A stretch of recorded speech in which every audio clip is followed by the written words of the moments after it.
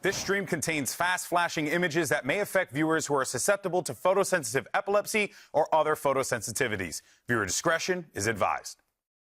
VCT Americas Bulletin. The 2025 campaign continues on, and here are the latest headlines.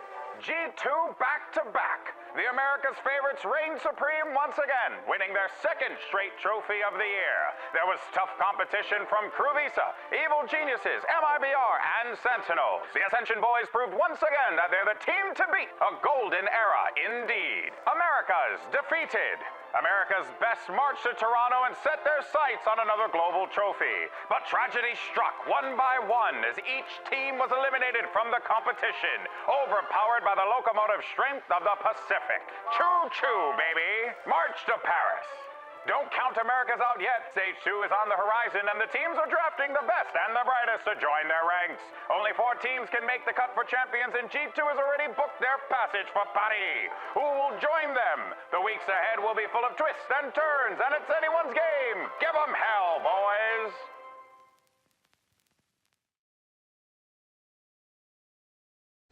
Anything can happen in Stage 2. All we can control is the here and now.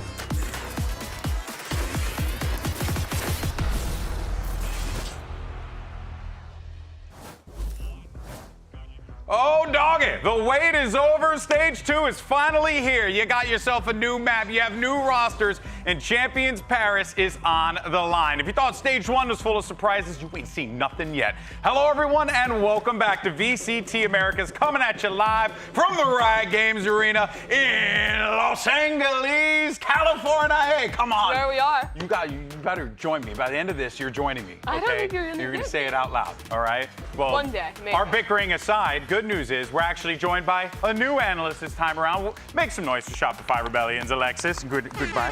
Hello, mates. Hello. Welcome. Glad to have you here. You're excited? Happy to be here. Very excited. Thank you. Yeah, I mean, you picked a one hell of a weekend to join us. Oh, yeah. The start of the stage. It's gonna be Lots crazy. of stuff. We have a lot of things to talk about because there's a lot of changes as we had talked about previously.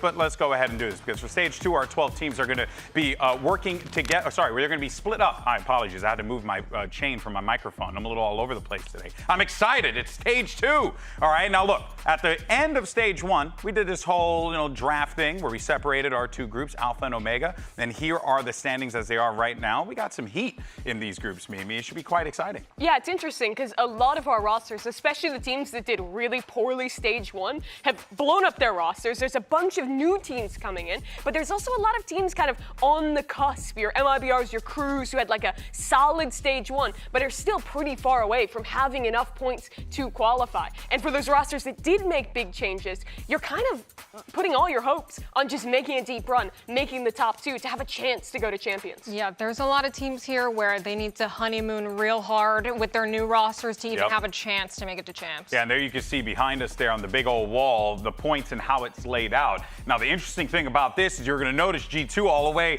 on the other side here with 19 points. They are locked in. They are good. They at this point, right, mathematically, it's impossible for them. They cannot miss Champs. Either they make it to top 2 or they go on points. So they could lose every single game and they'd be in Paris. These teams are fighting for 3 spots, essentially. Right? 2 in the playoffs, 1 in points, depending on how it goes, because you never know. G2 could just decide that they want to win the whole damn thing. And it's funny, because I actually think it makes it more difficult for other teams if G2 does do poorly in this event, because you really want them going as one of the top 2 slots. So if you're like a team like, let's say like MIBR or Crew or someone who's like close on points, you open up that like second slot behind who would probably be Sentinels right now. Yeah. So it adds a little extra to the race. Oh yeah, it's going to be very, very spicy. But you might be noticing down here the matches that we're going to have for today, all right? Because today we're starting things off with the Alpha group. We have Cloud9 taking on Furia, and then later on you're going to see Leviathan going up against Loud. A lot of changes and a lot of things to talk about. But let's actually go ahead and take a closer look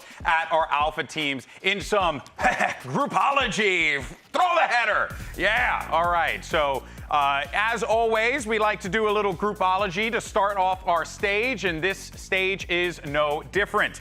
We have ourselves our high-tech device here that will determine who rises and falls with the waves of the stage. And It's Alexis, a screen. It's a screen. And Alexis is going to be the one who has to predict where things go for the Alpha group. Pressure's on you. Are you ready? I'm scared. Okay, here we go. So we got 1 minute on the clock. Let's do this. 1 minute, and let's see if it pops up over here. All right, go. Okay. I think. We need reasons. Just tap it where you want Yes. them. Okay. Send number 1. Yes. Ooh, and then okay. I think G2 here. That's a little Okay. And then, controversial. maybe Furia, here. okay. Furia, I think okay. a lot of Okay. people would agree with that. The middle of the pack is where it gets a little bit weird. Where do you think with a team like She's flying through I'm this. EG pilled. I'm very EG pilled. over C9? All right. Yes. Let's Show your justify work. some things on here. Sure. EG number 3. Talk me through that one. Potter's my queen. I have to put her in top 3. I have Okay. to. Okay, so that's Real? just the queen argument. Makes Yes, complete queen sense. argument, Let's talk about this absolutely. number 1 and number 2 here. What's going on Well, there? I saw some things on Twitter today that may be Curious. changed. Normally, I put G2 winning everything for every event because Okay. that's my team.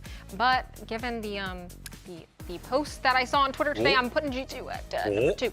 We'll But find you, out next you believe time. in Sen? Because I think some people were like doubters after like the end of Toronto. Maybe people think they're a little like inconsistent. Is there something that's like hard selling you on Sen, other than just you think G2 are gonna slump a little? I do believe in Sen. I feel like that they're probably really confident against other teams, especially teams that didn't make it to the international. And I feel like they're probably also going to be really confident going up against G2 since their Twitter beef that they were having. Ooh, So okay, that is important. You know, Yeah. you got to remember the beef that goes into the standings, Everything. into the ratings, all that stuff. It's very, very valuable information. All right, good job, Alexis. Of course, you guys can let us know whether or not you agree with Alexis's power rankings for Groupology. See where things are going to They're pretty pan out reasonable. toward the end of the season. But of course, all of us, we were at Masters Toronto, right? I believe we had had a good time. So I think, who knows? Memory test? Memories. Yes, Let's good find job. out. But you know, there was a little bit of a meta shift, guys.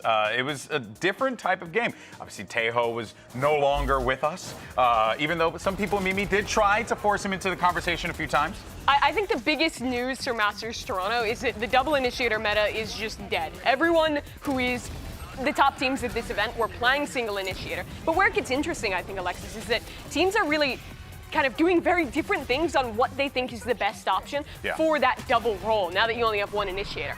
The most prolific was these double smokes comps. A lot of teams are trying double duelist stuff. It seems like there's a lot of options there now with that second initiator that's been in the meta for so long, kind of finally backing up. yes, it feels like these double controller and double duelist comps are kind of like at war with each other to see who's better. I feel like a lot of teams that have kind of a slow, methodical playstyle lean more towards the double controller. They have that extra util. But I do feel like the double duelist is a good counter to that comp, so it kind of is like who's having the best day. What do you think is the number one? I know Yeah, your team is what's playing the- a lot of double smokes. Ooh. I say double smokes. Ooh. Okay. And I agree with her. Is like on paper, I think that's the best. But I think there are teams in Americas where double duels make so much But sense. sometimes, Mimi, you just want to send it, bro. Yeah, no, that's what I'm saying. Like, think about like Crew. They have Yeah. Kessin on the team. They just signed Dante, who is like an insane tier 2 Yeah. duelist player. Like, I think they'd be silly not to go down the double duelist rabbit hole. And that's even ignoring that like Deadlock is really good right now. Yes. Rise is really good right now. You can do Yeah. stuff there too. Yes, there's some very strong sentinels that are at play right now. Yeah, well, and also, too, let's not forget that we're also on patch 11.0 for Stage 2. Some small tweaks here. We're talking about some of the agents that we'll be seeing here. Nothing all that crazy in this one, right, Mimi? Yeah, a couple little like timing changes. Phoenix Flash is a little bit weaker now. The windup on Neon Stun is a little bit different. But I don't think there's anything in this change that is like going to be hugely meta-defining. Maybe the most noticeable is the Waylay tweaks. Pretty much everything about her kit is just a little bit faster now. Yeah, she seems like it could be a problem. People want to explore, Alexis, how to use the character, but it does feel like right now there are a lot of great options with the overall agent pool and what's available to you. Yes, honestly, I couldn't already react to the Waylay timing, so this is bad news for me. But it does look like she'll be even more fun to play, and you'll be able to get into those sites faster and get out of those sites faster as well. Yeah, I mean, the difference on the callback there is actually quite significant. Yeah. Like, the amount of time it took to come back into that one maybe is pretty interesting. Does this change push the needle for you at all? Do you think she's going to see more players? there, or is she still just relegated to like occasional gimmick? I honestly feel like she's a good duelist for Corode. I feel like that she can be a Some really good teams duelist. have tried that in other regions already. I think it's going to be good, especially because on Corode, some of the choke points are really narrow, and one piece of util can stop a whole hit. Sure. So using the waylay to get in and get out to bait out some of that util before you actually hit the site can be really good. Yeah, it's a good point. I'm actually really glad you mentioned that because Corode is going to be one of the new additions to the map pool. So we're getting Corode in, and in my opinion, the best map in VALORANT, second best map behind Haven, is Bind coming back into the fold. I'm sure some people might find that controversial. I don't know. Do people like Bind still? Is that what I feel like it's reasonably is that what the popular. streets are talking about? Do they like Bind? I don't like Bind. You don't like Bind, I don't Alexis? like Bind. What is it about the sand that bothers you? I was in Sky Jail for a long time, but maybe there's a new meta. Who knows? That's fair. That's fair. Let's talk about Corode a little bit. We're speaking about the meta, Alexis. Where do you think that this one is going to go? Because, again, this is one where your team has had some time playing this in Challengers. Yes. First of all, great news for cringe gun users. Yes. Yeah. Judge, Odin, Ares, Phantom, incredible on this map. It is ridiculous that we removed the spammable walls on Ascent and then added a map that is just made of paper. Yeah. I see nothing wrong with it. Yeah, no, great news. Yeah, I mean, it is going to be wild. If Pearl was the map where everyone shot through the smokes, this is going to be the map where everyone just shoots through the walls. I very much respect it. Yeah, to me, I think that this is going to be a map that plays very similar to like what ended up happening with Ascent in last stage, where there are like agents that are clearly good. Like Omen's great for the verticality. You can like Cypher gets a lot of value. You can play all these different agents, but really, I think it has some of the most like flexibility in what actual comp you're doing and what role you're doubling up on. I think most teams will probably go like double smokes, fade, maybe like a Yoru and a Senti of their choice. But I think there's room for double Senti, double duelist, all of these ideas. And we're still yet to see what the absolute best comp is. Yes, I'm hoping that some teams will play Corode today because I feel like the meta is not, set in stone yet. And there's a lot of different agents that are completely viable, and I want to see where teams go with it. Well, you know what, though? Look, Corode might very well make its America's debut today. So let's actually go ahead and take a closer look at our new Thunderdome.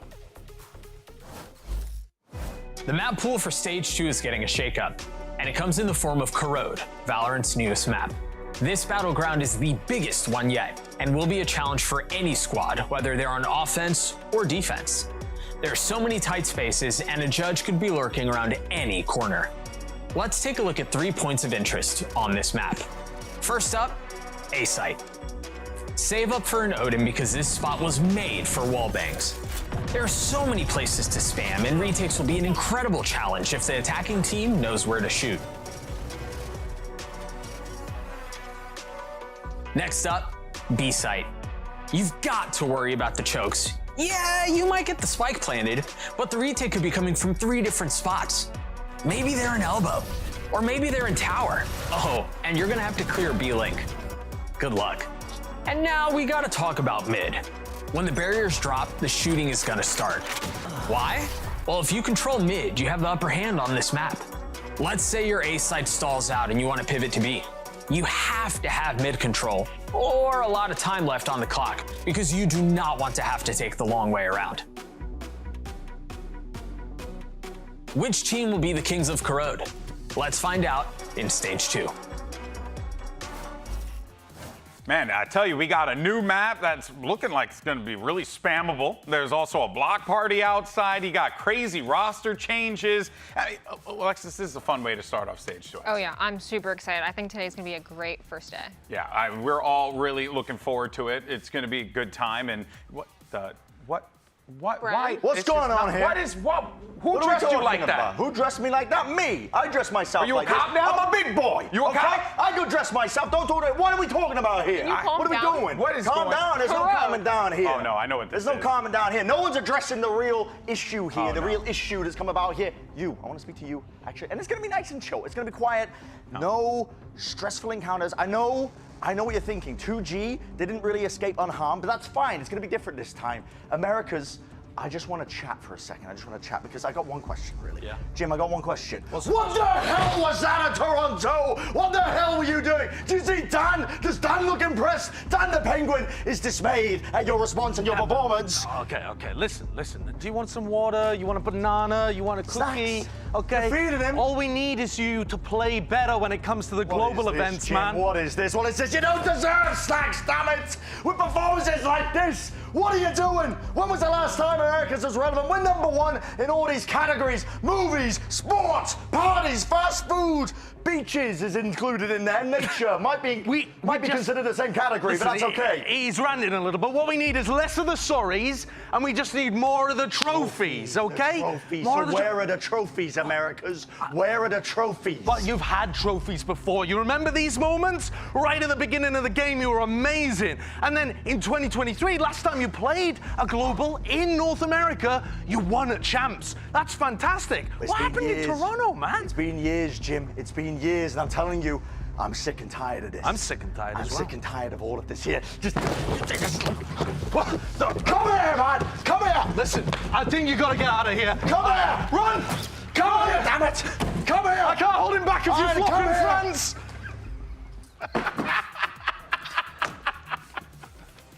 Wow. Did he make it out? I think he did. I think he did. Well, you know what, folks? We're having a block party all weekend here at the Riot Games Arena, so let's just go ahead and send it to Elizabeth to save us. To see what's going on outside. I don't think that was legal. Oh. Dark. All right, Shanks, we're here to celebrate the new map, Corode. I have a little game for you over here. So you're gonna go dig through here. We're trying to find a rock with some googly eyes like that's on the map. You find it, there's a little prize for you. Can you do that? Yep, sounds good. Go for it, King, go for it. You're looking for some googly eyes. My first question for you is, do you appreciate how spammable Corode is? I love Corode. Corode is honestly one of my favorite maps because honestly I started using the Odin and I can just kill everyone on that map. It's great. Do you think it's more like angle heavy rather than like ability heavy, or what would you say? Oh, never mind. Hold on, we found something. Chat, we found. I don't know. Did we look? Is there googly eyes? No, I'm not seeing no googly eyes. Oh, we don't get anything. So no prize? No prize. No prize today for me. Yeah. It's all good. NT though. Yep. But we love Corode. We love Corode. You think it'll be picked today? Yeah, I think it'll be picked today. I've been watching the other regions and every region has been playing Corode, so yeah, we'll see. Sounds good.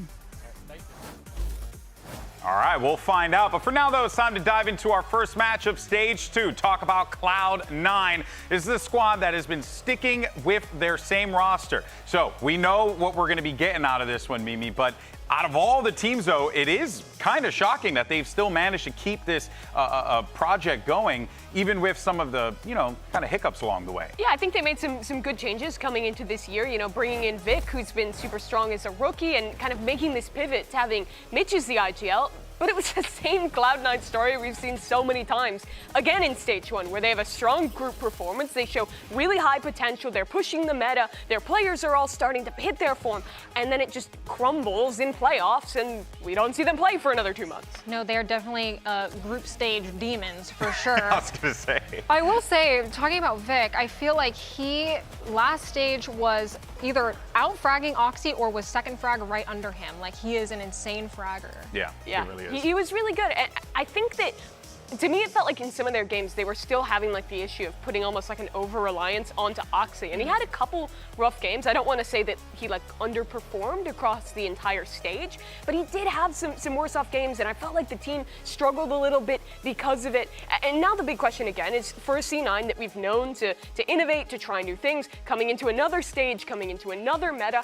The expectation is for them to do well in the group stage, but it's still always this kind of skeleton in the closet of doing more than just being group stage gladiators. Yeah, I mean, at this point, right, especially with the way that, the parity within the region is so many teams can take out any other team any other given day. These are incredible, by the way.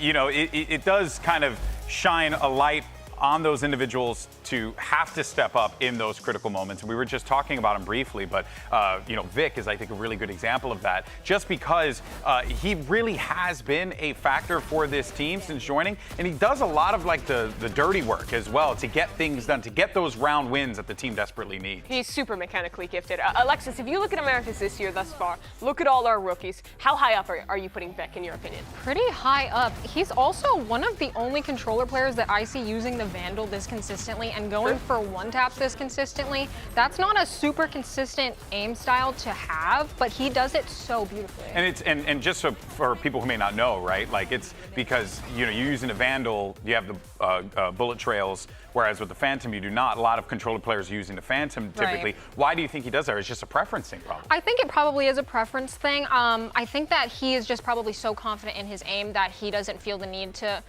use the Phantom and spray through smoke. He'd rather just swing the smoke and go for a one. Yeah, his style is very unique for controller players. It looks like he plays like super high sense, he's super flicky, so you get a lot of those really impressive clips. But I think he was also just a very consistent player for them that C9 might have been lacking in the past. So a great pickup. And I will say that I am pretty happy that C9 didn't blow up the roster after failing in the playoffs. I think that this is a team with potential. It sucks how things ended in stage 1, but I want to believe that if they're given another chance, if they make another playoffs, it could be different. I don't Although disagree. I've also said that with a million Cloud9s before. So. You think about the amount of changes that have come into this stage and Cloud9 putting themselves in a position, sticking with the same squad. Actually, I do agree with you. I think there is a very, very good possibility that we could be looking at a very strong stage for C9. We just got to hope for them playoffs, baby. You know what I'm saying? Just got to hope they show up in them playoffs. But in any case, though, for more on C9 ahead of their stage 2 debut, Elizabeth had an opportunity to catch up with the coach of C9. Here's Emmy. No, Emmy, after Cloud9 failed in playoffs in stage 1, did not make it to Masters Toronto. We are here in stage 2. What is going to be the method to the madness to make sure you guys do well in playoffs and make it to Champions Paris? The main thing is just making sure we focus on having a deeper strat book so we don't fall into the bad habits that we always do in playoffs. We've seen the same happen in EWC as well. So we're just hoping to improve from that. Well, best of luck today. They got to keep things on course. Now let's go ahead and move on to their opponents. It's going to be Furia. Now this is a team that came into 2025 with some hype, with a little bit of expectations. People were excited about what the team could do. Unfortunately, their only win came from the sub roster. And that's all year. Yeah, that's. They didn't win a match in stage 1. It was really dreary for Furia. And while you can kind of sell cope for another winless team like Loud that was close, most of these games were not super close. It was a really brutal start for Furia. So they've taken their mini off season, they've gone back to the drawing board, and they have changed around a lot, investing, which I think is a good choice, in some new fresh players, bringing up 3 tier 2 guys, and basically trying to start from scratch. This was one of the teams that I was referencing about honeymooning. I feel like they could actually have a good run. Yeah, they could. I mean, the new car smell. I've been saying it for years. You know what I mean? You get into a new car, smells nice. You're like, ooh, pine. But then a little while, starts to smell like really bad fast food. That could very well happen to Furia here, Mimi. The issue for me is that, yes, there is new talent that is exciting. I think for me in particular, Arango coming in as the IGL. He was playing with Galoris, the team who got top 4 in the last Ascension bout. But they're also bringing back in Paula, who we saw play in Americas before with MIBR last year for a little bit of time. And that was pretty unsuccessful, in my opinion. I thought he looked quite shaky on the stage. He struggled to perform to the level of other duelists in Americas. So I am really hoping to see a lot more from this guy now getting a second chance to play in tier 1. Yeah, for sure. I think that he won't take his second chance for granted, and hopefully we'll see that as an opportunity to step up for sure. Well, yeah, there's a great opportunity here for him. He's going to be filling in, I believe it was what Digis in last year for the squad, for last stage with the squad. And I mean, that guy's quite a confident duelist, right? He'll take those fights when he needs to. You're going to need to see Paolo really be that guy in those moments, really go head-to-head against an Oxy in those moments where he needs to. It's going to a lot of pressure on him. The tough thing is they've signed another new player, rookie, in Basic, but he's not going to be able to play with them today. Yeah. Unfortunately, they're having visa issues, has plagued this team before, and so they're having to bring a sub in for this first day. Adverso, the former player from Crew, who just got dropped after this mini offseason, has had to come in last second, and it really just feels like the storm cloud is staying over Furia with another one of these starts of a stage where they can't field their complete roster. Yeah, perhaps not the best start to the stage, having a sub, having your coaches not be there, like it is pretty dreary of an environment for them right now. Oh, most definitely. But I do have to say though, you got Heat and you have Tui's on the lineup, which, I mean, Tui's is an incredible player. Heat has shown great consistency when he's made the switch over from duelist to, I believe it was an initiator as well for the squad. For Crew, and then he was so successful that year, and then switched again to Sentinel to play for Furia, and despite the team's struggles, Heat was still incredible. incredible. That's why he's the only one still on the team. Yeah, if you're going to blow up the team, he would absolutely be the guy that I would have built around as well. So I like the macro moves they're making, but to me, I'm not getting wowed as much as like the moves some of the other teams are doing, and I still kind of feel like Furia's in this position where you have to still put them in the ratings lower down, and we're just waiting to see if, like you're saying, Alexis, get that honeymoon phase, get that surprise, have one of these rookies be truly incredible. Yeah, can they wow us? Can they impress us? And I feel like he is a really good anchor to have for this team to kind of look back on and be like, okay, can we learn from our past mistakes? For sure. All I'm going to say is if, you know, what you say ends up happening, you're going to look like gosh darn genius. Okay, I hope you're ready for that one. Or if you're wrong, you know, shame on you. Of course, so let's go ahead and get a temperature check from Heat and hear what he had to say as he gets ready for today's match. Now, Heat, basically, Furia is completely redone except for you. For the audience and for us, is there anyone you want us to keep an eye out for in today's match against Cloud9? Yeah, of course, Pala. Pala is a very good player, so keep eyes on him. Will do. Best of luck.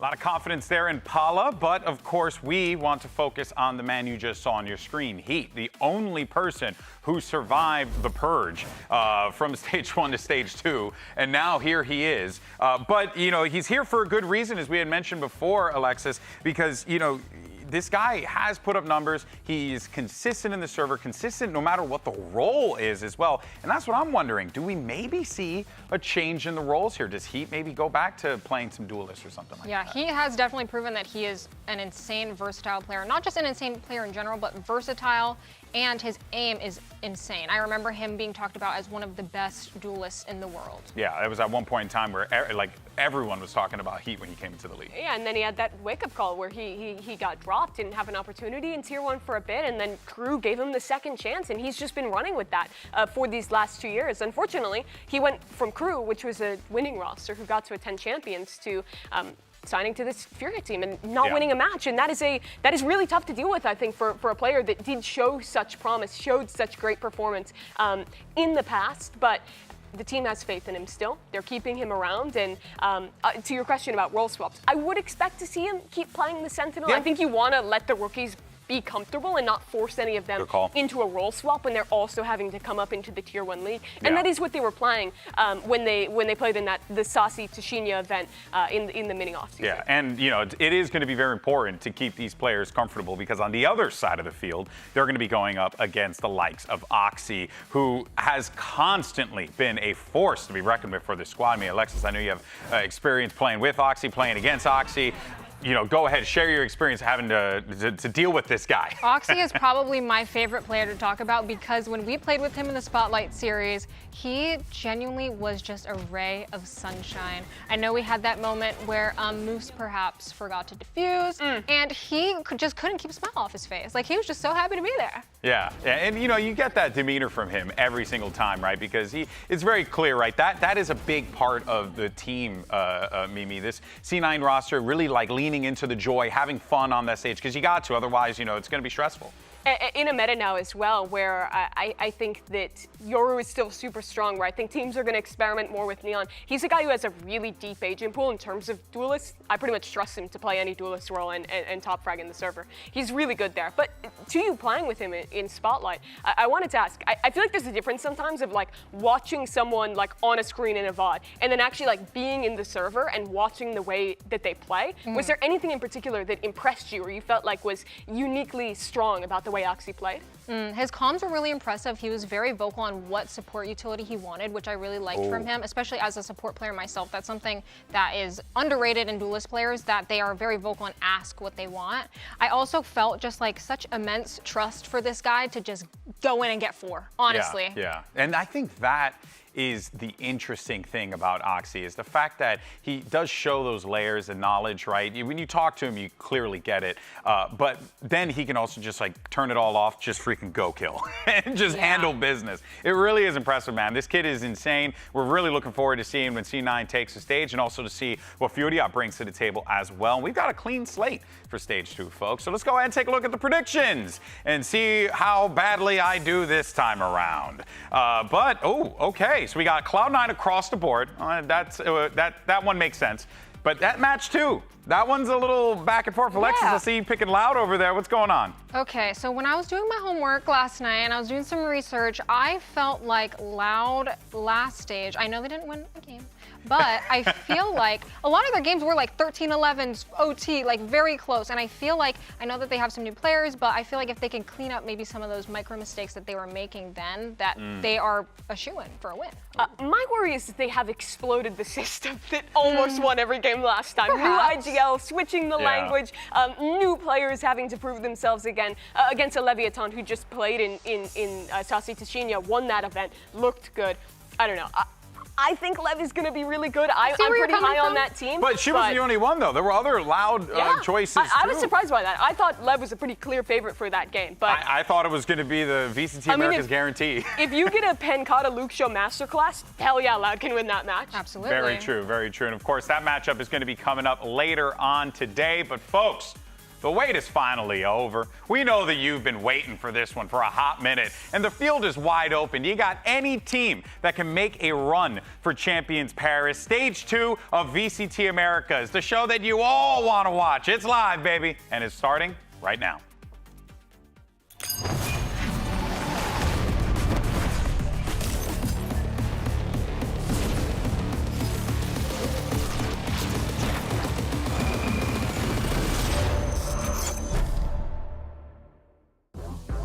It's hard not to walk into a match without picturing yourself winning and celebrating with your team. Or giving it everything you've got and still falling short. O pensar cuando el sueño estaba tan cerca y se te escapó de las manos. Pensando em tudo que você passou para chegar até aqui.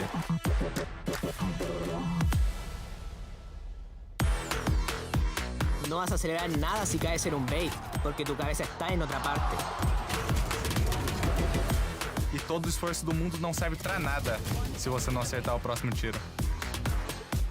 Being a champion means owning the moment. It's all about the here and now. Nothing else matters. É esvaziar a mente e deixar o instinto trabalhar. Por fuera parezco tranquilo, pero por dentro soy pura intensidad.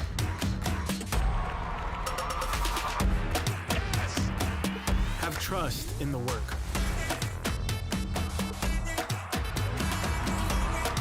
Because the hours of preparation will pay off. Anything can happen in stage 2. There's no past to fix, no future to fear. All we can control is the here and now.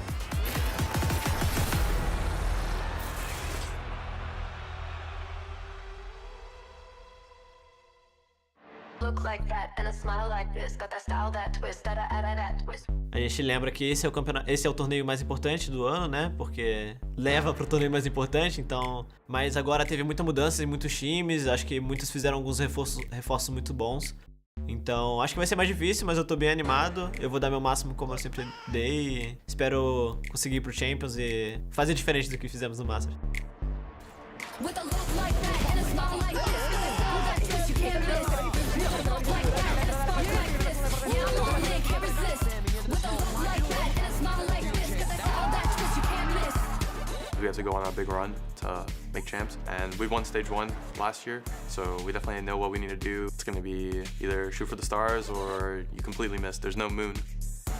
La verdad que en el Stage 1 creo que comió mucho la ansiedad, obviamente no tuvimos los resultados que esperábamos, pero con este nuevo roster vamos a tener muchas más posibilidades. Mi primera impresión constante, lo único que veo en él es como jugar, ganar, contagia como ese hambre. Creo que todavía no los espera, se está aproximando, escucha el dashing claramente la fame. ¡Va para el frente, Deus! I'm beyond excited to be joining VCT Americas. You know, this is where the top players go to play. Feels like a long time coming. That's all I care about. But the lineup is easy for Okeanos. É bizarro o sentimento de estar aqui, ter ganhado a Ascent também. E vim aqui pra mostrar porque eu vim e realizar o sonho dessa forma. Acaba eliminado, agora Spikezinho na ultimate. Spikezinho! With a look like that and a smile like this. Got that style, that twist you can't miss. So ready to play again. We need to come off strong, confident, play what we practiced for the last 2 months. Head spotted. Yeah, you're right. Oxy strikes first. The blade from on high. Então, óbvio que eu tô ansioso para jogar o VCT Americas, que é o maior campeonato, mas como eu joguei o Ascension, eu acho que eu já tive uma grande experiência em grandes palcos da Riot. É muito incrível, é sempre acho que um sonho, todo jogador que vem de baixo quer estar num time de ponta. Então, eu tô muito feliz de vestir essa camisa e vou dar tudo de mim. Honestly, what I'm most excited about next stage is just having everybody's fate in our hands, basically, since we already qualified for champs. We're playing relaxed, but we're also coming for heads.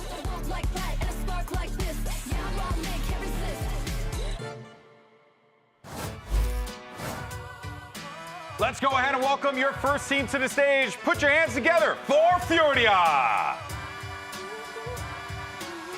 And of course, this Furia team, they had made a lot of changes, and it is a little weird seeing Adverso in black rather than his usual pink. But him coming out here with the squad, hoping to bring them a W today. Yeah, having to step in last second, but also a debut of a new IGL for the team in Arango, taking to the stage for the first time in Americas. Other changes coming through. Only Heat, the man who was wearing that jersey last stage, left on the stage today. I think they have a really good opportunity to do well here.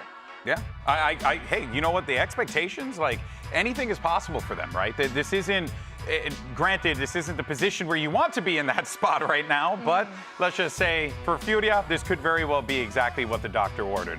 But let's go ahead and bring out their opponents. Welcome to the stage, Cloud9. And without a doubt, this Cloud9 team coming in with a ton of hype, Mimi. The only squad that's been, one of the only squads that's kept their core unit together. And, well, hopefully they're looking for it to pay off the stage. Yeah, they're group stage gladiators. They always thrive in these moments, back with the same roster that I think impressed a lot of people earlier this year. Players like Oxy, like Vic, having a great opportunity to start another group stage strong, Alexis. But maybe the fact that they didn't change rosters this time around means that they'll be able to make that push into playoffs. That's what I'm manifesting for them. I mean, yeah, they're definitely, when you think about, like, if you in your head, working in your head, like who's further ahead in the rat race, right? You definitely, Cloud9, you got to give them the flowers there because they have made no changes, and the base that they started with, Mimi, is so good to begin with. So they have the tools that they need in order to hit that next level. Yeah, I like seeing the organization kind of keep faith in this team, give them another shot to shine. We have the map veto coming through, and already our two brand new maps in the pool getting picked here. Furia going for Bind in the first round, and Corrode sticking around as our decider, Alexis. I had a feeling Emmy was gonna play Corrode because he likes to do gimmicky comps, gimmicky map picks, and it kind of just makes sense for him to want to pick a map that hasn't been played yet. Yeah, well, this Haven is going to be pretty big for Furia. They need to come out strong here. What do they possibly have? I think the thing that I'm worried about is, you know, I'm okay if they're doing like a little defaulty stuff. They're trying to like work the map a little bit, but I would like to see at least some new ideas because you've had so much time in the postseason. They have, but we also did see them like pretty recently play Sasi Tashinya, and at that tournament, they were playing like pretty old stuff for the most part. They were going for pretty like default comps, nothing that really like excited me and was like, okay, this is a new meta idea. And I was a little disappointed by that. I was hoping that the underdog teams like Furia would really go out, take a risk, try new things, try and push ahead and see what's next in that meta. But I just honestly don't expect to see it today. Maybe because they have a sub, they'll be willing to make some more risks. They'll be able to do something a little quirky, maybe. Who knows? Yeah, I mean, that's the thing that you would hope for, right? But the issue here is, I mean, look, let's not sugarcoat it. Furia's stage and their chances of making playoffs very, very low, given the circumstances that they find themselves in. But that being said, it's still not out of the realm of possibility, right? They could come out of the gate swinging, have a hot match and start things off on the good foot. Problem is that C9, I mean, very much is going to be looking for the same exact thing. You're very well executed given the tools that they have available to them. Yeah, we've been reasonably down on Furia, but I do want to give them at least some benefit of the doubt because it is a new team. For sure, it is a majority new players. It's a new IGL, a new coach. They've rebuilt their system. The question is that Chipathesius significantly different from the performance that Furia had back when they were winless last stage? busting out the ship of Theseus. I love it. Okay, that's a good reference. All right, let's do this. Agents, let's see what we end up getting locked in here in Furia. They're gonna bring out the neon. So, you know, again, these aren't like, usually you see like the jet on this kind of map. So it's nice to see neon in this one. Yeah, for sure. I like the neon choice, but I also like to see America's We Are Double Controller build. That is good to see. I think these Viper Omen comps have always been strong on Haven. It's an old one, but it's a good one. And I think in a meta where most teams are playing control comps like this makes a lot of sense to see. Yeah, I was definitely expecting the Viper and Omen. I wasn't expecting the Sky. I feel like a lot of teams are pretty self-appealed right now, even with the double controller. Sky, when's the last time Sky's been played? It's very rare. Talk me through the drawbacks, because no refreshable util. I think that makes it tough to play. Yes, it's hard to gather info, and into a double controller comp, we're already lacking info because everything is getting smoked off. So it's kind of hard with no refreshable flashes. At least that on Sova, you have the refreshable dart to regain info later. Yeah, but you do have the dog though, right? Gives you a little bit more of the way of information, which of course you'd get with the Sova, but we'll see how all this plays out here. But the teams might be making big roster moves, but we're stubbornly sticking with our core squad. Here's Brandon Sideshow with the call, or Bert and Jim, as we found out. Let's get to it then. It's first day back at school vibes, honestly, here in Americas for Stage 2. And these two teams here looking to get off to a strong start. For Cloud9, it's shaking off the kind of woes from playoffs, right? That choking problem that they've admitted to themselves. And we've seen it, you know, they don't really need to admit it to themselves. We know it's there. Simply true. And they get a nice, easy one in theory, because it's Furia that are weakened. They've rebuilt. They're looking for, you know, a team that can really take them to strong starts, potentially in 2026, or at least Stage 2. But they're starting with visa issues, and that means Adverso in that lineup. So Cloud9 should be looking at this one, hopefully, with eager eyes. Yeah, I think a lot of today is going to be, to use your back-to-school narrative, just about learning stuff. We're going to be seeing the two new maps here, but starting on Haven as we go into our Samsung match start. Load up fast with Samsung SSDs, and a fast peek down mid for Parla. He does like to get aggressive on the duelist. I think in some sense, Furia will have to hold him back a little on a leash because he is going to be desperate to take these fights. You've got duelists on both sides here that I think are going to be really fun to watch. Yeah. A stack of bodies from Furia over towards C. Yeah, which makes sense because that's where the Viper Wall was placed instantly, right? Net just threw that down. And now, having cancelled, C9 don't really have an opportunity to go for that classic lurk that you'll see with the Viper Wall on A. But Furia are now reading that they've pivoted. Very cautious from Cloud9. Look at this. Dog's going to be used to reclear. I like this, though. This is a pretty prime area that you might expect a duelist to get pushed up into. Tucked into A lobby. A lot of time, though, and it means Furia have stacked with 3 players of their own. Yeah, but they're not actually going to end A. I mean, you can see with the way that C9 are posturing that they're looking to either go for a B pop or back into a C garage split. But they've done a really good job here, right? The attack side calling has pulled 3 defenders into a high, low, and higher setup over towards A. And it's only really a run go home. Yeah, and here comes the flash. And I saw him towards the back. There's an orb that's propped up in your face. Cloud9, hold on. Wait, where are they going? Oh, no. Okay, they're going back over now to Net. But there's 20 seconds left, roughly, Josh. And listen, you can go back to Net, but if Net drops, this could be just a round called. An EMEA game? It seems like it, man. But Fnatic? Fnatic are currently playing. They can't be here right now, but there's 12 seconds left. Flash is going to be used. The second one for it. 2 years tucked up tight into the corner. Dash forwards, no one clears it, but there it is. Okay, trades inside, and Vic has laid claim at a time. It's run short. Not enough time, man. That's a pistol round to Furia. Oh, the Melons moment, round 1. For our opening match of Stage 2. Dude, Americas is cooked.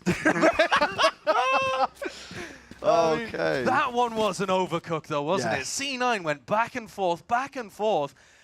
I kind of liked what they were doing if they had ended C, but something shook them. I think it might have been the Viper Wall, sorry, the Viper Orb going up, and it having so much on that. Yeah, Adverso was happy about that one. He knows that that's been a bit of a gimme, to be honest. Furia didn't have to even do too much to win that round. Instant force from Cloud9. Not messing around, not happy with that outcome. And back to the more conventional Viper Wall that I think probably Net's going to be using in the vast majority of these attack rounds. Creep up onto these angles here. Oxy looking for an open line aside angle. He does hear that alarm bot go down. See it now, that's util primed, ready for a response. But there it as is, they Snake go Bite. in, the Viper Orb, it runs out of fuel, and so Vic has to put a smoke there over towards the A connector. Oxy's still good for it. Not expecting that buy to come through, I don't think. Using the dog to see if they can lay claim to most of this site. That's a good connection. Stun into the smoke. Oxys forwards, 1 bullet left. Have to pop the reload. The rest of the team going to be taking backside control. For the B plant now. An extension into the round. I think C9 need to fight for one of these connectors, but they're sat quite passive at the moment. Time is nigh to make a decision with it. Darts missing. Just Vic tucked tight against that smoke towards a backdrop, but again that pressure is starting to mount. Midge follows up and through here, but it's going even with the kills, and 2v2 left down to that 2v1. Parla is going to do a lot. Just with the Outlaw and 1 bullet left to do it with just 2 players in his sight. Too much to overcome. And so despite Parla's flank, Cloud9 able to come away with a post plant where people are just trying to hold the Furia push from 3 different angles. It's a really difficult post plant to win. But they prevailed, and they've managed to undo the wrongs of the pistol round. Outlaw's getting a lot of value on both sides from these duelists. Nice! Nice, guys! Let's go, bro. Hey, Yeah, a small fist pump there from Imi.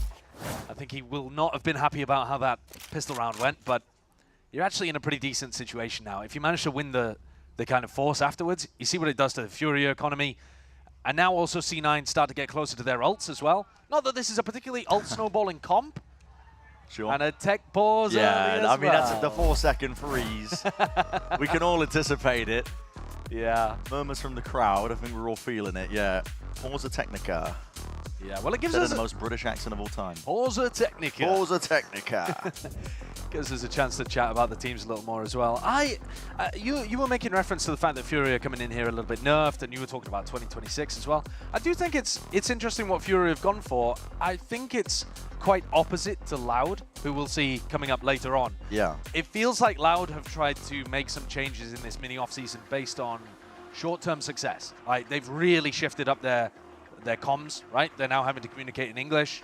They're going to be, pulling in players, picking up an IGL from EMEA, importing people to try to make a run to champs. Whereas this Furia team feels almost like they're trying to create a foundation for the future. They've got more like up-and-coming players. Basic, for example, who's about to come in. Young player, looking really good.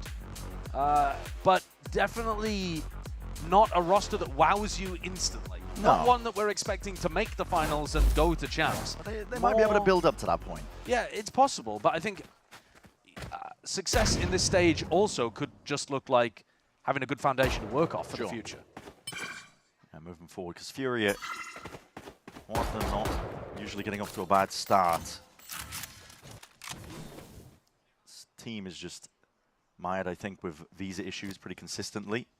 Haven't really been able to escape that.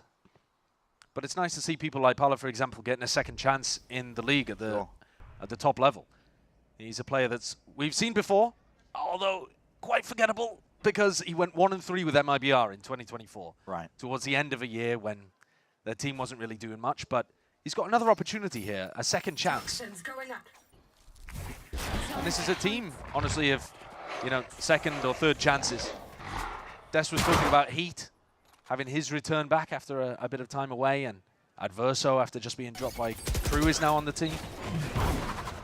2E's, of course, people will be very familiar with after his time on Loud. Yeah, well, C-side is going to be open for the taking.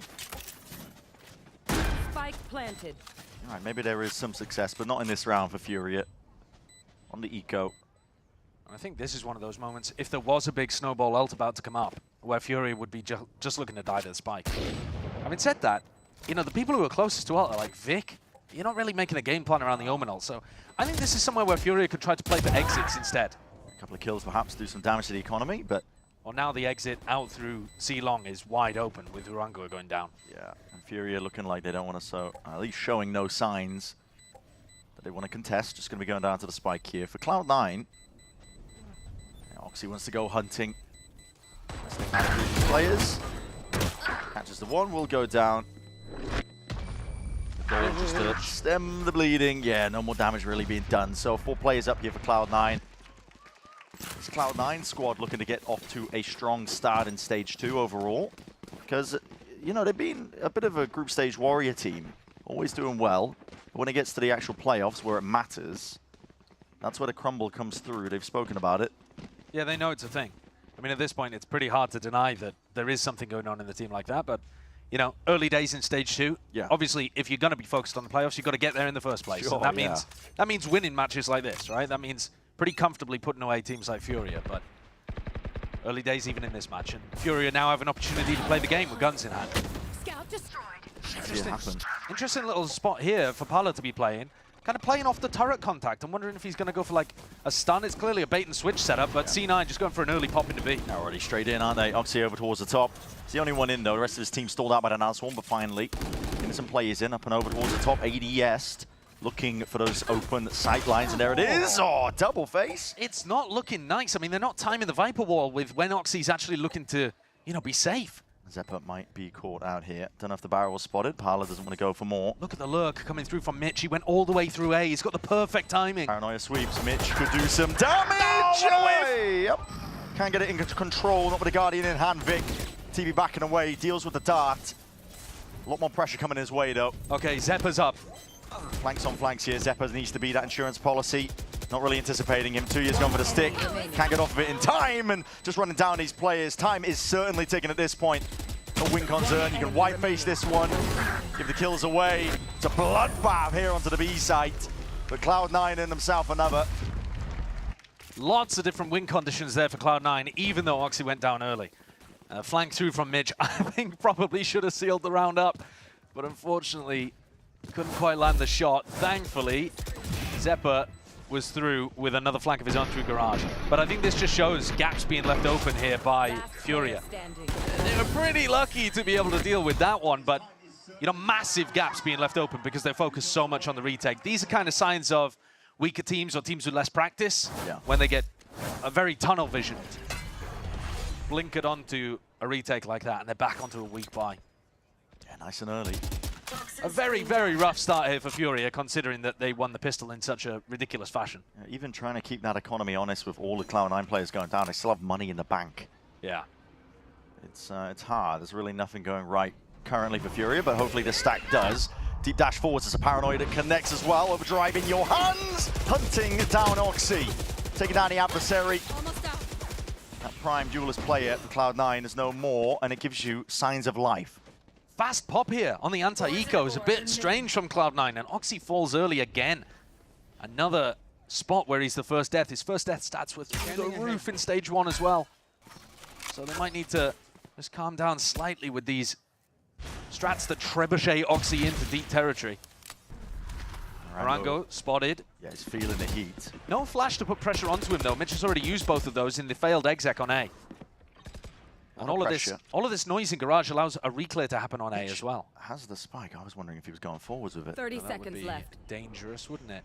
And I'm getting slightly worried here, but having said that, B is wide open for the taking. If Cloud9 finish there, they should be fine. 20 seconds roughly in Mitch the round. does have the spike. Yeah, he does I have mean, the spike. It is dangerous what he's up to. B still at all results. It's up Furia. They need a couple of kills, but with just Sheriffs in the hands of these players, there's not much damage that they can do. Sharp shooting was ordered. There's 6 seconds left. Plan will go down this time, in time.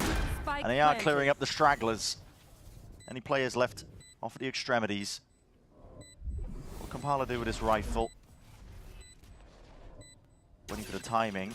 Waiting for the dart. Maybe trying to push forwards. Hello, there's a kill in towards the back. Net is gone. Cleared to the corner. That's Mitch. Trying to take it tight towards it. 3 kills in the round, and he's going to play his life perfectly.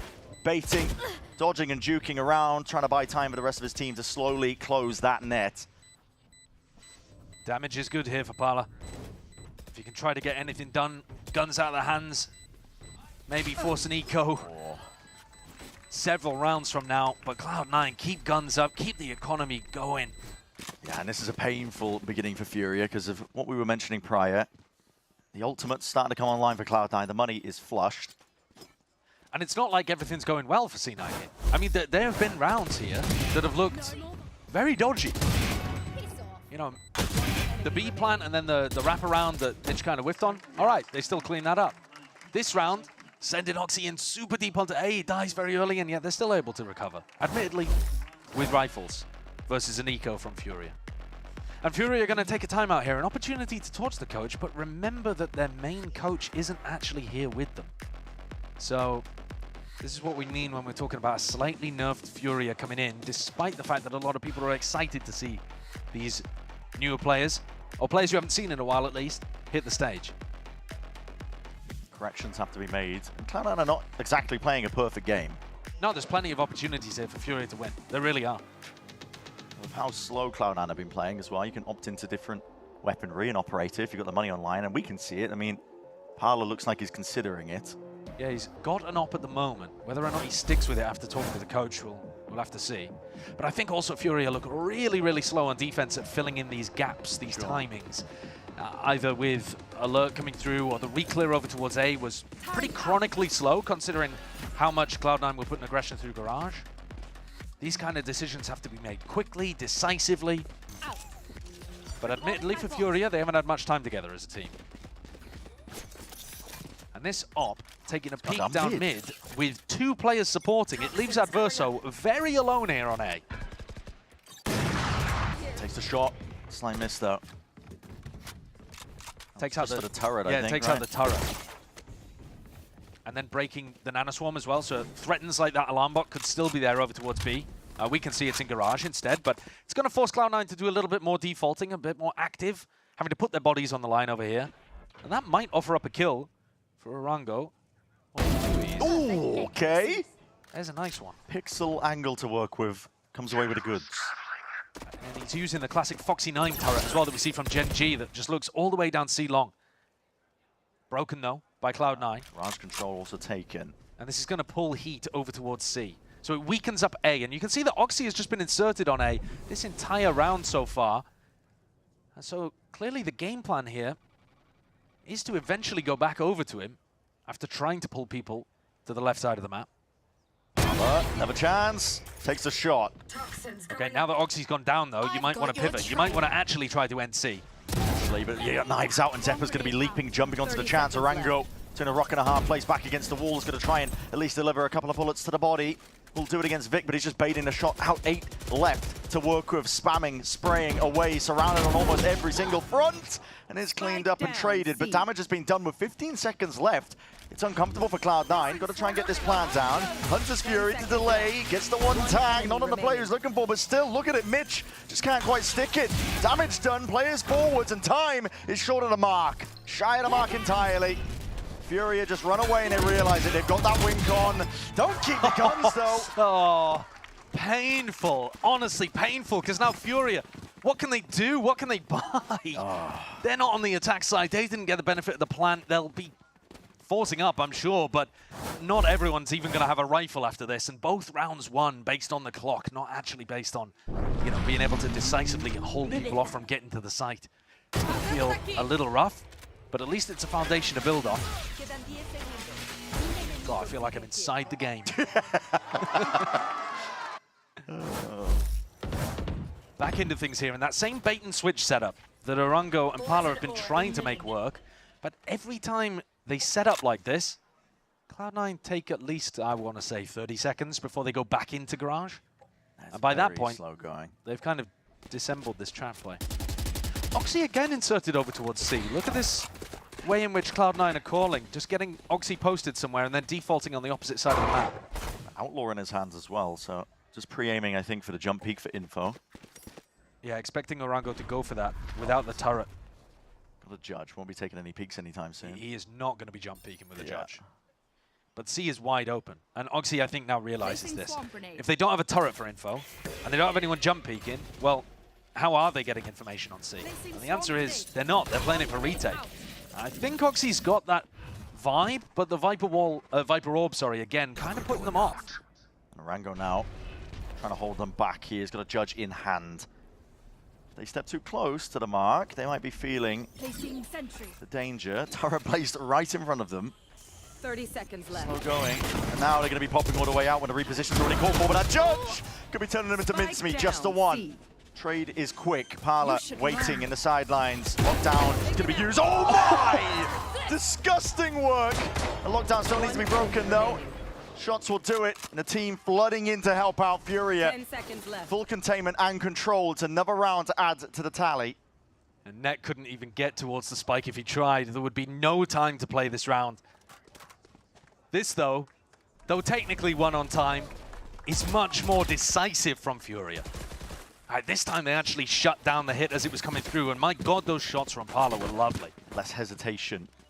This Furia squad, at the end of the day, no one is expecting perfection from you. No. When you're coming into the start of Stage 2, and without your full roster, without too much time really being put together. Really what you're looking for is potential, I think. Yeah, potential. But you're almost playing with house money. Expectations should be entirely flipped onto Cloud9. Everyone's expecting Cloud9 to come out on top in this matchup. Furia... And I mean, Brent, you look at the map pool, and when we go into map 2 and map 3, brand new maps tend to favor underdogs. Exactly. I think it's really bold for C9 to want to take us towards Bind and let Corrode through as a third, because upsets happen when you leave unusual maps in there. And both of these teams have had time to practice, but you don't have match reps.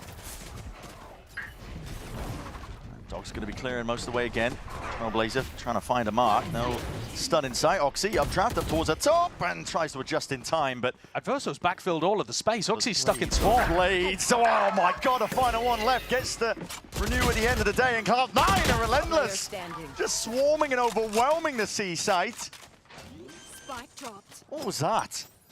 Yeah, a really nice set strat by Cloud9. Something that Imi does like to call every now and then.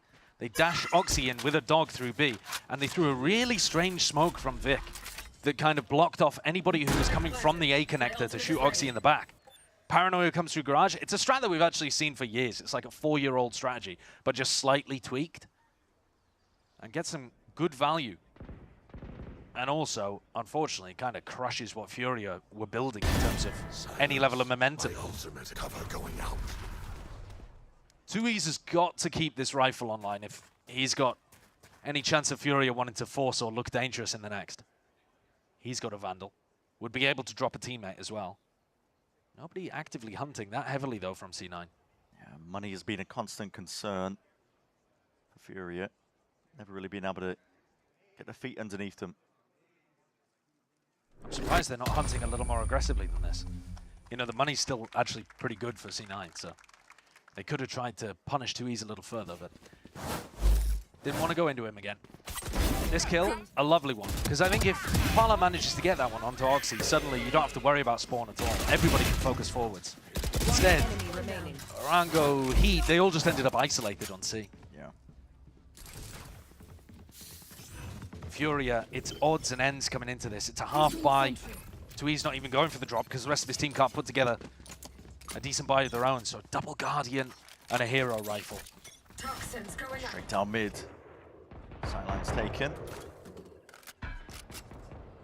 Meeting plenty of targets where that came from. It's a quick follow-up and a quick response. That classic. In the hands of Arango has managed to do a bit of that damage and more. Kill claimed. Advantage goes the way of Furia.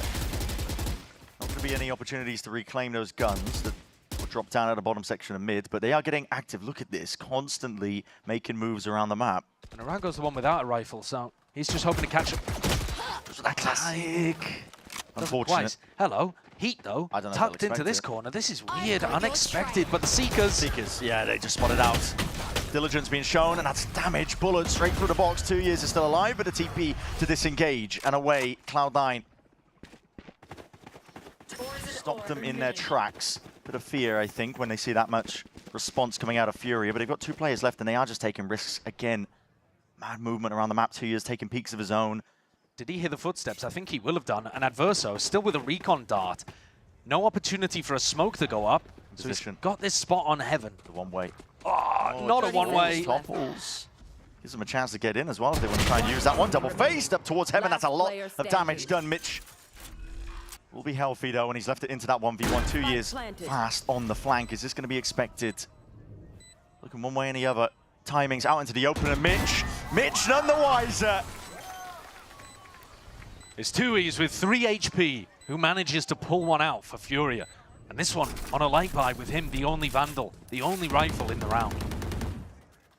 It's a big one. If C9 had managed to get ahead to a 6-3 lead in this first half, I think it would have been really tough to see Furia coming back in. Rango's little peek there.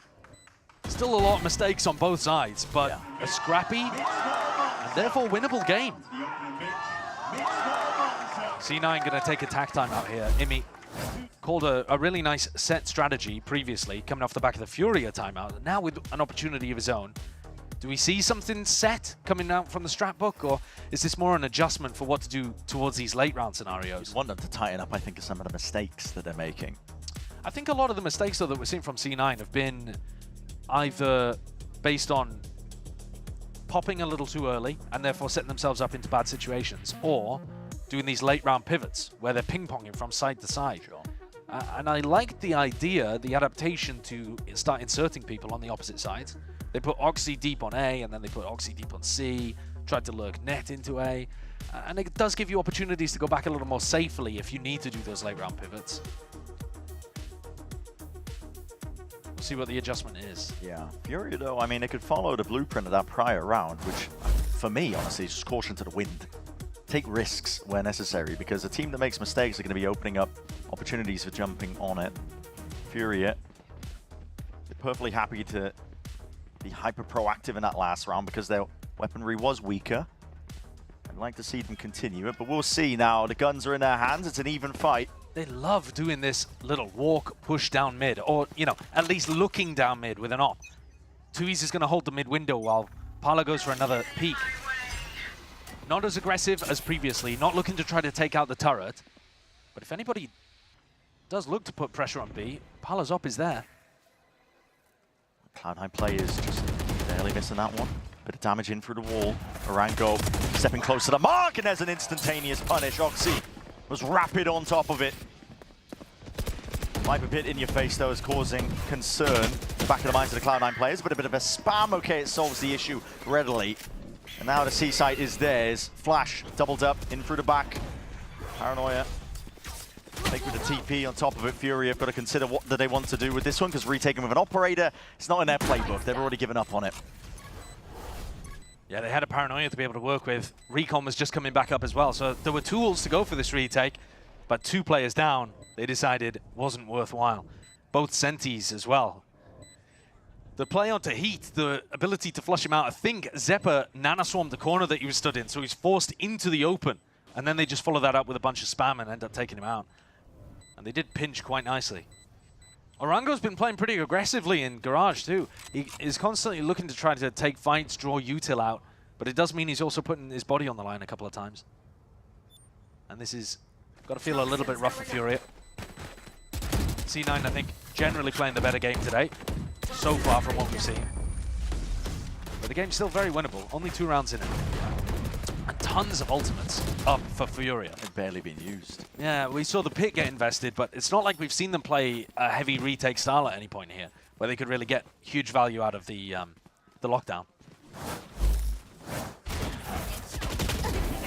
Very out in the open though from Orango. Yeah, trying to play in front of a lot of his util, maybe trying to take matters into his own hands.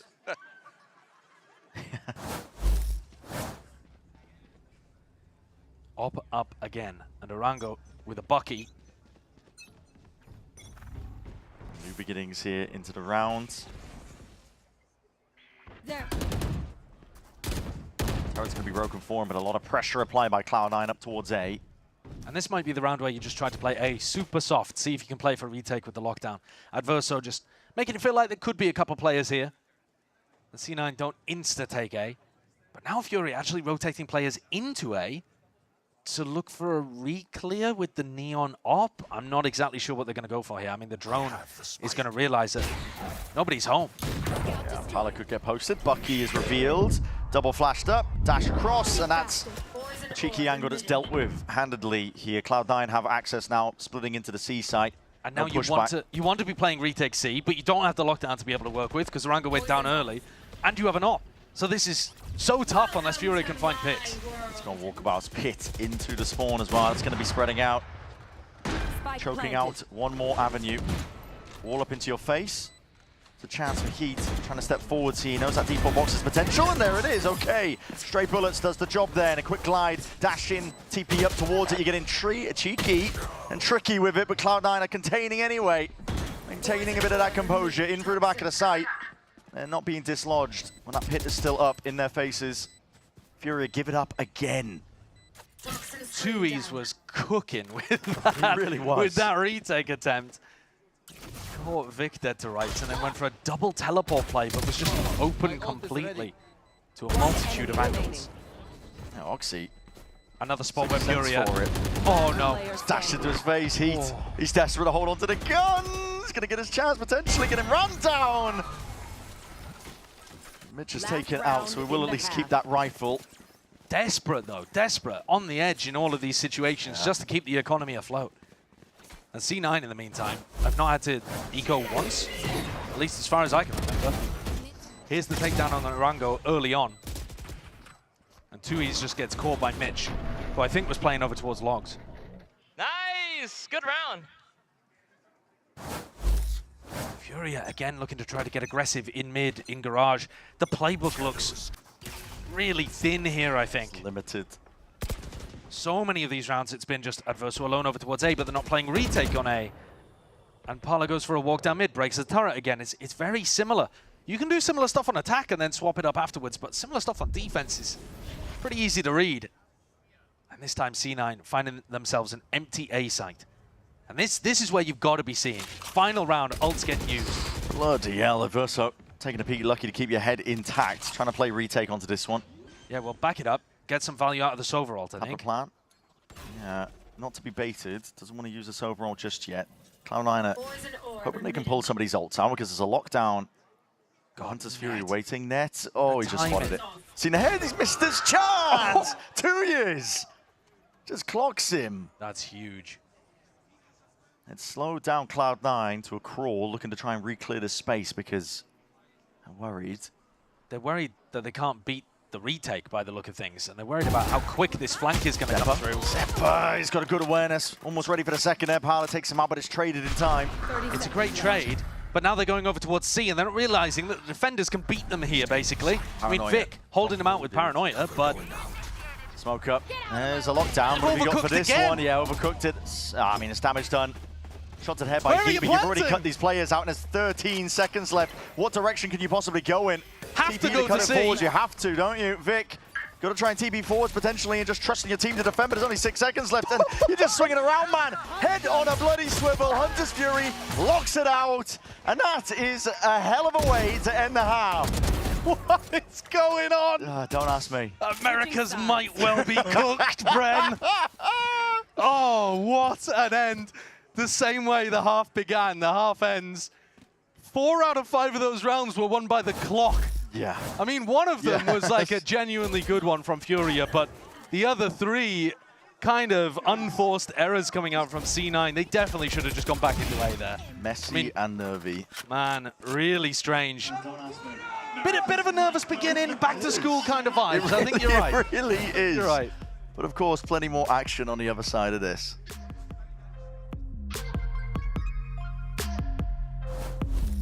I know what you're thinking. Total glow up. What's her secret? Fine, I'll spill. I totally upgraded with Verizon. Everyone gets a free phone with any plan, even if you're already a customer, like me. Now I have Google Gemini. It's like a little glam squad in my pocket. Gemini, what eye makeup goes with this lipstick? I'd suggest a classic cat eye. Wow, setting the bar high for daycare pickup.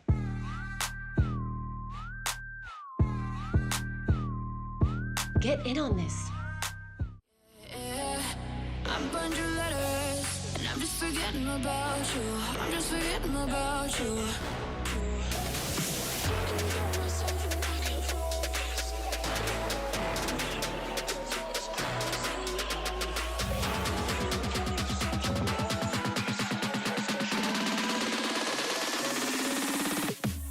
Talking to myself and I can't focus.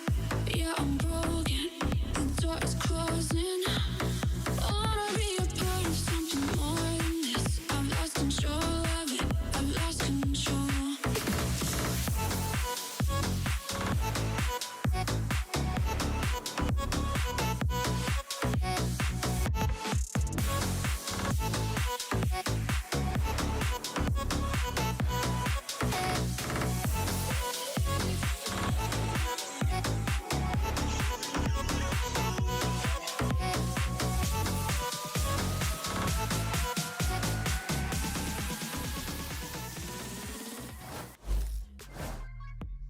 Before we get back into the second half, of course, taking a look as well, because slight delay on stage, getting something sorted out. Could be the Cloud9 players have got to count. Or Right, you think they're learning their arithmetic? yeah, trying to figure possibly out again the with the clock at the top, figuring out how the game works. The clock has been a really big issue. I think nervy's a good way of putting it, right? Yeah. You were setting things up at the beginning here that for C9 it's about shaking off the rust. And on the other side, for Furia, it's about settling in and like learning how the big stage works again for some of these players. You know, for Orango, for Paolo coming back after a long break as well, away from the tier 1 level.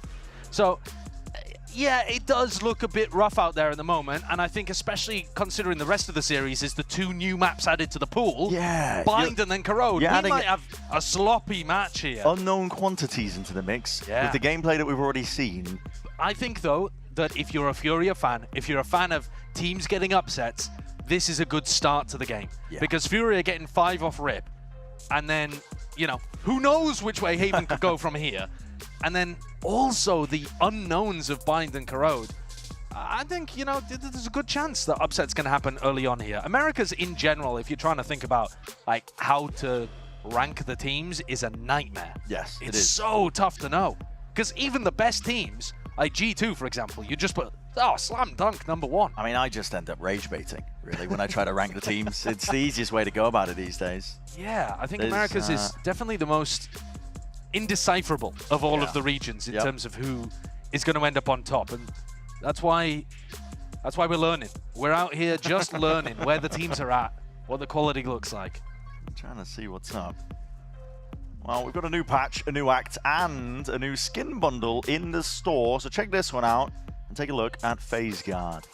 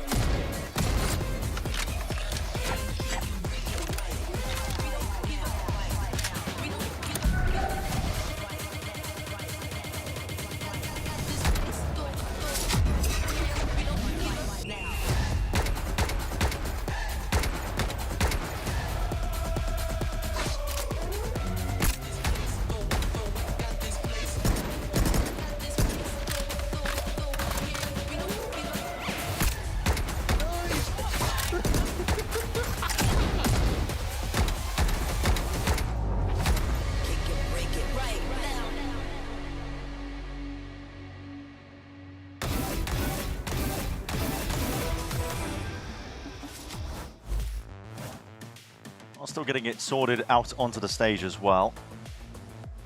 We'll see if we can get into the game momentarily there. That is a hell of a setup. What's going on there? What, the setup on the left? Well, okay, well, every player's got it, but that's a new addition. I thought that a player was genuinely playing with like a mixer with dials. And that was like some part of their setup. That tripped me out for a second. It's a new setup where the players are now able to control some of their audio settings. Okay. Yeah, so that's I genuinely thought it was a new addition. Well, it is a new addition. It is. There you go. There you go. So that should help cut down on some of the audio-based issues that some of the players have been having, because now they're in control of their own destiny. Obviously, they can't like turn off the white noise or anything. So, I mean, that would be bad. That would be a bit rough, wouldn't it? Wouldn't be ideal. No, they can now fine-tune things to their own liking just a little bit more. But it does look very high-tech, doesn't it? It does. Yeah, I do. I mean, looking at it, it's just too many buttons. I'd be too tempted, I think. Well, that's the problem with you. You just love buttons. You'd just be clicking things all day long. Yeah. Yeah, so still in a little bit of a tech pause, people sorting out what's going on stage, but if you weren't able to catch the first half of things, Cloud9 7-5 up after a really messy one here. C9 on the attack side losing 4 out of 5 of the rounds that they lost to the clock. Although one of them net was just stuck in a 1v3, so that one doesn't really count in my opinion, but over half of the rounds that you lost were due to you kind of mismanaging late round rotates and some of the calling looking a bit wonky. Having said that, Furia's defensive rotations and reclear timings also looked a bit off, so both of these teams getting accustomed to the stage right now. This will give them time to settle in, I think. Yeah, settle those nerves. And hopefully we will be back into it soon enough. A pretty decent showing from Parla. If you're taking a look at a player that you've previously seen playing Duelist for MIBR towards the end of 2024, he was, as I said earlier, a fairly forgettable figure because he went 1-3, but he's an aggressive player. He's fun to watch, and if this Furia team ends up doing well, or at least if the team system does a bit better than that former MIBR roster, then, you know, he could genuinely be a player to watch out for. Yeah. And I think, you know, at the moment, going kind of toe-to-toe with Oxy, both of them having their overheating moments so far in Haven, and both of them having a couple of big moments too. We saw Parla swinging out through a smoke to deny a plant coming through in one of the rounds that ended up getting Furia, one of their 5 on the board. Looking for those big plays, I think, as well, but overall just tightening up of the general level of play, because we've been mentioning it over and over again, but the nerves at play, I think, here when the players are on the stage once more. You're in the right cosplay, I think, at the moment. A lot of people are going to be playing Viper. Yeah. You heard Alexis talk about it. Double controller meta, lots of teams going to be looking towards it. I was actually looking, you know, as we go into like Bind and Corrode later on, a ton of the teams looking to play Viper on both of those maps. I mean, Bind has always been a Viper map, but when you look at what the Pacific teams are doing on Corrode, almost all of them playing Omen Viper.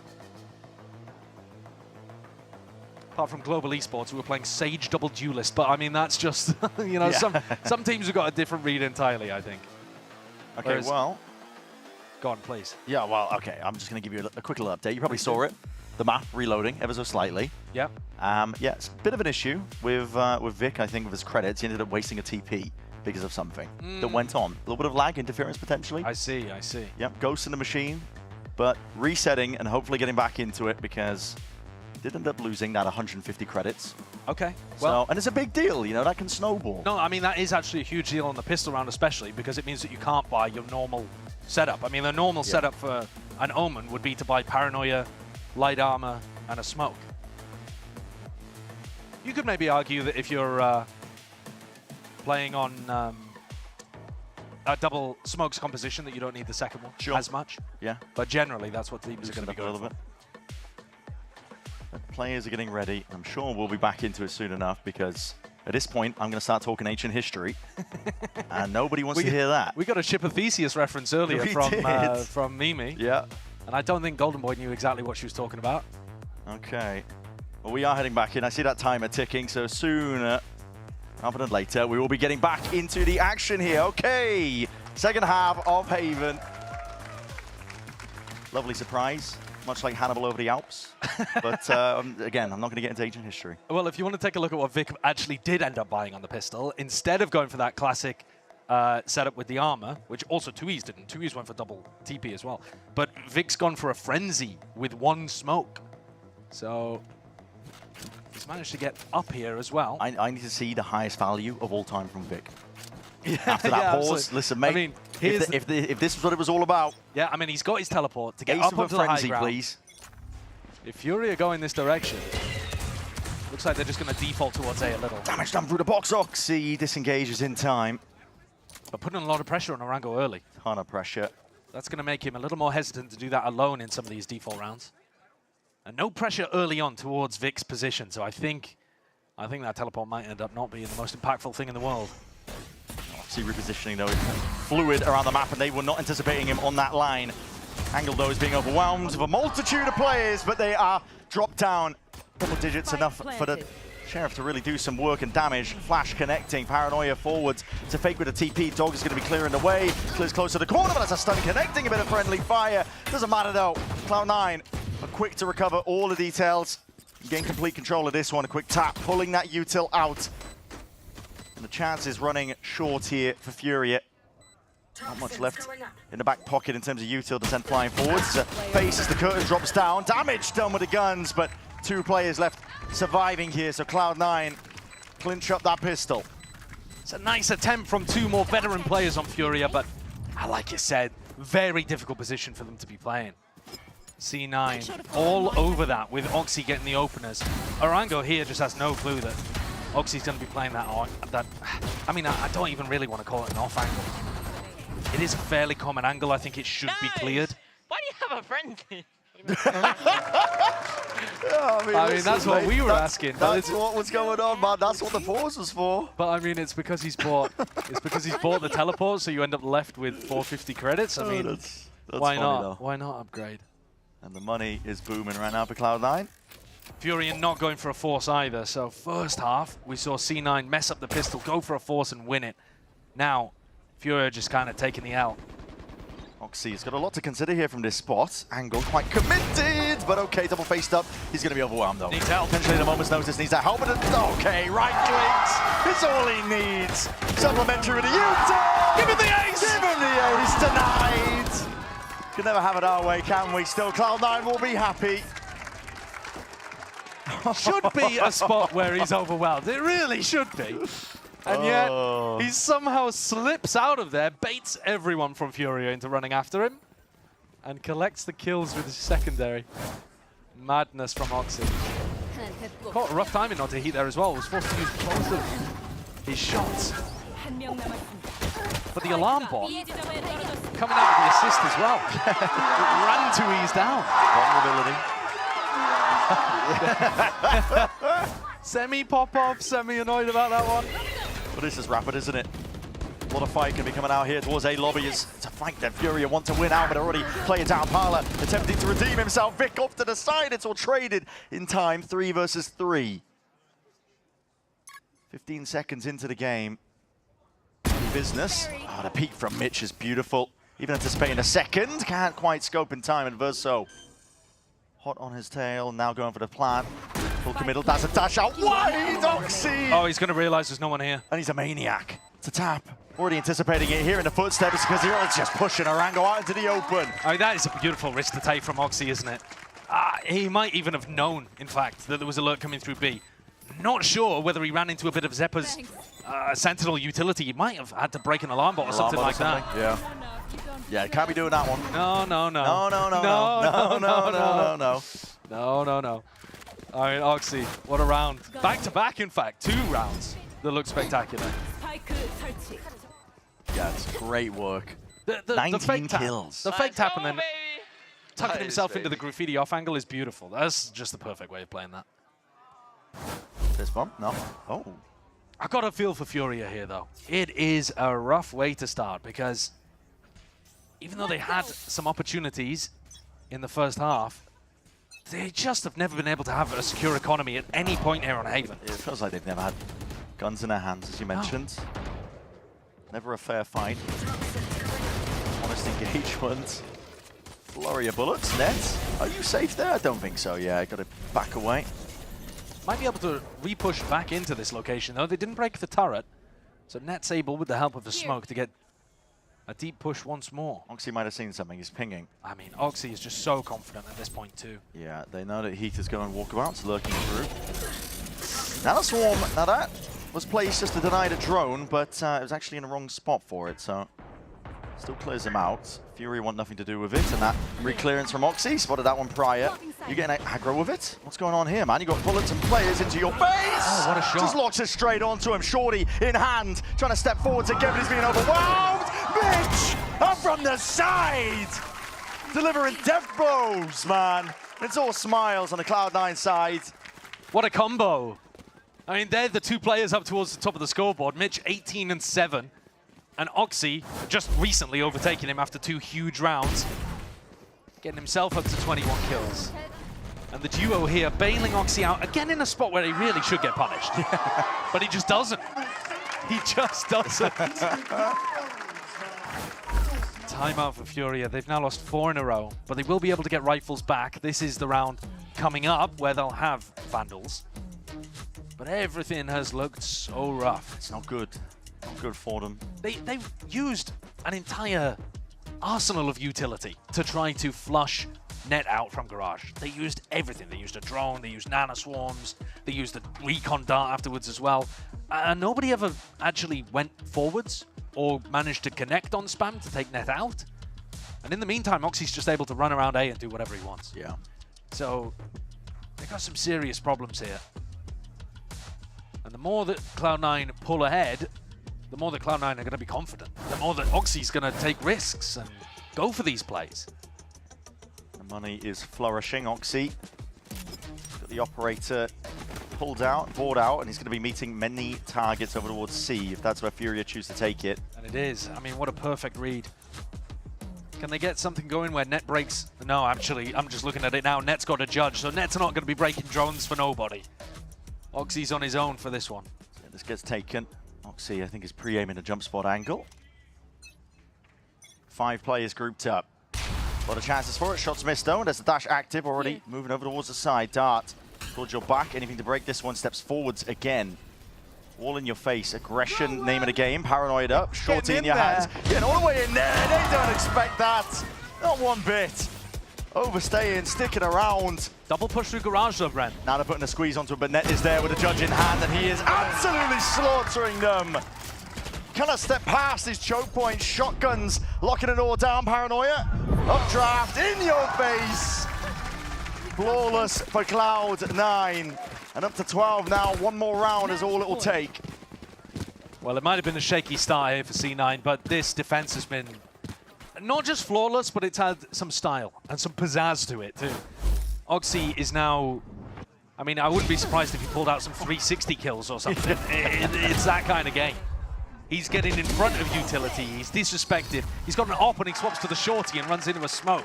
I mean, Imi knows his players are out there having fun. Give me that judge, boy, give me that judge. Well, Net throws away the judge though. And instead opts for a phantom. Saving it. Furia straight up, not holding anything back over towards A, but creeping up onto the line now. They might not expect the Killjoy to be over here, but C9 have left the whole of the C site over to Oxy. Just trusting in him, and it makes A really quite tough to get through. Jump forwards, a lot of utility at your feet. It's going to be deaded. It's a good tag, though. Zephyr doesn't respect it for long, though. He's already trying to get back into position over towards A.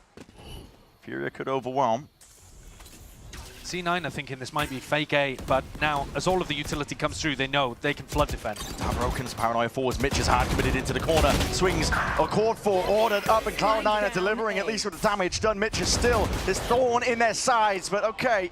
Finally cleared up into the corner. Net is forwards, though, already rapid onto the scene of the crime. I like this. I like this patience. Just as Oxy's coming through on the flank, you want to make sure that you play your life here if you're Net. Spike's not up. Oxy, he's knife out. So player tucked towards the side. Does he spot the barrel? It just poked out and he's missed it.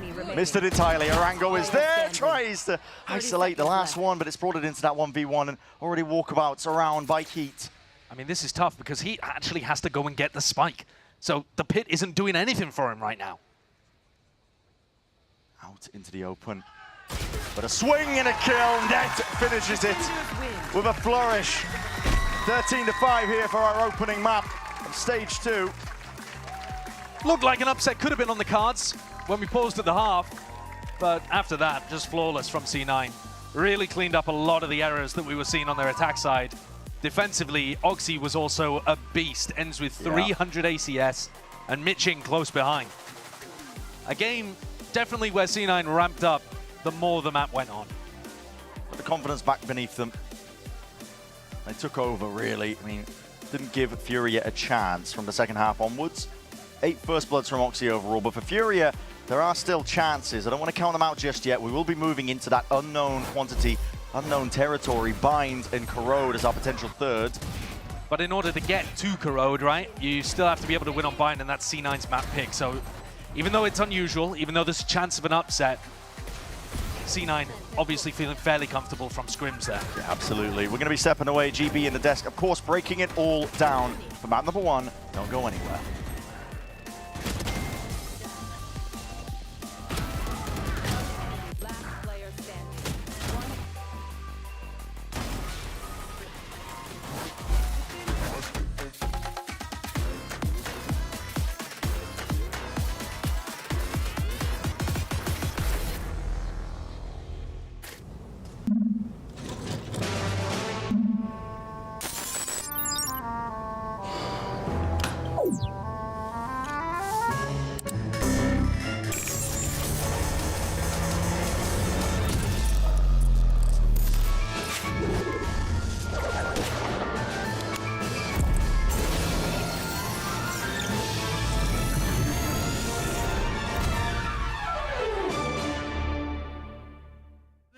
Who's gonna stop me?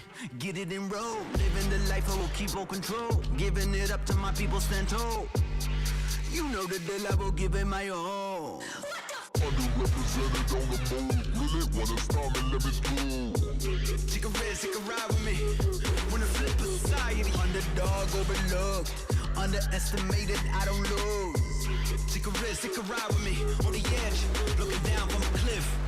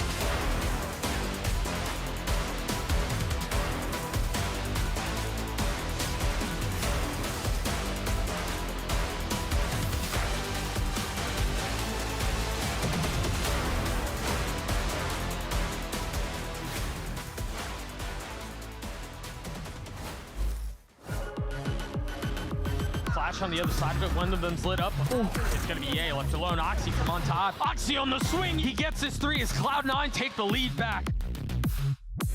Ainda são 3 jogadores da Furia para jogar. O Hit achou! Boa, Hit! Here, the coach of Cloud9, Emmy, a wonderful first map win from your team, but it was a different first half to a second first half. So what were the mistakes that Cloud9 was making in the first half, and how did you fix them for the second half? I don't think there was that many mistakes, so to speak, but we've been working on staying calm in high-pressure situations, so we've been letting the clock go low, making sure we stay calm, and this was a big test for us, and I think the guys did stay calm. We just need to close out the rounds a little bit faster, but over the season, things will get faster. Best luck on Bind.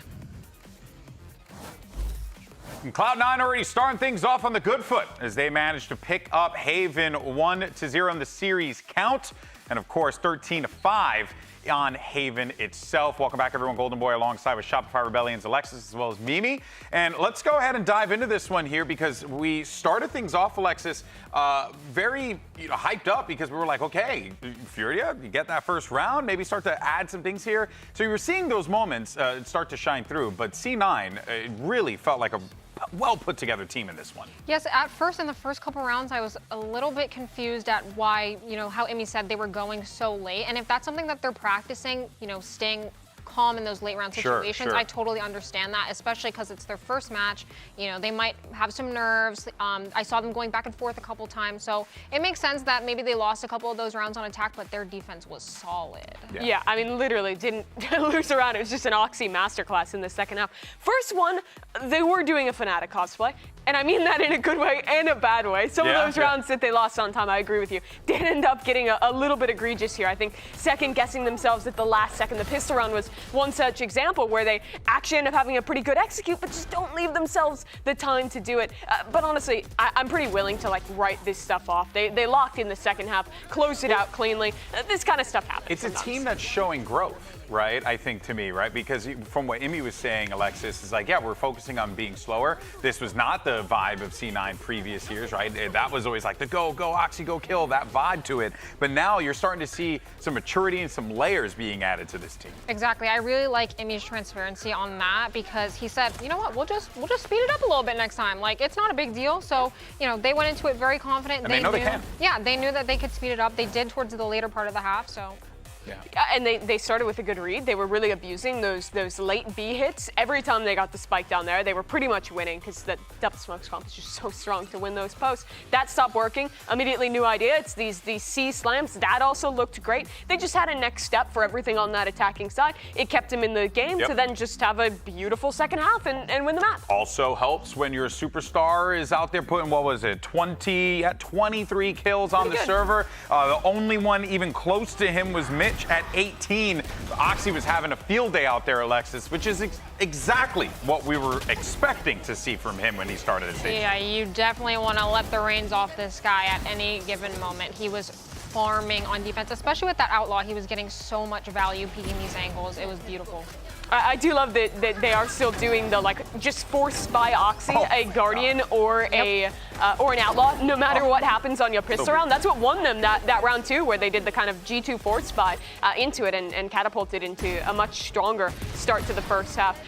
To flip the script though, I was a little disappointed, even with the kind of context of having a sub and everything, with how some of those late rounds and retakes ended up looking for Furia. I think they looked a little off kilter, people swinging on their own. It didn't look super put together, and they were just getting cooked in every C9 post plan. I will say, I want to give it to C9. I feel like they identified Furia's win con, which was the Neon shutting down A main. That's the best part of Neon, is that you can stun that A main off rip, and they were like, well, let's not go away. Let's go somewhere else. Yeah. And something that I also noticed was Furia didn't really change up their Viper Wall in defense. They could have done a C Viper Wall to really help them shut down Garage and C Long, but they never ended up changing it. Yeah, Caster's talked about it some, but to me it kind of felt like they were running out of ideas towards the end of the defensive half, doing those same ideas, walking down mid or fighting C lobby, and once that stopped working, they couldn't really find a solution and just got locked out of the game. Well, they're going to need to figure something out quick because Mat 2 is coming up just over the bend, so let's go ahead and send it back over to your casters. Here's Bren Show.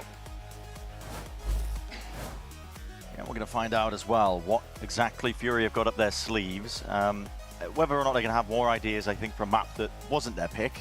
Yeah, it's a hard ask, isn't it? It definitely is. I mean, and you've got to remember that this team, Furia, is not playing with their roster that they're going to be looking to field for the rest of Stage 1. For sure. We assume that Basic's going to be coming back in as soon as possible. They're going to have their coach here as well. So a couple of things should look to improve over the course of Stage 1. At the moment, on Haven, map's a little bit of a write-off. And now we get to see some unknowns. Now we get to learn again. What does the meta look like over towards Bind? What are these teams looking to play? Furia locking in the deadlock here, which a couple of teams have been messing around with, actually. It can be really good on this map. I mean, the combination of the Gravnet with the Raise Nade is super good. But Vice is also incredibly difficult to get through. I think more difficult to get through on the defense side. So that's going to pose a challenge instantly with Zeppa picking that up. Yeah, especially if we see Zeppa gets active. When I think of Bind as well and Vice play in general, Shy is the name that comes to mind. Constantly maneuvering his setups around on defense. Yeah, it can make it very tricky for an attack side team trying to find out where that setup lies. So you can bait it out, maybe try and make some plays towards it. But it's been a while since we've seen Bind in play, so... It definitely, it really has been. It's a map that Cloud9 have liked to play before. I think they normally come out with some decent ideas, scrappy fights, short pops, a lot of that kind of stuff. So it's going to be interesting to see. We've actually seen quite a few of the other regions. EMEA and Pacific were playing a lot of Astra on Bind, which was a little bit surprising. Yeah. And then some teams even picking up the Waylay actually here. And I mean, that's a good shout. We're not seeing it here, but some buffs coming in. Waylay looks definitely much more playable. Yeah, the fact that you can pull out your gun a little faster does... It makes a huge difference. Yeah, it makes an enormous difference. So on bind, especially with you know, some of the satchel depth being nerfed a little bit. Yeah. Get really deep with the waylay on some of those short execs perhaps, and you can find some value. But I think, listen, my eyes are going to be basically on Adverso's deadlock, and I know that that's slightly unfair because he's coming in as a sub, but if the game plans around his Gravnet can be good on the attack side, then I think Furia have some win conditions there that won't be available to C9. And again, I do say it's a little bit unfair to put that weight on him because he is coming into the roster late on, replacing Basic, who's going to be their mainstay. Well, let's get to it then. Fist bumps abound as we get into bind as our second map here. Between these two teams, Furia are looking to put their best foot forward. Cloud9 got all the momentum behind them, honestly, off the back of that second half of Haven. And it was their defense side that looked so good, so potentially rough signs ahead for Furia. They're going to have to come out the gates looking strong. A pistol round would be lovely. And all of Furia set up to go for a short push by the look of things into the Vice util. So eyes on Zephyr early on. Yeah, they're grouped up, ready to explode. There's util to stall this one out. As you said, Zephyr has a setup. The wall slightly ajar, one set of thorns by his side on top of it. Flash over the top as well, in case he wants to re-clear. Ball's baited out. Connection with the stun. Zephyr can't really afford to take this space forwards. Parla has that space, but they just overwhelm. They swarm, they clear out that spot, and the molly drop down at your feet. It's a TP and a pivot. A rotation is called for, but again, a snake bite net is dropped. And locked into this corner. They could have punished him perhaps, but there's a nade coming out late here. Furia going round and round the map, looking for options. And Oxy looking for information, already re-clearing through short, recognizing that this isn't really going to be a pivot back over towards A. Heat is going to give them an opportunity to use the teleporter to showers. So there is a chance that Oxy's position could still be huge in the round, not just for info. Damage done, shots exchanged. Viper wall in your face are going to be slowing down much to the approach here. Heat is looking for value. He's lurked his way all the way through. Yeah, and he's also just got a safe passage for the rest of the team to hit that teleport. Now they're going to do it. Oxy could be the backstab. A lot of players TPing. Hearing that scurry of footsteps, but perhaps still trying to lock this one down. Adverso looking for it into the 1v1. Oxy handles it into the back of the site. That plant is down now, and Heat is running rings around them again. He's looking to put the backstab in, potentially. You're seeing Oxy at least deliver a couple of kills once more, but backs towards it, not expecting it, but double faced up. Oxy is on an absolute tear right now. There's no stopping him. It's the player you want to be popping off early. And he's on his feet. Instant pop off. Another start to a defense half that looks immaculate from him. He dominated on defensive Haven. And like you said, he's the perfect player to get active early on because now that showstopper is going to be a nightmare in like round 3, presumably. Potentially the bonus. Good luck getting through him. He also played this round perfectly, by the way. This wasn't just like the guy has good aim. He immediately read that pivot through the teleport to B, pushes deep down short, gets himself in a great position, kills Adverso, and then he's in a perfect spot to clean up. Furia are forcing too. That's full armor. But Oxy has an only outlaw. 3 stingers. I mean, Yeah. that is brutal because they're worried about Oxy's outlaw. He's just been conditioning this whole time. All of map 1, buying the outlaw whenever he could. But I think if you are worried about your opponent's outlaw and you have to get full armor but you can't get stingers, is it even worth going for? Looking to try and pop out of this one as thorns at their feet. Slow going. Looking to see if they can just explode into the back there. That's a great flash, blind as anything, and that Cloud9 defense crumbles under the pressure. All right, fair play. I mean, that's huge value for Furia. Been through already with that wall into the back. Good luck dealing with it. Desperately trying to make Zephyr's just going with the classic. There are 3 players that will die to one shot from the outlaw, so Oxy can still get pretty good value from this gun. It's a question of whether they can actually get him onto a line where he can find a fight. Molly forwards, elbow controllers there. Oxy has the lineup. Nade to ricochet and rebound, straight through onto default. Satchel at your feet. He knows there's a player close. What's going to be the impetus? What's going to be the tipping point? Oh, Furia overstepped themselves. Time ticking, though. Yeah, no time for Cloud9 to play with. So Furia lose a few players towards the tail end of it, but they get the round, and that's the important point. But this is also a really weird situation. Normally when a team wins the follow-up here, you know, you knock the enemy's economy completely down. You so rarely see saves in this situation.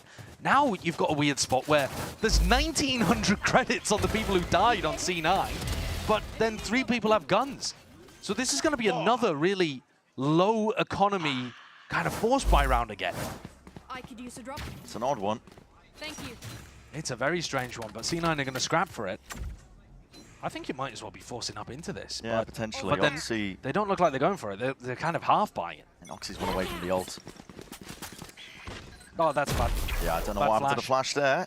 The lineup that you use, slightly askew, was supposed to go through the window and didn't. Pixel angle, Vic. Lucky just backs himself out. Fight on Fountain as well. Orbs 2E's under picked pressure. up. Oxy's okay, plucked him out of the picture there. 2E's had such a rough Haven. Not a player we talked about very much, but for a veteran Smokes player, he dropped like 90 ACS. It was, he didn't really get involved. Furia going for contact plays again, walking all the way up to the line, stepping over the wall themselves. Flash detonated. Now Oxy has rejoined them. Double satchels in hand, already a kill to his name, and there's a satchel and a rocket. Already going to become out towards the open as damaged, and Heat is barely alive. Hanging on by a thread. Looking to see if he can clutch this round up for his team into a 1v3. Heat. 14 bullets. No knowledge of where the targets could be.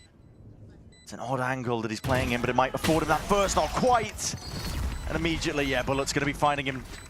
Second round here for Cloud9. It's a weird one. We said that there's danger there. Yeah, there certainly was.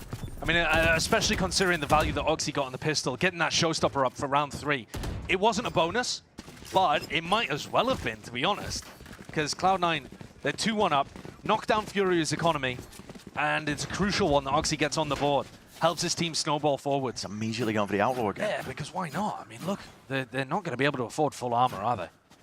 So, another start to the map that looks, I mean, it's filled with hope for Furia, and then it's dashed against the rocks.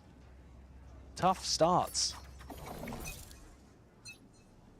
Oh, A up. That's unusual. Wasn't meant to go that way, was it? No. Rebound off the barrier. Now you've got double thorns down in the same spot, which it's not the most efficient way of playing the Vice, but might get the job done. I do like the deep wall, though.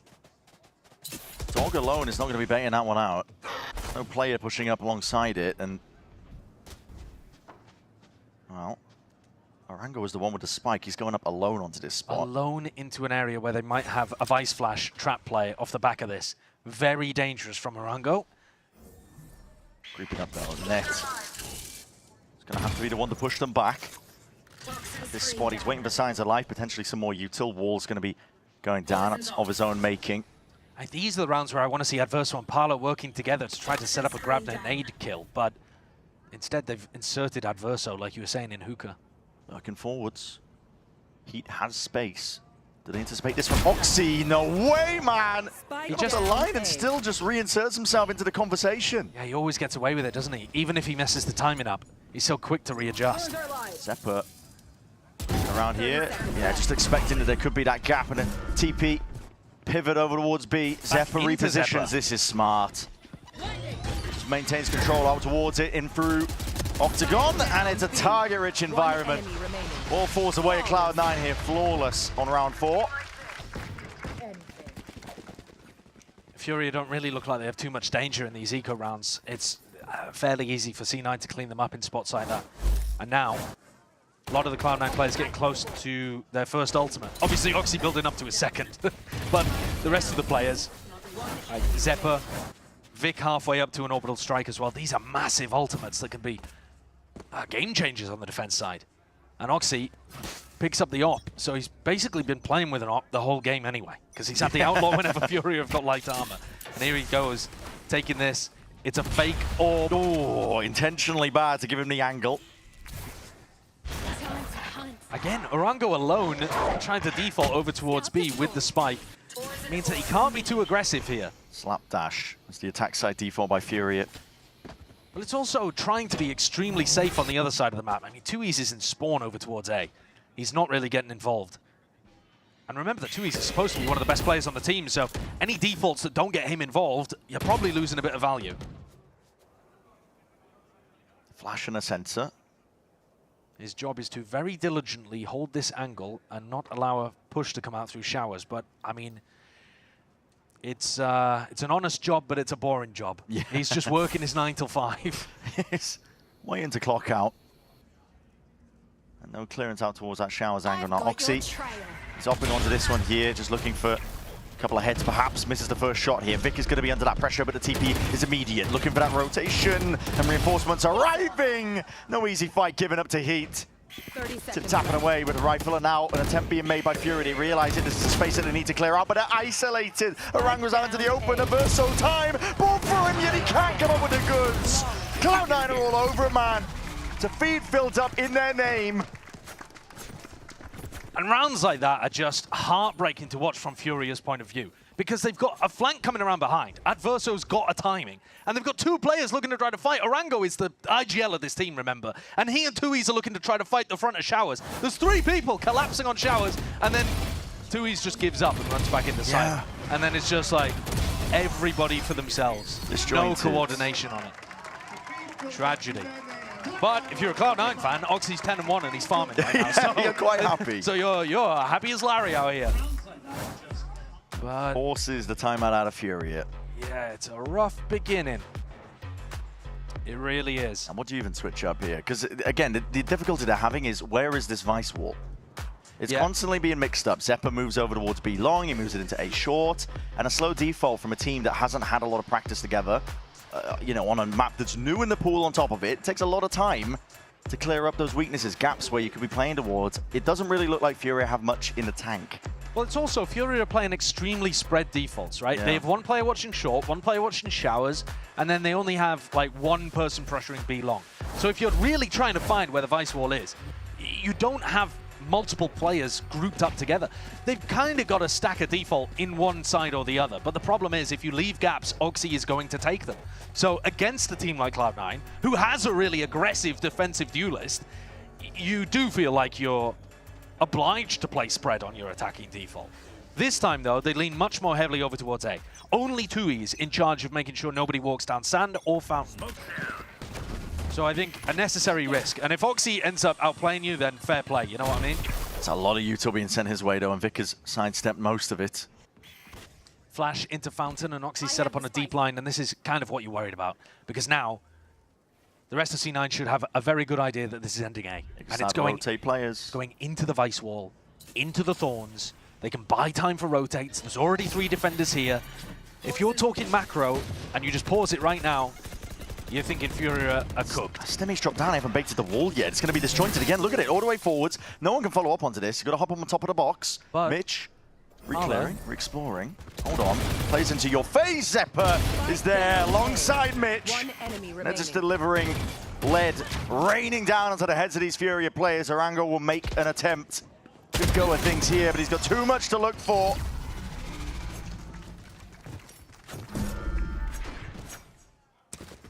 Now there's only 1 player on Furia with a goose egg, so okay. you know there's that. That's what you're counting. That's what you're looking at. I mean, what else can you be looking at this point? I think Furia are just looking to kind of get not literally on the board because they already have a round, but essentially.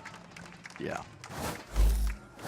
And that's exactly the kind of thing that I think Furia are worried about. Is Oxy gets onto a deep line and suddenly Cloud9 have all of the information they need. Again here, Furia grouped up on A. Running into the Vice utility. Maybe they're hoping, maybe they're begging Zeppa to just leave.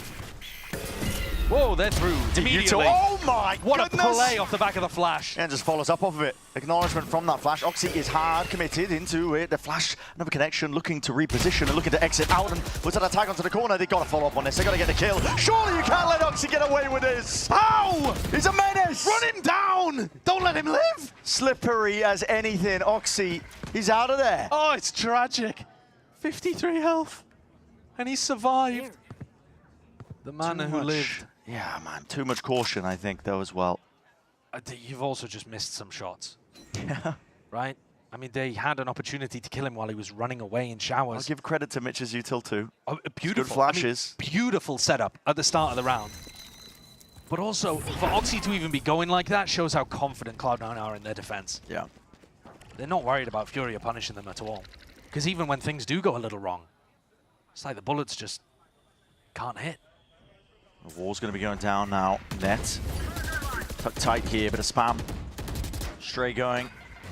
Praying for an easy kill here. Furia already in, but that barrel pokes through and that spoils the party.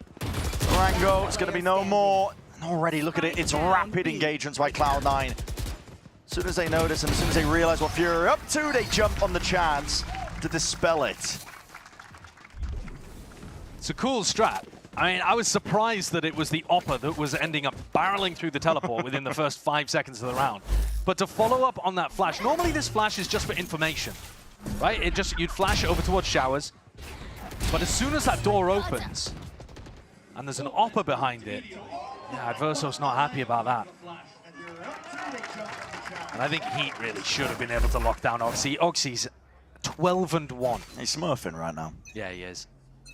And he's up in heaven, anticipating a short pop. It's over towards A again. Furia, they really are starting A. And almost out all of these rounds. They just don't have a lot in the playbook. Grabnet is good. Annihilation is not.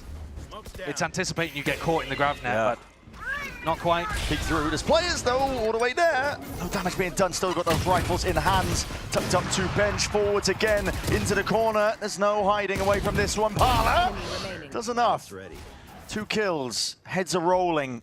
But only 1 player left to stand to try and pick up the pieces. It's Heat. And the net is tightening. Flank coming in from behind. An impossible situation. And Cloud9 running forwards into Furia on these site execs. Off the back of the Vice Wall timing, Heat would have to put up a monstrous 1v3. Taking his time with it. He has 45 seconds. He could bleed down if needs be. Might be hearing these jump ups, but I think it's silent going from Mitch, looking for info down short. Timing here. Potential if that shot rang true, but Vic's going to be the second point of contact. 7-1. Cloud9 more than running away with it now. It's all smiles. Yeah, this is dominance. Both defense halves that we've seen from Cloud9 have been dominant. Furia have not had a look at it. No. None of the rounds have even been that close. As soon as they go through the Vice util, the spacing is spread.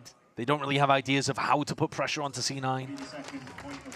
It's all C9 actually fighting into them. Furia gets stuck. Yeah, and it's tough, I think, with the limited playbook the Furia have. You can't blame them for it. It's these circumstances. It's a lot to overcome, I think, but they've only had 2 looks. Slow default over towards B. I do expect them to have more than that. Because and, I think the grab they're playing showers. Yeah, because even though you're playing with a sub, you can still run strats that you've run in scrims. You know, even if they're going to fail, you can at least try different ideas.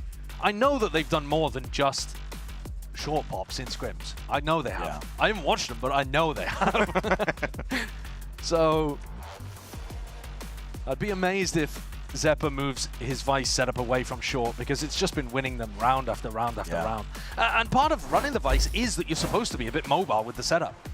And maybe Furia's just trying to call his bluff every time. Like, surely he doesn't have the Vice set up short for the 7th round in a row. Oh, yeah, here he goes with the Vice set up over towards short. I mean, at some point here, Furia have got to go for something different. They have ults to work with. Please don't go short again with the showstopper. Cloud9 maybe meet them. To be honest, has one. Yeah, maybe the showstopper battle here could be what they need. Play aggro into. Oh, he sees it and he hears it already. Oh, goodbye. Good night. That's a rocket to the dome. And pink mist created. Mamma mia! He Goomba stomped them. It's just ridiculous stuff from Oxy. Meanwhile, Heat looking to see what he can get done over towards B, and there's a bait and switch setup. Net tucked in the corner, able to reposition off the back of the Viper Orb. Both of these C9 players. Is there a chance maybe that they could get hit from Hookah as well? Possibly, but you'd be looking towards a raise to really burst out through Hookah. Oh. And Heat's already gone down, so now they're not even worried about B long. And just one step ahead. Yeah, but also Furia getting all the timings wrong. If you fear that they're playing heavy octagon, then you're supposed to exec heavily out through that smoking Hookah. And the B-long player becomes a backstab. It is harder to do, though, as I said, without the raise. It does become much more difficult. Oxy dealt them a death blow within the first 5 seconds of this round. Yep, as soon as he heard noise. 30 seconds left. Parla did use his own showstopper too, so it's not like he's got an opportunity even to respond. Zero hesitation here, and they want to try and take these rifles out of the hands of these Furia players. This round's going to be petering out. Furia desperate. Arango himself is looking to keep that gun intact. 10 seconds left. Slowly, the question mark's being cleared up across the map. Cloud9 have missed him, though. So he should be safe. Yeah, he's deep in enemy territory. Yeah. Cloud9 literally looking in spawn for him. Don't realize that he's got a little setup here, all nice and cozy in hookah. So there's a gun saved, and that's about the best Furia have done all game, to be honest. Straight to the head. Boom. Perfect reaction, and great proactivity to pop it. Yeah. He did. Direct hit. Straight onto Tui's dome. Smeared his pate like pate. It's not looking good, though. Cloud9 now. The money's never going to run out at this point. I mean, you can afford the 24-carat Labubu if you're lucky. It's just... It's not running out. They're going to be good all the way to the end of the half. And that has just been the story of the entire match. On Haven, too. Furia could just never get a proper buy going. And once again, only 2 rifles. They're fast, though. It's aggressive. And inside a blooming smoke. Looking to try to catch your timing. Looks to pop out. It's the only time they actually got around themselves here, but it's already used. Furia, okay, actually claiming a couple of lives in the process. Orbital strike of their own in through the back. Steppers all the way out there, knife out. And Oxy, in the blink of an eye, is the last one left. A solution has been found. The 2 rounds of Furia have won have been aggressive, active, fast, B-execs. And am I going mad, or is this only the second time that they've done it? I think they might have a 100% success rate with just popping B. But for some reason, disinclined to go for it. And C9 have already got up to 8 before Furia respond with their second. A big round from Parla. He might even have an opportunity to get a showstopper online by the end of the half. Another one, that is. Yeah. But you gotta try that another time at least. Sure, run it back. And now it's a good opportunity for Zephyr to rotate the Vice setup. Brimalt through towards the back, Snakebite as well, to put extra bit of vulnerable, and a bit lucky with that one, but I think the round was already won. 15-3 though, Oxy, even after that. Just taking over. Furia. Similar moves. Okay, this time you got to deal with a pit though. Yeah, good luck running a fast B-pop in this round, because you got to go through the pit, but not just that, you have to go through the Vice wall in hookah and through the Thorns. So, very difficult round to go B. What slightly concerns me is that Parla threw the boombot into hookah, but didn't actually realize the Vice wall was there, I don't think. Arango should hear it. Yeah. Yeah, no, they do. Trying to jump spot it. It's a tricky one. We'll get it eventually. There we go. 3rd time's the charm. Down to the minute mark in the round. Mitch is going, re-exploring. There's no breaking of that one, so he sees Heat himself inserted over towards A. Looking for some of that util. Not over here, though. Furia have a chance. Trailblazer their own. They claim towards it. And they're into the back. Going for the pit before the plant is down, which means C9 have got safe territory to just spam this repeatedly. Tap. Furia trying to pull out some of the bullets, some of the util potentially there. Walkabouts as well from Parla while this round's going on, trying to hear these footsteps. Oh my, with a knife out. Zephyr not to be baited, he's still sticking around, but those Thorns are popped, deaded, and nets forward, steps out wide. 15 seconds. To the open arms with 15 seconds left. There's no real chance here. You've got to wait out this snake bite, but again, time is ticking, and you have that crossfire set up. The firing line is online, looking to put a stop to any funny business. Cloud9, clean it all up. Furia felt like they were forced to go back into that pivot through the teleporter after pitting before the plant could hit the floor. But it's been a miserable attacking half today. And I don't just mean on Bind, but on Bind and Haven. It has been misery for Furia.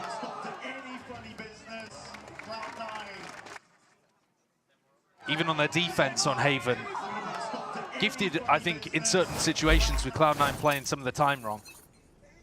But can they get a 3rd at least? Zephyr one away from an ultimate that would steal all of the guns away from Furia. They've barely been able to get an economy going the entire map to begin with. Now they finally have rifles for round 12, and Zephyr threatens to remove them. I mean, Adversa's just run a nade out. Cleared out with the Trailblazer, picks up an orb one step closer. Satchel. Goodbye to the Thorns. TP pivot. But the spike remains in Fountain. So, actually just playing for this orb. Yeah, trying to get adverse results. It's a good ultimate for being able to get a pick or drag somebody out into the open. I'm going to go for a short pop. This, one of the few rounds where Furia are going to try and go down short without Vice util to stop them. Oxy denied that easy sight line. Vic, though, crouched up forward in his approach. Already seeing it with the ults. Lay it out here. Vic has been cleaned out of the fight, and that's a good catch. Mitch is going to be wrapped up nice and pretty, pulled straight towards him. This is Furia looking like they are on the right track to regaining control, at least at this round, getting a third one on the board. Everything perfect by the deadlock wall there for Furia, but a really nice execute into the site. Molly at your feet. Good luck getting past that one, Net. This should be locked down. There's a gap in the wall. I think Zephyr might be past That's it. what I was saying. The wall was really poor, but I don't think it's winnable at all. Godio offloaded it. Player's close into your face, and he's going to be making the adjustments. Still time ticks away. Parla with a peek, and he's going to be revealing his hand, but again, his players and his team surely have got his back, and he's finding it anyway. Sharp shooting, biding their time. Fury have got to realize this one. Hold on. How many bullets are left? Surely not. Zephyr have. The 2 years. Swings it out, shuts it down as it was getting dicey. I mean, like I said, unwinnable situation there. Never in doubt. Yep, never in doubt. All easily dealt with by Furia. Cleaned up nicely in the 4v1 to make it a competitive 3-9 Things have been rough out there. Can they get something done on their defense side, though? Because Furia have had more opportunities there, even if you think back over towards Haven. They certainly have. A very strong half from Cloud9. Starting off on the right foot here in stage 2. Yeah, definitely. Shaking off the rust completely. But for now as well, we're going to send it down to Liz. She's down on the floor with some special guests. Thank you so much, Bren. And I'm here with some co-streamers. I have Exalt and Ahad here watching the games, bringing us in for the first week of Stage 2. And I'm going to go to you, Exalt, first, because you were talking about the Vice, you were talking about all of it, because you have played Valorant professionally. You have that experience. You have that sort of idea of it. Watching the games in a casual manner, what is that like when you kind of have that instinct and you have that knowledge that maybe others don't as casually? I think for me, like going into the map, seeing the Deadlock versus the Vice, so I was just curious to see how like both teams worked with the agents, how they wanted to take map control, how they were like holding. So I just like to see it, and Vice was very problematic. I think C9 did really, really good with the Vice, and I think the way also Furia was taking map control with the Deadlock as well was good. It was just hard when they got into sites though. Vice was a bit problematic for sure. Classic Vice. And now going to you, you have been a content creator, I feel like since I've been in the scene, been so long, been doing the grind. How is it being here co-streaming kind of the Stage 2? We've come it's 2-ish years into the scene. What is it like being here as a co-streamer and a content creator? Oh man, it is phenomenal. I mean, just being in the environment where everything happens for a game that I love. And I've been playing since the first day of beta, literally April 7, 2020. Like I went live as soon as the servers went live, and to be able to have the opportunity to come here and stream the pro matches, see my friends play on stage, and we're all starting out, just playing in ranked, meeting each other in ranked 5 years ago. Yeah. So it's honestly just like living the dream. That's really the best way to put it. And we love to see it. Well, we have a game to take back too, so Brendan Sideshow, the game is in your hands. Thank you, guys. Yeah, I mean, it's been a hell of a time, hasn't it? 5 years. Flies by. Yeah. I mean, it certainly does. You looked a lot younger 5 years ago. I mean, so did you, mate. You want to pull those cards out? Goes both ways. Yeah. I mean, Age comes for us all. Should not go into that kind of fight, should I? Some of these players have been around the block as well. I mean, yeah, they've been, we've got a nice mix here, to be honest, of players that have been around for a huge amount of time. Heat, for example, on the Furia side. I remember seeing Mitch, another name that's been around for ages. That's an awkward one. But yeah, let's take a look at the Deadlock and see how much value they're able to get out of this one, Furia. Early on the pistol, it is a bit of a nightmare to break. They have to commit a large amount of resources, but really Furia are not doing too much to take map control elsewhere on the map while C9 are dealing with that wall.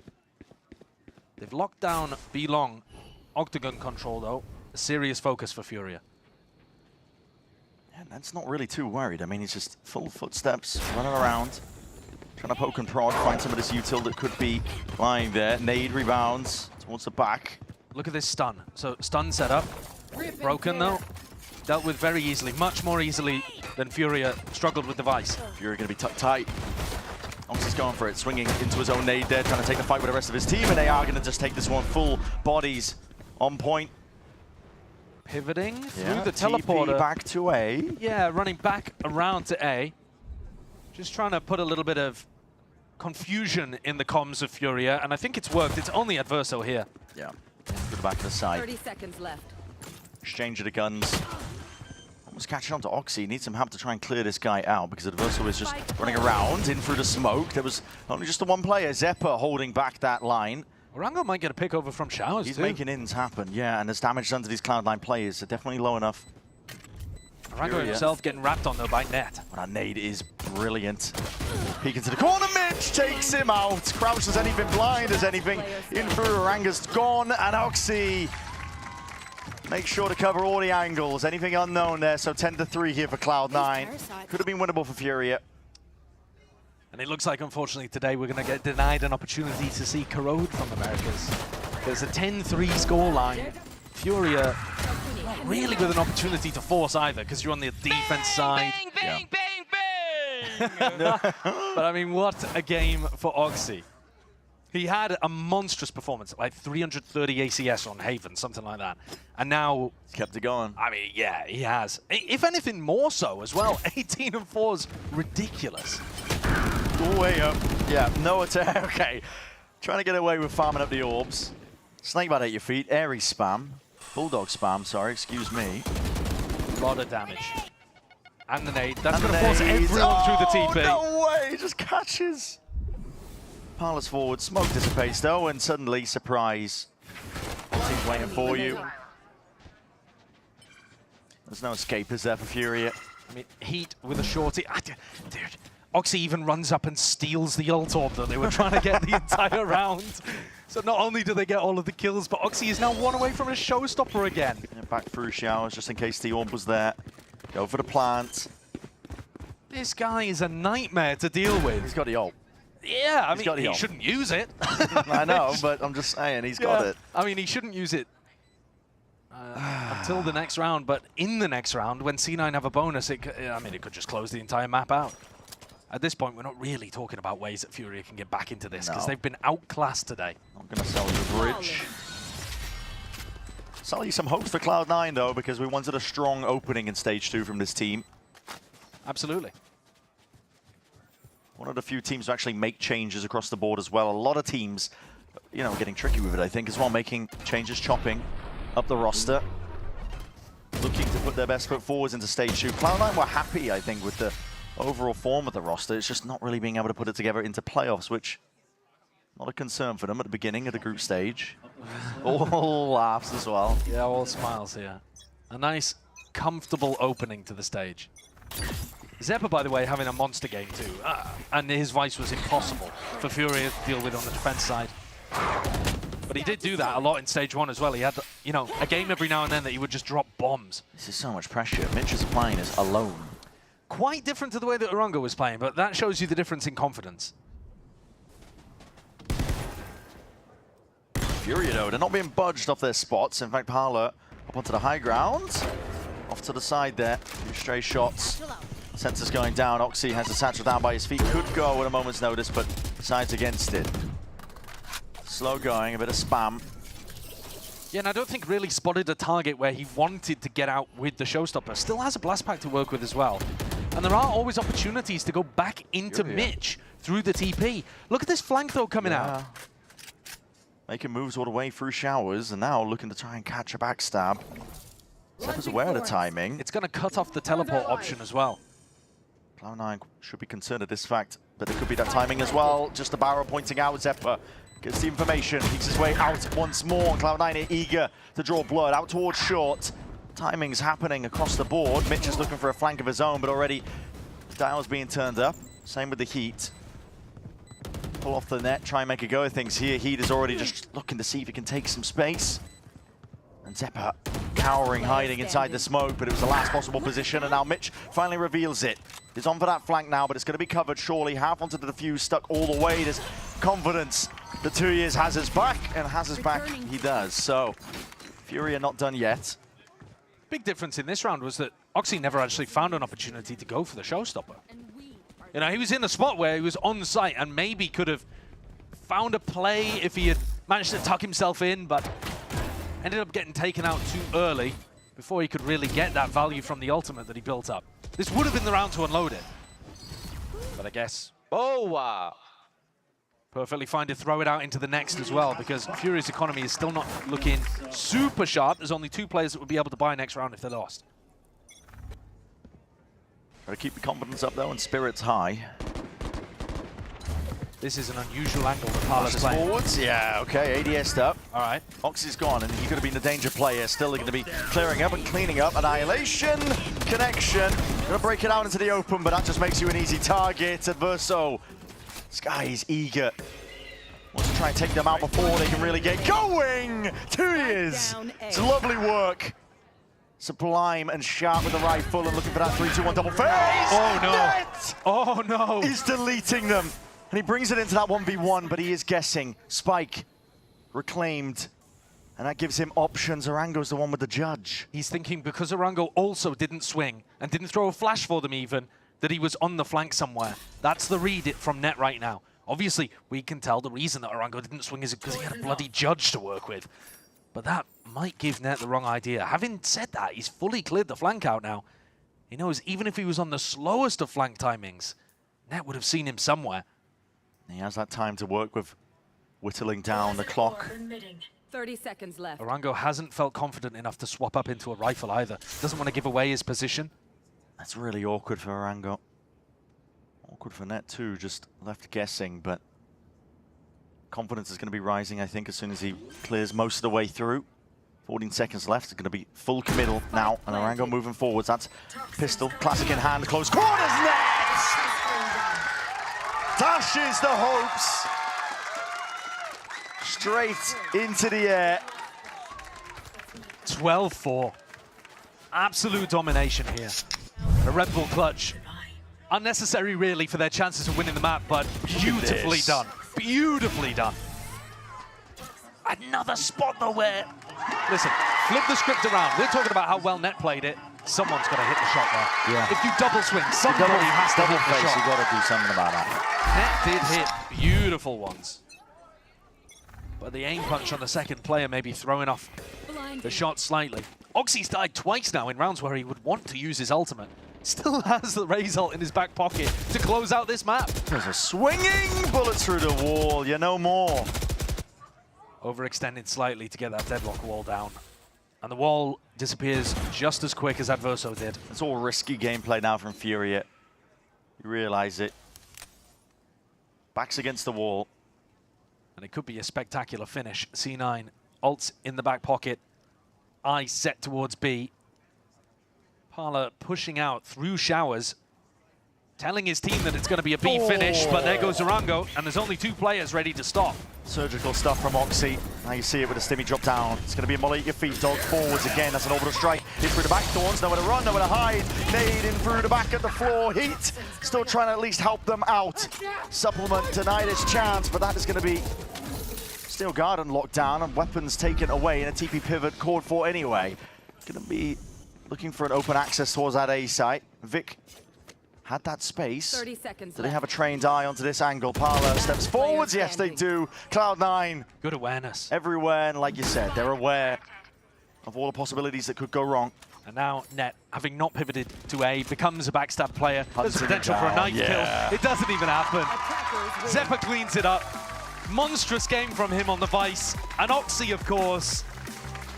Absolute dominance from C9 on their map pick, despite it being a new one in the pool. Took over.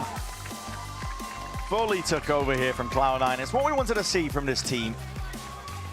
A little bit nervous maybe towards the beginning, but they had full confidence from the second half of Haven onwards.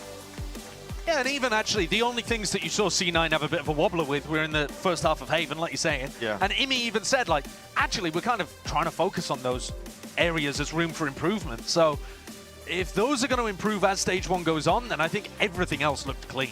Yeah. And that's exactly what you want to see. They took down a bit of a wounded Furia here. Not much to take away from the Furia camp, No, honestly. I don't think so. I don't think there's anything you can point at as a foundation to work on, but we'll scratch that and we'll look forward to Basic arriving and Furia playing again in the future. That's right. I mean, Cloud9 now can be happy with this one. Strong start in the group. And they are group stage warriors with eyes towards playoffs in Stage 2. They'd have to do well if they want their spot at champs. Last time in Stage 1, before the playoffs, they only lost to G2 and MMBR. This time, in a group, as far as I remember, with G2 and Sentinels this time. Right. So, you know, still tough opposition in their group. They might not end up topping it, as they have done in previous years, but we're expecting pretty good things from this team. Yeah, you need the wins, the easy ones especially, where you can get them. And this one today was an easy one. It was. Unfortunately for Furia, but Cloud9 were just on top of it, really. Yeah, a bit of a tier gap here in this game, but how much of that is to do with the fact that Coach wasn't here, Basic wasn't here? It's hard to say. It's really difficult to say at this point. I think you just got to wait and see more games later on from Furia when they've actually got their roster here. But clearly, the fact that C9 hadn't made any roster moves, they looked very calm and comfortable with themselves. Yeah, I think it speaks volumes as well. A lot to work forwards, I think, as well. Look forward to it. They've had space to improve, you know. We didn't get to see Corrode, unfortunately, but maybe in the future. No, I mean, maybe in this next game. Maybe. I'd like to see that. Yeah, potentially so, I think, as well. But we're going to send it onto the stage for that Verizon post-match interview. Take it away, Liz. Actually destroying our eyes. Well, folks, that is our first game down of Stage 2, and the winners are Cloud9, and it's Oxy here with me on the stage. Give it up for Oxy, everyone. One of America's favorite players, one of our sweethearts, if you will. You were just giggling. You said, I missed every rocket that game. I was doing all this, but you still absolutely dominated, understanding that Furia was put into a pretty tragic position, but that was still great to see from you, Oxy. How does, something I want to ask you is, you know, the off season, after you are knocked out of playoffs in Stage 1, very dramatically, very emotionally, what is the conversations with the team, with Imi, with Googly about Cloud9 and what we're going to do for Stage 2? I mean, we knew we had a good foundation coming into the split 1. We played very well. MIBR, we lost by one map in a couple rounds, and then same as G2, we played very well. And then we were just coming to EWC, a little rocky tournament for us, and then we came back. We did 1 week of no practice, and then we practiced 2 months straight. And then we came in here confident, and now we're playing our game. Have you had any breaks? That's a little bit, maybe like a week or 3 days off, and then straight back to practice. Well, something I want to ask you, as I think a lot of rosters this stage have changed. You played against almost a completely new roster. The rosters are going to be played after you, Leviathan and Loud, have changed. Cloud9 has not made any changes. You guys said that solid foundation. Talk to me more about that. Why not make any changes? I mean, I think we had really good results, but in playoffs, something happened in playoffs. I don't know what happened, but in the past. I think, yeah, it's in the past now, and I think it's just ourselves that we overcome. And I think we're all good enough to be at the top level. So. Amy said something to me in our coach interview where he said he wanted to work on how you guys operate in high pressure situations. And you kind of had this moment in Haven in the first half where little bit of the inclinations, the old bad habits. How have you personally worked on that? Is that something that you've had to work on? Is it your team? Me, I mean, honestly, the problem with me is I swing too much. I'll swing further. That's the problem with me. But for me, I guess it's just to calm down. But honestly, you know, it's my job to swing, so I'll be swinging. Yeah. Well, everyone give it for Oxy one more time. And a huge congratulations, Oxy. So I see this stage. But stay right there. We're going to go to a break, but it's Leviathan versus Loud after this.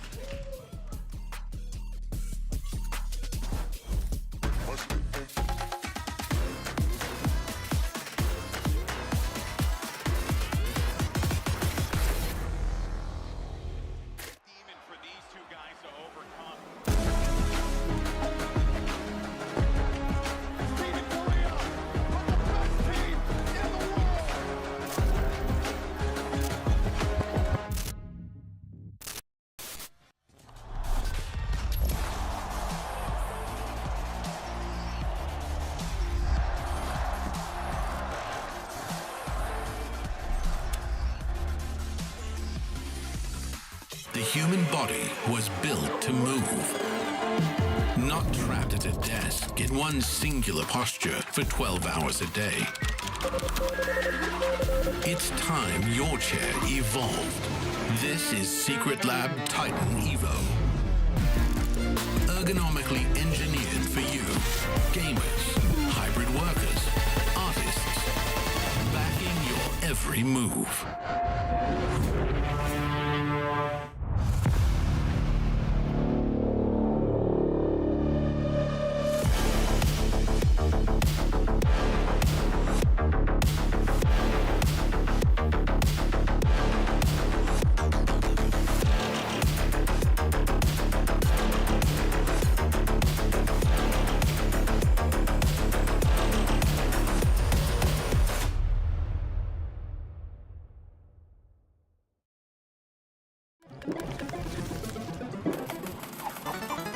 Who gives you wings?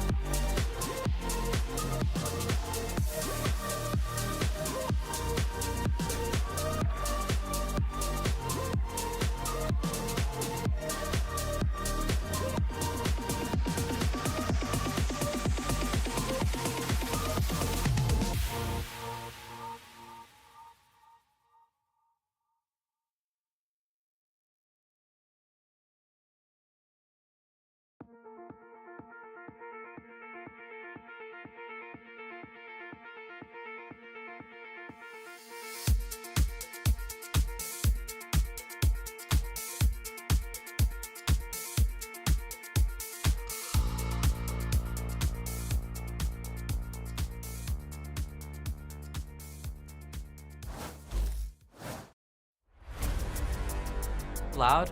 They have a new roster basically, just like us. I don't know how hard it's gonna be the match, but we did changes and we feel very, very good. So I'm expecting the same from them. Head of my first game on stage in Tier 1, I mean, I'm genuinely just like super excited. Honestly, just want to stamp myself as a Tier 1 player. I just want to be able to make my mark, let everybody know that I belong here and that I want to stay up here.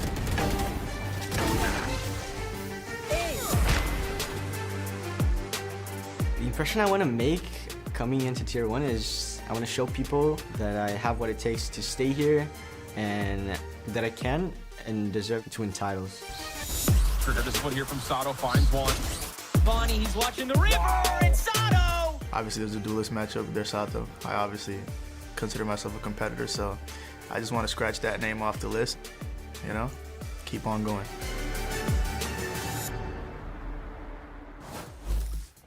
Welcome back to VCT Americas and our second matchup on this opening day of action here for Stage 2. Up next, we're going to be in the Omega group. This time it's Leviathan going up against Loud. And there you can see our block party outside, people enjoying themselves. There's a lot of cool things to do. And most importantly, you could shoot some stuff. And who doesn't like doing that? Or throwing stuff at cups, which, by the way, I'm a demon at. I'm very good at that. You're good at throwing stuff at cups? cups? I got an arm on me, That's sister. your specialty? Yeah, so played quarterback in high school. It was my little gimmick, you know, it was my whole thing. I say gimmick again. You see, look at me there. By the way, guys, welcome back. What's Golden Boy, alongside Mimi. You got Alexis here. She's dealing with us today. How you, is it good so far? I'm not dealing with you guys. It's a pleasure to be here. Oh, you're so lovely. Thank you. Yes, yes, yes. All right, folks. Now look.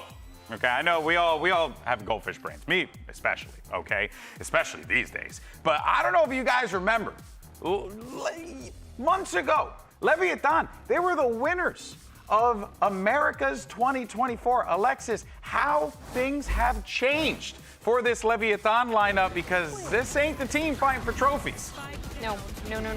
It's a different team. They've been looking really good in these off-season tournaments, though. Sure. I will say they've been looking sharp. So you feel good about the stocks for Leviathan here? Oh, absolutely. I feel like when I see Oki in my games in ranked, if he's on my team, super hype. Against me, I'm dodging. So that's how I feel about it. But that's like the new narrative, because you look at their performance stage 1, and it was kind of a low point for the organization in Americas. You had couple changes coming in, Rossi switching into the roster, D1D1 kind of making his re-debut with the team too, but it just felt so back and forth, right? Like every week it was King's the IGL, now it's Rossi, they're changing up the system, people are switching roles. It was incredibly tumultuous, and they only got one win on the board across the stage. So now they've gone back to the drawing board, they've gotten rid of both D1D1 and Rossi. And new coaching too, I believe. Yeah, and brought in a kind of new ideas, reinvigorate things, put King back in control as the IGL, and I do think it is a really good direction for Leviathan that has made a lot of people like yourself rightfully excited about this team again. Absolutely. They've been playing really well in these off-season tournaments. I love Oki to death. Sato also. I originally thought he had big shoes to fill, obviously with D1D1, but he's been frying. Yeah, well, let's actually go ahead and show that roster, right? Because as we had noted already, Rossi, D1D1, they are out. And in place is going to be Okeanos and Sato. They're going to be joining the lineup here. And, you know, it's just so interesting because this Leviathan, you know, multi-region experiment continues forward here, right? They were doing it before. They're sticking with it now. But it also feels like, Mimi, it's a case of, well, you're in stage 2. You got to find those options that are going to fit quickly. For sure, and they're making investment in some really strong tier 2 prospects, and that's one of the biggest strengths of switching to being an English-speaking roster. You open up your talent pool massively for people that are going to be able to like guarantee have visas and really easily kind of set you up to try out a bunch of new prospects, and they've done a great job of picking people up here. Do you have any other like experience playing against these guys? Any expectations for Sato and Okeanos? Well, like I said, Okeanos, I get against him in ranked, and I'm not happy. Yeah. So I know that about him. He is a ranked demon. Other than that, I feel like their personalities are gonna mesh well. I know Oki is like a really funny and chill guy, so I feel like he's gonna vibe well with everybody. Yeah, especially with, you know, Tech, Com, King, right? That core, right? They found good chemistry together, right? And the core is good, right? Like, I think the biggest issues of last stage was like the leadership going back and forth. Now you cement it behind King again. You keep Tex in a position where he can be like this all-star flex player. Yeah. And you also keep Com, who's just been crazy consistent as an initiator. And honestly, I don't think there's many players who I would want more in a single initiator meta than keeping Com on my team. Well, oh, absolutely. He's so consistent. He's so good on the initiator role. And having a solo initiator comp, you have to have perfect util because you have so little of it, and he's the one player that I would pick to have perfect util. Well, you know what, guys? Look, Sato has arrived here at the VCT Americas Villa. Let's go ahead and meet this rising star.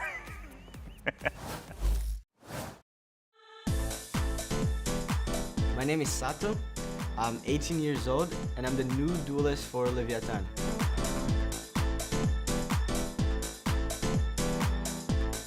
I'm glad to finally be playing at Tier 1. And everyone else, watch out. I'm aiming for your heads and your hearts. That was amazing. Bro, I need a gif of that wink. That was like the most forced wink of all time. Absolutely I can't believe we amazing. just paid someone to edit a fan cam Yeah, for someone's it. job was to do that, and they absolutely nailed it. Love Island, you should be hiring our editors. In any case, though, right, we got two new faces on this Leviathan lineup, as we had talked about previously. Okeanos and Sato joining us from the Tier 2 scene, coming from M80 as well. So lots of talent there, especially on the M80 side. Yeah, and M80, I think, historically has proven to be a really good organization in terms of talent scouting, right? Making it to Ascension Finals back-to-back, having another good year in Challengers like like, okay, yeah, they're going to pick out the good Tier 2 talent. They're going to develop them into better players. And then, me, a Tier 1 team, Leviathan, time to steal these guys and give them this big opportunity. But for Sato, he's going to be a duelist player. We expect him to play that primary duelist. Okeanos was playing like some initiator for M80. I think he'll probably play more like controller, but he can also flex around. Pretty flexible player.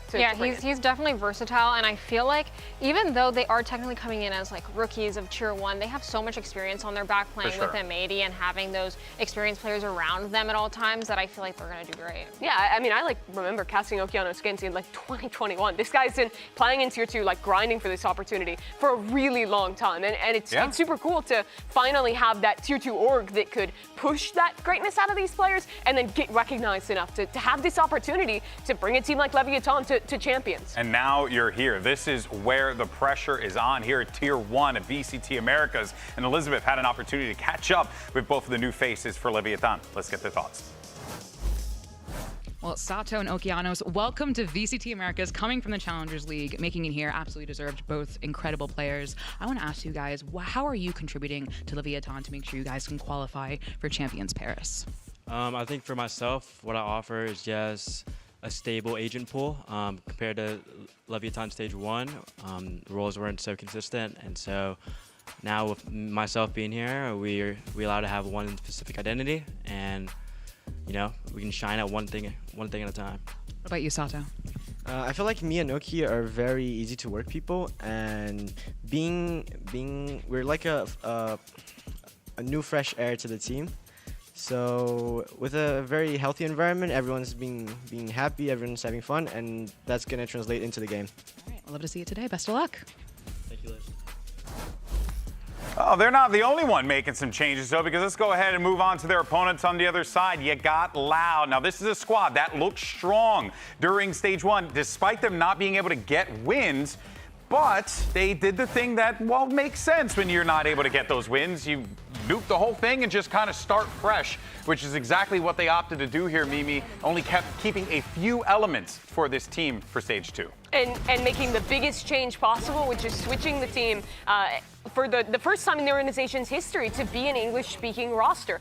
They've gotten rid of their core of their teams, guys like Coach STK and Tui's, who have been with them since right after they won Champions, to now import an IGL from Europe to take over that role in Robbie BK, pull up a Tier 2 player in the form of Verdi, and really have a huge change from what the identity of Loud has always been. This is definitely never before seen territory from the Loud organization. Yep. My experience with Verdi is also similar to Okeanos, where get him on my team in ranked, I'm happy. Get him against me, I am upset. Yeah. So. Well, I'm stoked because for me personally, it's good to see another Caribbean brother out in the field there, because you got Verdi from the Dominican Republic holding it down. So that's going to be really cool to see that. I think it's one of the first Caribbean players making a debut on stage, which is pretty dope. But it is wild to see a European IGL running That Loud. is weird. I mean, just switching places with Sadak, who went over to EMEA now.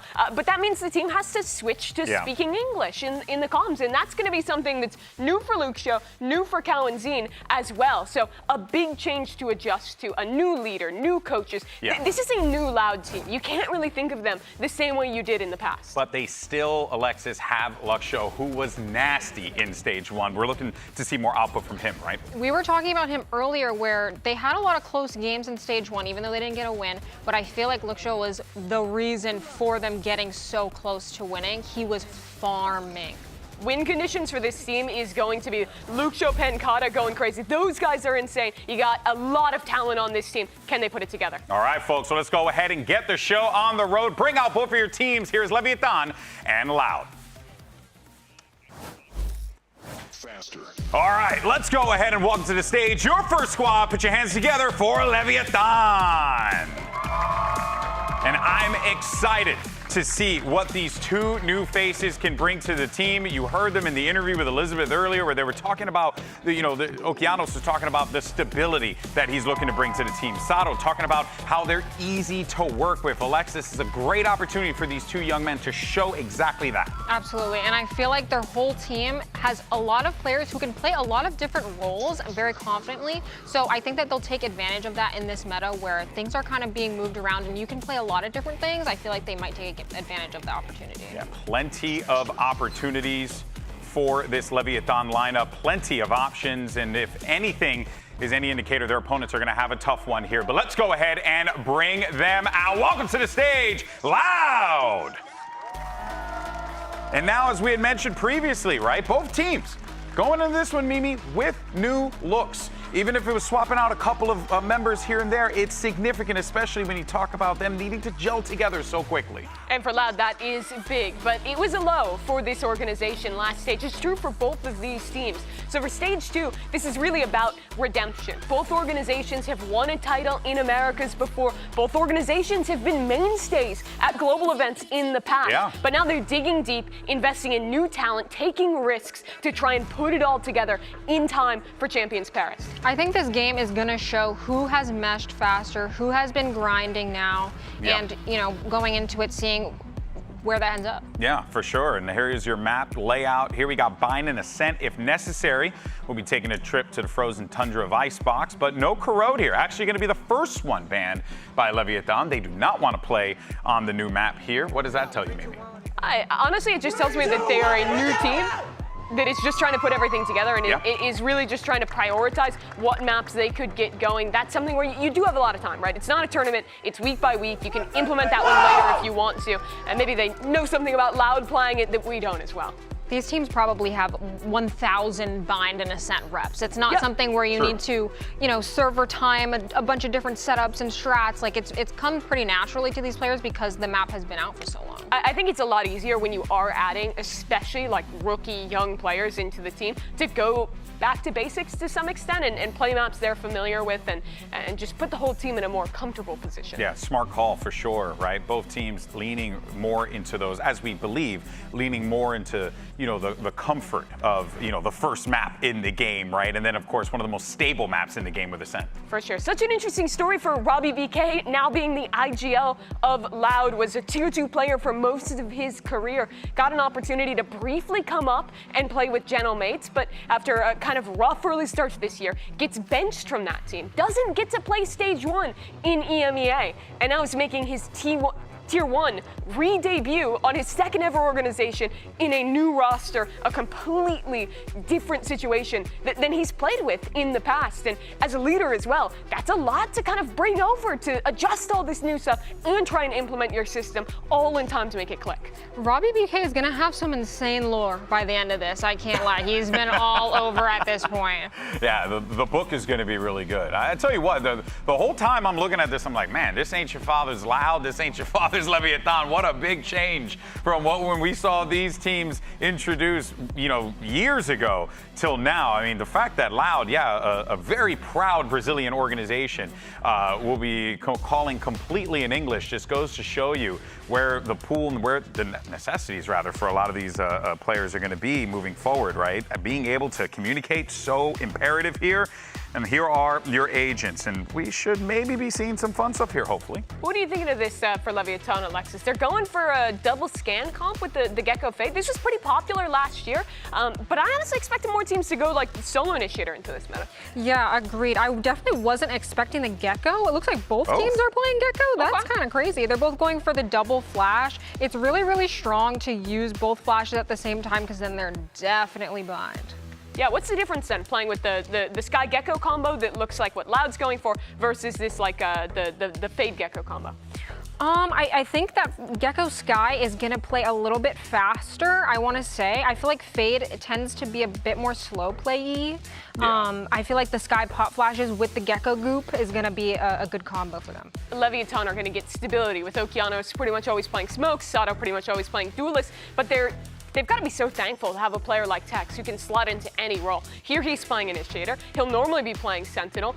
There's so many different roles that this guy is comfortable on, even being a past Duelist player himself. Such an asset to any team in this meta. Yeah, this is a meta where having versatile flex players is going to be so important, and it's going to give you a leg up into other teams. Yeah, it goes to show just how important, as we always note, that versatility is when you're able to bring that to your team, give your squad those options. happens, it really, really does play off for you guys in the end. What do you make of no Sentinels in the server? This was popular before, but that was kind of before people were buying as much like Deadlock and Vise as we're seeing now. It is pretty common on Bind, but I will say I feel like Deadlock is one of those agents that is disgusting on Bind. Especially since the changes to make her net refreshable. Yes, absolutely. So I was a little surprised to see no Deadlock, but I do kind of see what they're going for with the double flashes. Yeah, it's going to be a fun kind of a read on which method works in this situation, right?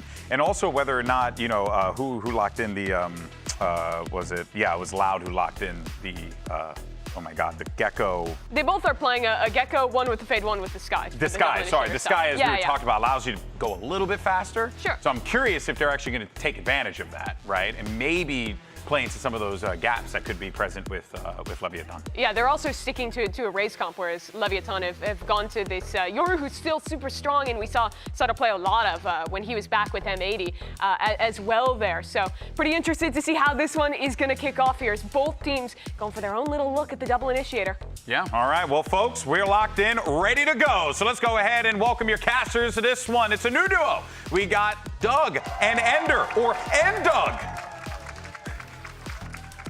Thank you so much, Golden Boy. I think, Ender, as we take a look at this match, we've got to talk about expectations. And you take a look at Leviathan at the beginning of the year, given how they performed last year, expectations were they were competing for hardware. Oh, yeah. And what a fall from grace that's been. Yeah, crazy, right? With the signings of Demon 1 now out of the roster, Leviathan have a lot of ground to cover. Both of these teams are coming in to this match with major roster changes, and you have to hit the ground running here and prove that the changes you made are going to give some hope for this team to have a threat in the postseason. Only 5 chances to make right on their demons from the past. Verdi already satcheling out onto the side. Triple C's. They've got a lot of people here too. Shower's control is there. Leviathan cracked the site, cracked the round wide open. 3 kills already going their way. Loud left limping. With only Pancada and Kawanzin to try to solve this problem. A numbers equation that is not in their favor. And a flank coming in too from King. Pancada has to deal with this, but he's turned the wrong direction. Here comes King, easy kill for him. And the rest of the round's gonna fall apart. It's Lev on the board. Very decisive. You saw Leviathan dig their heels in on A as soon as they realized that's where the hit was coming from. Winning all of those those fights out, excuse me, certainly bodes well. I like you guys a lot. Calms, I hope we get to see it in the clip here. Calm seizing up 3 players as they come into the site. You know, the desk was talking about how effective he has been as an initiator. In a lot of comps, he'll be a solo player for these teams, for Leviathan here. But the rest of the kills just became so easy once they were all bundled up into that tight little space. I think between the C's that you mentioned and then the smokes, just doing such a good job at denying some of those sightlines, made it free. I also just loved, you know, hearing from Sato and Oki in the pre-match. Just great vibes all around from Leviathan. Feels like they're coming in here without too much pressure on their shoulders. Obviously have a lot to prove stepping onto the stage for the first time, but they seemed really level-headed before this match. That seems to be carrying over. What are your thoughts on the comp differences here? I know the desk touched on it a little bit, but you've got the Gecko Sky versus the Gecko Fade. I mean, honestly, to me, I think initiators, Alexis did a good job talking about, you know, how the Sky can play a little faster with the flashes. To me, it's the duelists that changed so much. I think that Yoru feels great on the defensive side for sure. Could be effective on this map, but I am a little concerned once we move over to the attacking side. Raze gives you a little bit more mobility to like dive over top truck into the backside of A, whereas Yoru has to take things much slower, so you're really looking to be more explosive around ults than you are just round to round. Well, Lev should know. They have lost control of U-Haul, and if there were any questions before, Verdi has certainly set off the alarms. 2 great kills with the Sheriff, and more damage to be done. Make that 3 for the Duelist. And all of a sudden, what seemed secure is up in the air. I'm sorry, we're getting ace chance, legitimate ace chance, when Loud have come up with an eco off of 3 Sheriff kills. Lever saving in the second round. They won Pistol Duck and they're saving 2 guns. That is ridiculous. I want to talk about expectations again because, and this is something I'm going to want to touch on a lot because, again, the expectations for both of these teams, especially at the beginning of the year, in some ways couldn't be more different. For Lev, their intent is to compete for hardware. They make these massive roster signings. And if you had told me at the beginning of the year that at week 1 of Stage 2, LEV and Loud would have won the same amount of series in 2025, I would have called you a liar. Yeah, But that's where we it are. would sound silly. It would sound silly. But it just feels like neither of these teams have been able to fully gather themselves, right? There's actually 2 teams that have had Ospas in the roster, right? And since his departure from Loud, they've been making change year on year. Sadok going over to Europe. Now I love how Mimi was talking about Robbie coming in, the IGL exchange. Leviathan, too, have not been able to put together 5 players, and that's got to be the hope now, proving that they've finally used the off time between the stages to put together a competitive team.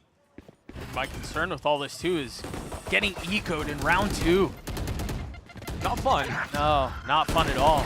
Getting mowed down in round 3 after that, also not very good. Loud, kind of feel the walls closing in. Tex has gone exploring, but the timing is not great. Look, Show takes care of business. Yeah, you've got to be very mindful of your flanks on the attacking side when you're not playing with any sort of Senti on bind. 4 different lanes for defenders to walk down to see some space. Oki doing a little bit of that here, but again, Loud ready. Just a judge in a classic left. As Verdi pushes the pace. Man. That's, I mean, Verdi has played exceptionally well. I know it's only been 2 rounds, but that kid's the reason they're in the position that they're in. A flawless round as Loud take the lead. Nice to see the different paces as well, right? Loud very controlled early on, knowing when to turn up the heat as well. But this is going to be the first big test of a round. And it's nice, too, because we're coming into rifle versus rifle. We're still before any ultimates getting into the picture either. So an honest round of Valorant coming up here. But what we've seen so far from LEV is they've taken a lot of liberties, creeping into this space out of B to start flanking into A. Last round, it was completely red for. I think Loud are going to continue to be wary of those moves being taken. Certainly a necessity, as you mentioned. And it almost seems like, Bender, it's exactly what you're talking about. It's almost like they're expecting pushes on the extremities. They are. Even Loud putting down an aggressive Brimstone smoke. That's trying to take over the control into long. But I like that Leviathan have stepped in front of that with Tex. An aggressive player, you know. Same thing with Sato. Peeking on this side. That's not good, though. Tom's there to help. And Sato, the confidence already overflowing for the youngster. That was real nice. Sato looked like he was in trouble, but Calm playing nicely with him too. Now he's looking towards short. See if he gets any more threat, any more danger. The spike isolated in showers. Beautiful. And Verdi isolated in the crosshair of Sato. Great trade though, but you already see some of the chemistry. That's exactly right. The playing off of each other, right? Whether it was Sato and Calm, you know, playing together for the first time, looking nice. They're on short, Pack's former teammate from M80. And now again, that duo play. This time though, Luke Show showing why he's up here. But 1 is all he's gonna be able to get. So we're tied at 2 apiece here. I think you gotta wonder here if you're allowed, if you need to start exploring the other side of the map a little bit. I mean, that's twice now that they have tried slamming their heads into A through showers, and they've been met by Sato, and it's been brutal. Yeah, the nice thing for Loud is that they layered a bit of conditioning towards the B site early on, right? We were talking about the Brimstone smoke. I'm just shooting, bro. Yes, you are. I agree. But again, Loud have been conditioning that forward B-long smoke, so if this round they wanted to actually play behind it, it wouldn't be a dead tell, just off the utility of what their intentions were. See this flash coming through. There's that early exchange utility. Once again, Loud, the opening moments of the rounds are the same. The strategy has not changed. Ooh, maybe Loud reading this TP away from Sato. After the Haunt found nothing into showers, now looking for the reclear, but there's Calm once again with the drone. Knows exactly what Loud are intending. Thrash invested, will it find its mark? Calm is already down, Sato arriving at the scene of the crime. Oh no, that's the wrong way. Doesn't matter, your team's getting kills. That's certainly utility you're gonna want to have later on though, but it turns out Pancata can cover a multitude of sins. Oki on the swing, not able to get much more as Tex is left isolated. A 1v3 with numbers not on his side, the spike planted too. An opportunity for him to make a play, but such a low percentage. Loud take the lead back. That was an interesting little escalation from Loud. They were fully revealed, right? Calm had good information that it was going to be the play into Showers, but it didn't really matter once there was no contest over that orb. Able to accelerate, go for the swing, just off the back of the Shark. Nice birdie, porra! So I guess they don't need to go to B. Doug, they're just going to keep hitting A, and it's working more often than not. Yeah, it might be okay. LEV back onto Busted By. Couple of volts to speak of. You can't imagine they're going to want to use them here. Well, that's the frustrating part. Sato had the dimensional drift in the previous round, so now he's going to be sitting on it for a few rounds. See if Verdi has to use the showstopper himself, but now just trying to clear away on rounds like this when you're expecting a Judge or a Shorty to creep up into those close corners. That's exactly what a nade there accomplishes.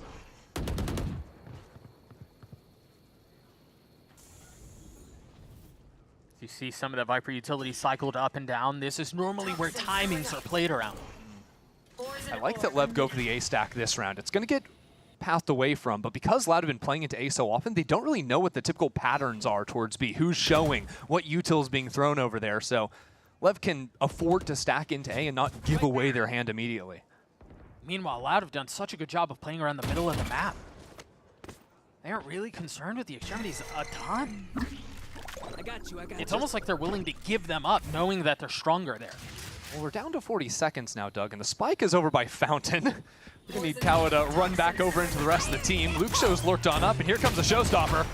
Trying to find a target back sight. As Luke Show continues to push the pace, but wait a second, those are pistols. What's going on here, Doug? Potential of another Thrifty is at hand. King with an upgraded weapon. And the spike still not really made its way out. It's the 10 round's seconds over. left. They can find a way in. Oh, that is a disaster. Loud just eat up the clock for forever. Don't commit into a site, and when they do, it's, well, their Gecko's on the other side of the map. Thrifty. So it'll be LEV stealing away a round. They were the ones that lost round 2 after winning pistol, so I guess it equalizes. Sure. That can't feel good. No, what do you attribute that round to? Would you say that that's a little bit of indecision on the side of Loud, or did LEV do a really good job of denying those lanes? I think it was definitely a bit of indecision. Of course, eventually they did get into the site, but they just lost those opening kills. Right, and time was non-existent. Yeah, Verdi's out there in front of the team. He only has Sky utility to play off of. And just got right-click classic, so it's unfortunate for him, but I think what Loud and maybe Robbie was expecting more of was a slower walk-up and being able to punish some eco-aggression. Take a look at the first time Sato's going to bring an op into the map. This also happens to be the first time LEV are heavily flirting with fountain control. Yeah, Tex broke the dog, so the ops presence will not be known. Still, some attack smokes go down. Double smokes to threaten clearing that space is a bit wild. But it's kind of how Bind was progressing as a map once we saw it, right before we saw it fade away from the pool. A lot of teams would end up using their Brimstone smokes over on the B side of the map to take away those forward lines. And it makes these B players play with very little information. It seems like Loud may be rotating away. And note, if they do commit to this A hit, they are going to be going into a Commel and an Oki ult. It's okay, though, because they're not going to 4 players like last round, Doug. That's going to be the hope, at the very least. With Gecko, it's very easy to plant the spike and continue looking forward for fights. We'll see if that's in the playbook as the wall goes down. Second set of smokes join them, and now that's the suck, and that's the ult. Oh, gonna dear. Hit 3. Oh, no. Verdi and Picata both down, but Robbie, BK leading from the front there on the trade. That's absolutely massive. Sato doesn't see him. Kawanzine has control over backside, and now this leaves our last 2 remaining members from LEV on opposite sides of the map with so much left to do. How can Loud hang on to this? Trying to white knuckle their way through the site, through the rest of the round. Time is short. And teams like LEV are really not able to find footing in. What a mess. The swing is there. 1 kill will be claimed, yes. Timed. But there's just not enough. Wow. That was crazy, because like you were saying, the combination piece there between Calm and Oki was beautiful, right? 2 instant kills, but then it's where the Gecko comes into play, right? Wingman's planting the spike, and Loud were able to creep up into these very forward positions that Sato's caught off guard, you know, scope down the barrel, doesn't know anyone can be over by triple, players getting into lamps as well. That's where everything went wrong. Felt like after this double, like you're not expecting someone to be all the way forward in the brim smoke. And then what a round from Robbie. 3 for him. Gives Loud the lead, and LEV call timeout. And remember that Robbie, last time we saw him play on the VCT stage, it was EMEA and it was during kickoff, right? Gets dropped from Gentlemates. And then we're wondering, well, is he gonna find a spot? He was probably wondering the same thing, but the phone call comes in from Loud to join this team heading into a stage 2 after a dreadful start to the year. And a lot of people are raising questions, right? This team is switching to now speaking in English, right? He's going to be IGLing this team after not being able to, you know, live up to the expectations he would have wanted himself to back in EMEA. But after a round like that, after, you know, now getting out to a slight advantage over LEV, he's starting to build that confidence. And when this guy is feeling himself on stage, you know it. If you're in the building, you're gonna hear him. He's loud, he stands up. If you're watching from home, we're gonna be going to his camera a lot because this guy does not shut up when he thinks he's better than you. Ever the showman. This is the newest addition to the Americas stage. Again, a lean towards A from Loud. See what changes are on the other side of this after coaches were able to become a part of the conversation. It's much faster. Birdie peeking ahead of it. Calm had nowhere to go. A beautiful rollout from the attack. He got Okeanos in an awkward spot too. Beautiful hit. Just the pace change out of LEV's own timeout. Verdi going for the pathing on top of the booth there. It was just beautiful. And you could see, like, Calm is coming out of showers, has absolutely no idea it's even possible because the Viper wall is protecting Verdi's pathing. You hear those satchels. Well, we've seen him satchel a couple times over into lamps. This time he's going up high. And that is just exactly the change you needed to see. And it wasn't just that either. It was subtle, but there was also a dump of utility outside of showers. Yeah. So where Calm, when he's trying to find escape, has nowhere to go. It was in that area, right? Like on the exit path. I'm drawing on the minimap right there. You'd see back in the day, you know, Vipers have some Molly lineups, Sage Slore Orbs, if we're going all the way back into ancient territory. But you can do very similar things with the Brimstone, with the Gecko Mollies as well. It's very effective. See if we get a look at that rollout one more time, because that was exactly what Loud needed on the other side of the timeout. And listen, what we've talked so much about the newest additions to the team as far as players go. There's Verdi taking the pathing, and there's a spit that made things miserable for Calm. Because he's got to take his knife out. Like, he's taking damage from that thing, too. Gecko's mosh pit is just a huge field to be able to sprint out of. Yeah, the other thing that we haven't really touched on is both of these teams fielding new coaches. And that timeout was the first time both of them get involved in the conversation. For that to be the call on the other side of that is really impressive. Now Lever buying up a bit around the saved off. Early Seekers again, we're going for pace. This time Bird plucked out the sky, the orbital strike invested. We'll buy a little bit of time, try to segment them off, but Oki's in such an awkward spot. Fontaine committing to the plant. You see the buy, it's really just Oki here with Sato over his shoulder. And op in hand, forced out of the play though. As the spam connects, the op does too. Much more work to be found. The ultimate! Ult to try to get away, to try to stay alive and buy some time. Great suck, and now he pops on the other side, back out. The flash connects, 3 on the round for the duelist. Make that 4, the ace on the other side, and Sato delivers. Welcome to the big stage. In his debut map, Sato with 5, and that is a thing of beauty. That is an impossibly difficult round to play out there. You can see he's having fun up there with the operator, no less, that they built that round around. He's on top of the world there. Yeah, iBuy power race for the youngster. Again, friendly reminder, there is a PC giveaway for the first ace of the week, and then any after that, $100 Riot gift card and $100 gift card for iBuy Power rewards. Every single ace, follow at iBuy Power on social media. Use hashtag unlock your ace. Again, a filthy start for the kid. Holy smokes. And again, I've got to compliment the teamwork there as well. Calm with another beautiful C as Sato's flashing off of that as well. It's all coming together in the micro element. Now King taking a little bit, but push back. That's exactly when that second player comes in, ready to go. Sato's sort of micro awareness of where his teammates are, how he can help them, how he can help them. It's really there. Again, extremity control from the defense. Loud, again, interested in checking out A. Shark time. Let's see how much space it can clear. It is being followed. And now scoop back up. So U-Haul is Loud for the taking. Traded back though, and they're going to be able to snatch that thing right back. And there is a connect there. How much further can they go? A great trade out from Verdi. And the space they thought they had taken is now gone. Take a quick look at the minimap. Look at where Robbie BK is on the other side of the map. They're going to take the TP. It's just King here. King's been waiting the whole time. He's ready, Doug. Challenge for the crown. Can he hang on? They're going to drop the pit and try to quietly funnel their way through as the goo fills up their screen. King on the swing. Robbie BK down. Traded back though, and now the Thrash becomes a part of the conversation once more. It is going to... It didn't get him. No. How in the world did that miss? It didn't even see him, Doug. Last player standing. That's Tex. It's all on Sato now. Yeah.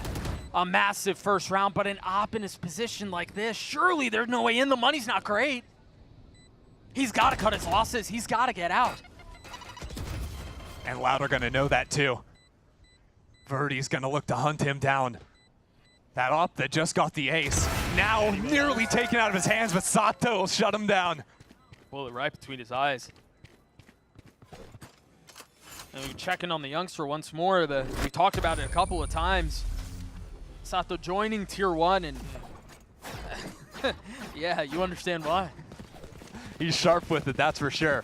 Already proven that in the first half. 13 and 5. Oh yeah. I mean, look, Verdi's not so bad on the other side. 11 kills to his name. Solid debuts all around. And I've also got to commend there, Robbie, sort of calling into his own lurk onto B long.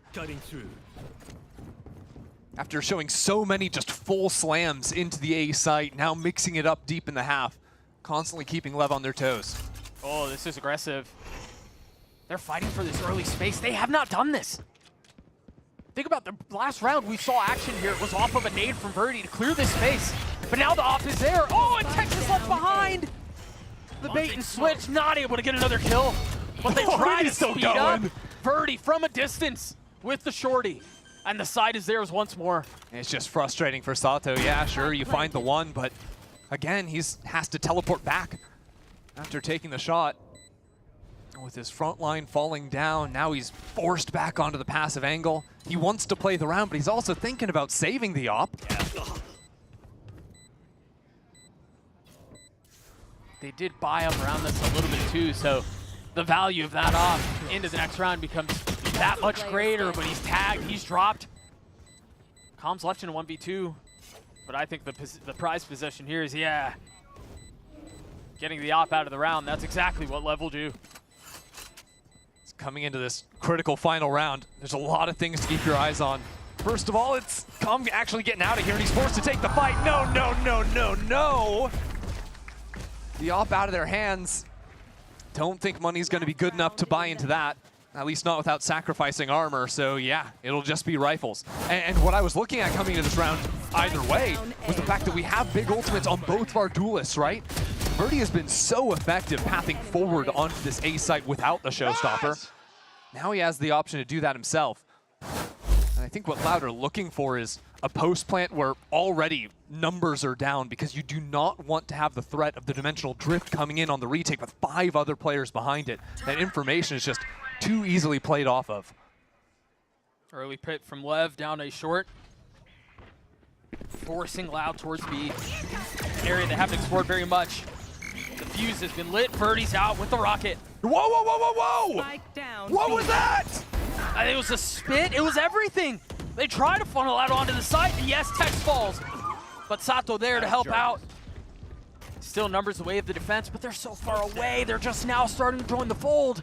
Plenty of time to plant the spike, but keep your eyes on King. He just booked it down A short, and it's him versus Luke Show and Hookah to determine the round. He's got the pit, but is he gonna check this? Where's the discipline? It's not there. Luke shows a step ahead. 2v2 now. And as the spike ticks away, Leviathan have to figure out how they get out onto this site. And how they do so undetected. Pancada on an island, 70 HP. Not much to speak of. The dog will not connect. So Pancada once again concealed. Last player standing. But Okeanos is there, leaving Lucio in a 1v2. Dinked up, 41 HP now. And time is short. The spam will connect. And Lev gets a 5. Clutch work out of Oki there. Switching over, making some people a little bit nervous, but they're going to have the time. Leviathan come within 2 at the end of the first half. And already, Doug, I am just loving what we've seen out of our new duelists. Yeah, I mean, 16-7 for Sato, 15-8 for Verdi. And yeah, they're young, right? And this is only week 1, but the future of North American VALORANT is bright. Yeah, it is looking real sharp. Again, a 7-5 lead for Loud at halftime. We'll see how things look on the other side of the break. We will be right back.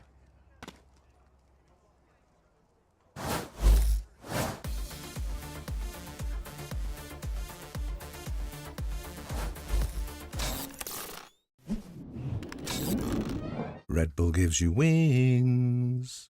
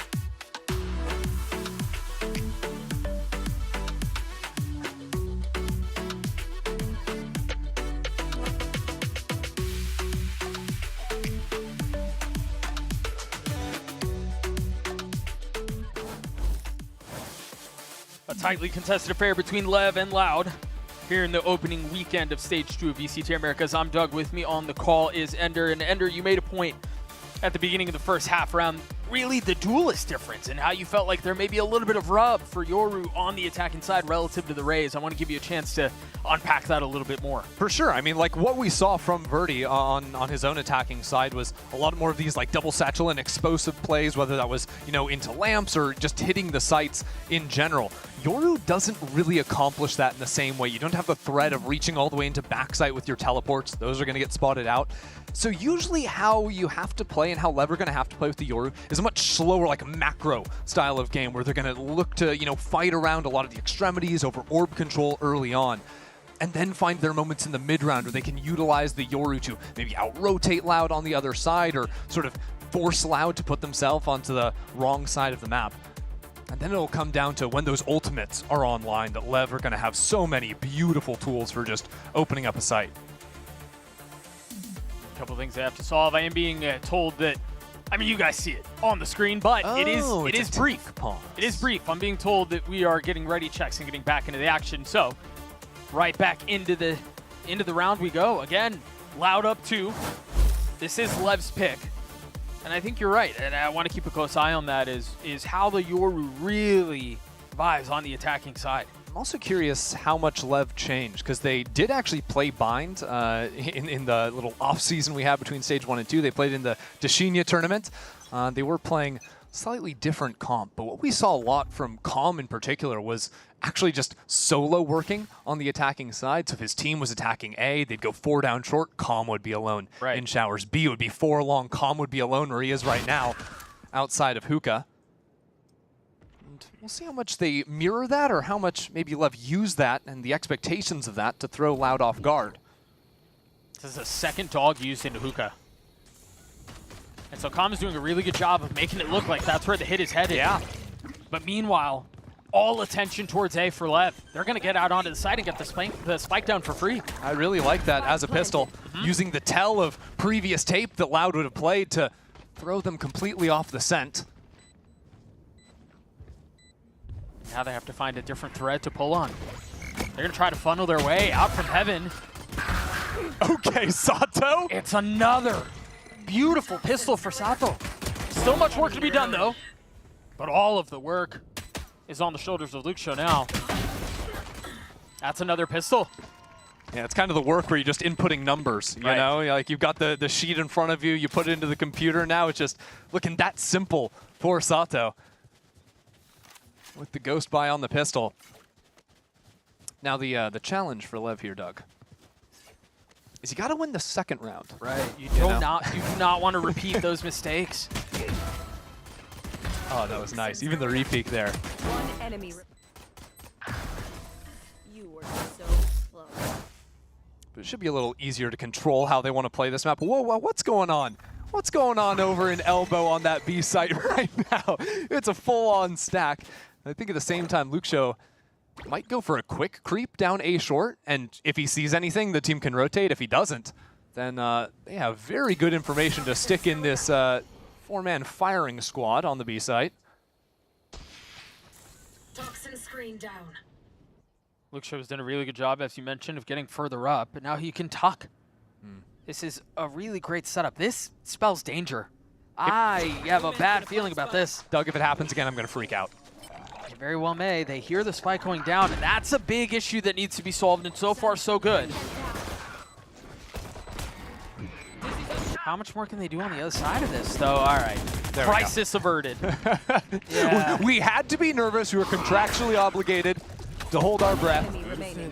But yeah, very easy work. And I think, honestly, just the Gecko there made things so simple. They hit the site with only 3 players, which seems like really risky on the Eco, but Wingman just means that you can kind of do that and hold on to long control. They didn't even necessarily need to fight forward if they didn't want to. And I expected Loud to swing and try to fight as soon as they hear the spike start to go down. But either way, opt not to do it. LEV avoid a mess again, and we're tied at 7. Lucky for Loud here, LEV haven't, funneled all of their orbs onto one player. A lot of the time on the attacking side of Bind, you're like, okay, if our Gecko can get some kills, get a couple of orbs, like this round 3, there are a lot of serious options to be able to convert. Not going to be the case this time around. I do think it's important that Loud play with a little bit more information on the defensive side of things. This map can be very hard to play if you don't have any forward lines at all. Right. Whether that's Showers or B-Long going to be the most common. It looks like B-Long is going to be the move for Loud here.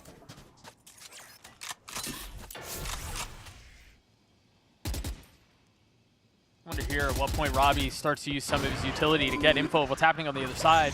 But with the threat made in Hookah, they've got to realize where the danger's coming from. Hakata's already down. Robbie on the swing. Oh, no bullets! Really good target selection, but you're right. The mag was empty. That's gotta hurt. Now the B site left completely open. Loud, I don't think you can play this round. Not in these conditions, no. I mean, it's worth going into, but Bind a map we haven't seen a while on the Americas stage. I mean, okay, we saw it in the last series, but bear with me. Yeah, go on, go on.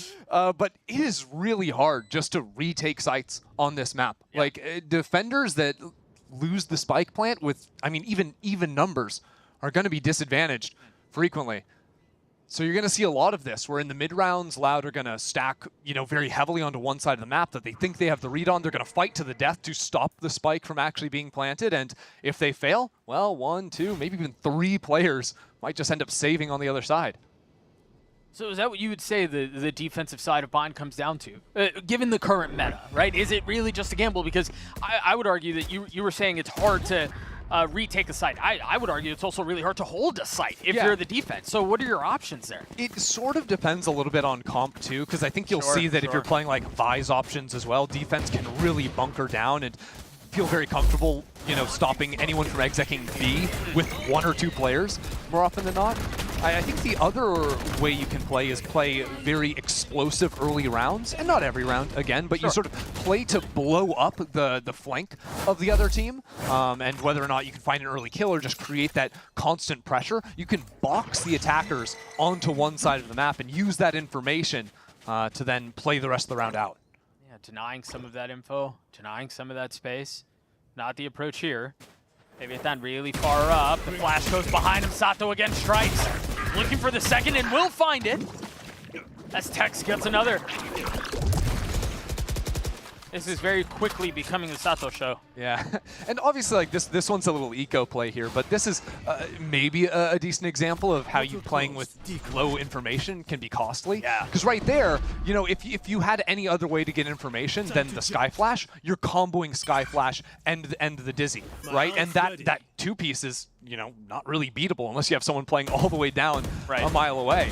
But there they have to use the Sky Flash to get information, right? Because they're not playing off of one individual player's contact. Then Dizzy gets thrown up and it's just too late. It's coming in a little bit delayed. So I do want to see Loud, once they have rifles in hand, finding ways to get on the forward lines rather than just going for these, you know, trap setup ideas. Yeah. See, LEV will take the scenic route around, commit to getting the spike down, and wonder how much they will hunt. Seems like they're interested in it, and Tex will succeed. He will find his prey. Leaving Verdi alone with nothing but a Sheriff. Tex now will have his ult going into the next round. Sato does too. It's Chisoki, who's now one step away from his, as a flawless round gets LEV up 2. And this is where the snowball effect comes into play, right? As soon as you win round 3 after losing the first 2, well, now we are beating you on tempo to ultimates, right? So now every single round for Loud coming out of this, it's a buy into a save, over and over on repeat. That's just how Econ works for Valorant when you're losing the majority of rounds.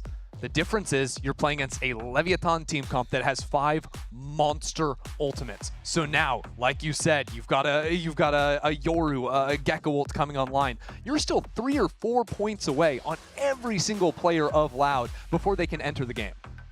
And that just makes this comeback. I know it's only 2 rounds, but it feels like 20. Yeah. I mean, it just feels like such a daunting thing they're going to have to figure out and solve. And then when you you add on top of that the fact that the 2 rookies for LEV are top fragging, this seems like a really tough nut to crack. It feels really daunting until, you know, the teddy bears start getting, you know, shaken in your face. It you know? takes the edge off a little bit, doesn't it? It takes the edge off, like, big time. It's like, okay, no, we call a timeout. Get a little breather going. Remember that in the first half, right, it was Leviathan that were starting to struggle in a couple of rounds. They called the timeout, and Loud's read coming out of it just clapped them, right? Yeah. So now it's Loud's turn to take that pause and see what the pivot is going to be. They're going to be gearing up 3 over towards the A side. I mean, this is a classic bind defensive setup right now with Sky and the Viper playing over B on their own after that trap piece they tried to run on B long last round. Again, remember the ults. Oki 1 away. LEV with 2 more to speak of. The flash. Clearing, there's nothing outside of showers. Ooh, it's a more forward Viper Orb than Loud had been throwing previously. That one really threatens like a Sky Flash coming out of 3 players being behind it. So I think the LEV need to stick around in the area and re-clear this to make sure there isn't a stack on this B side again. That'll sort of delete this opening misinformation gambit from Loud. They know now, and you've got to be careful. They're really far up. Both Robbie BK and Luke Show have to take a quick step back.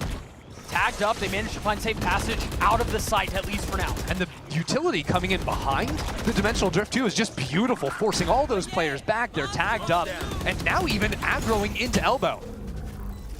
Looking to fight for more space, for more control as Sato gets another. The flash rune, you feel this push and pull out from Loud as they start to get advantages on elbow. Line of scrimmage being redrawn, the flash is pretty, the kill comes through. The 3v3 now is Loud have tried their damnedest, but have not fully found success in getting out onto the site. 1 enemy remaining. And with Tex holding the line left and right. It gets so much harder right now. Calm is left in a 1v1 with utility in hand, has to take a step back. Verdi on the tap, not committing onto it quite yet as the haunt is cleared. Verdi sticking it to half, and what a shot! But there's not going to be enough time. Beautifully played as LEV gets to 10. Right down to the wire there.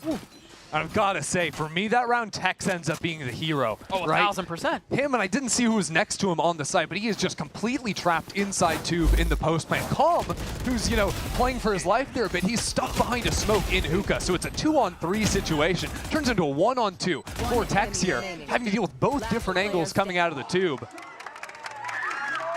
It's the work he did in staying alive. If he goes down on either of those two, the round's just lost. 1000%.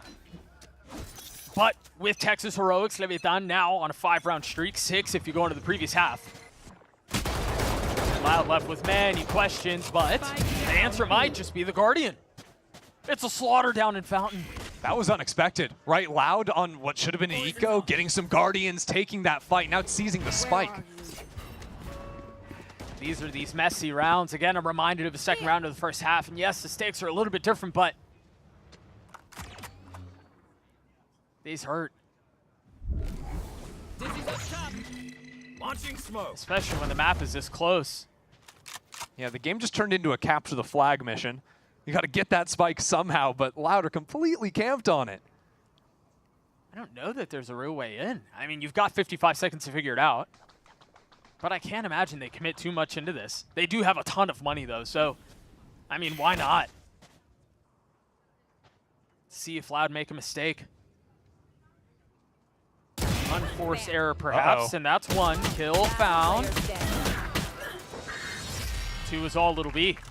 Loud get up to 8, and it was this aggressive fight down Fountain that was exactly what they needed. Yeah, and even after that, like, you think 4v2, like, it should be easy to play the round out. By choosing to stick up there on the spike, it's pretty hard to navigate the positions you need to be able to play there to find good trade times and also watch all 3 different entrances to your side of the map. So credit to Loud for actually being able to be in position to trade each other there. This is finally where Loud have a shot in these rounds. Like, those 3 ultimates came back online, so stealing away that eco round has instantly evened the playing field. All of a sudden, there's a possibility of a chance. They've weathered a lot of the storm. But there's still much work to be done. Wow. Already a great response. I mean, this is the pivot from Loud, right? They've been getting beaten by sitting back on their laurels. Finally, they're taking the fight to Loud. The last 2 rounds on the extremities. And coming up huge in both of them. You wonder here if another timeout might be coming soon.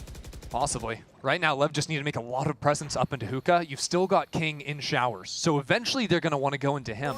But rotating out of hookah so early, that starts to become predictable. Now, Loud have decided to stick Pancata over on this side of the map. Potentially just deny away the plants.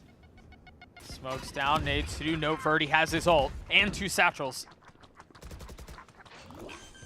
And this round is far from secure. They might choose to invest it. The spike is down too. Molly's late. And it's a fight to backside here, Doug. And Oki has ult. Tex is really far up, and there's the rocket. Connects onto King. 3 for Verdi. It's all onto Oki now. 10 HP, he's too far up. He will get swung, and he will get taken care of.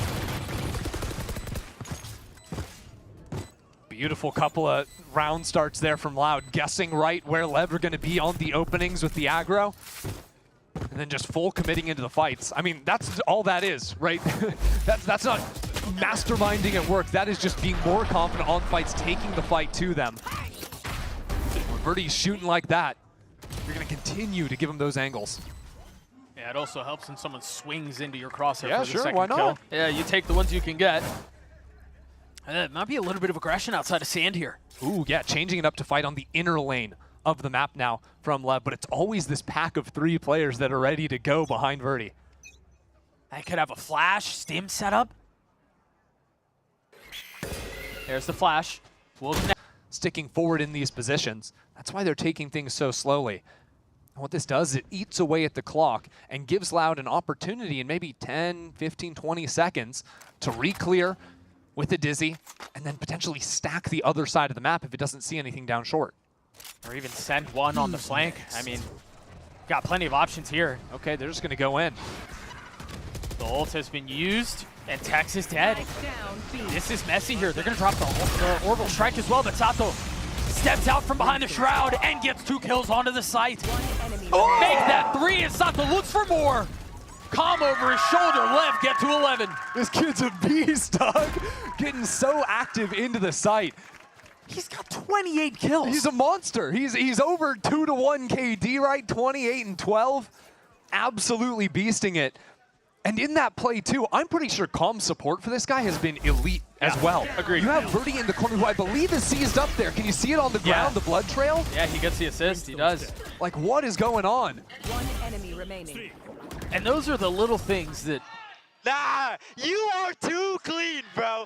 You are too clean. I love it. I love it, Doug. Again, these 2 youngsters coming up from Tier 2, coming up from their time together on M80, and taking the stage by storm. It just feels like a completely different atmosphere up there for Leviathan, right? No matter whether it was like earlier in this year for Lev or even last year too. It looks like they're having so much fun, but on the other side of things, now a lecture coming in. I'll be having to listen to it and come up with a plan to claw back here. They had those 2 good rounds just leading up into this, but it is not easy to close out a map of bind on defense. I mean, the timeline perfectly highlights what you were just saying. They win 5 rounds in a row, and yeah, Loud are able to punch back a little bit, but it's a notable lead here. Yes, it's only 2 rounds, but given the side that Lev are on, it feels like more. And then you take a look at the ults for Lev. They're stacking once more. Oki has his, Calm has his, and then you've got Tex one off of his too. Now it's interesting, Loud out of this timeout have changed up the squads that are fighting. It's actually Verdi on the weak side of the map, with Luke Show next to him. Probably your best shots on the team, ready to go over there. That's where the hit is headed. Collinzine spotting a couple, but pays for it with his life. It's uncomfortable. Robbie is now isolated. He's alone on the site. Pancata up in hookah, but just there to take their ones. Yeah, and they know where he is too. Now the question is, how much further do Lev push this? And what about Luke Show, who's come out of showers? Here's all these TPs. He's ready. Do they know? I don't think they know. Oh, they don't know. It's a disaster as Luke Show gets 2. And there's still Verdi on site. Tex trades back 2, and the spike now scooped up. It's a mad dash back to A. Can they commit to getting the spike down?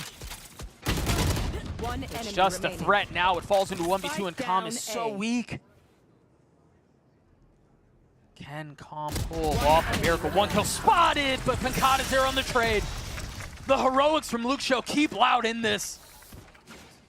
It was a really strange pivot from Loud out of the timeout, right? Changing up, putting Verdi to play so passively over towards A, but it made this teleport move so exploitable, right? Like, in what world is Luke Show going to be able to creep up out of there the one time Lev don't actually guard showers at the start of the round? And it's that just sort of puts Lev into an instantly losing position. They're going to go back into B now with the Shark to exec into the site.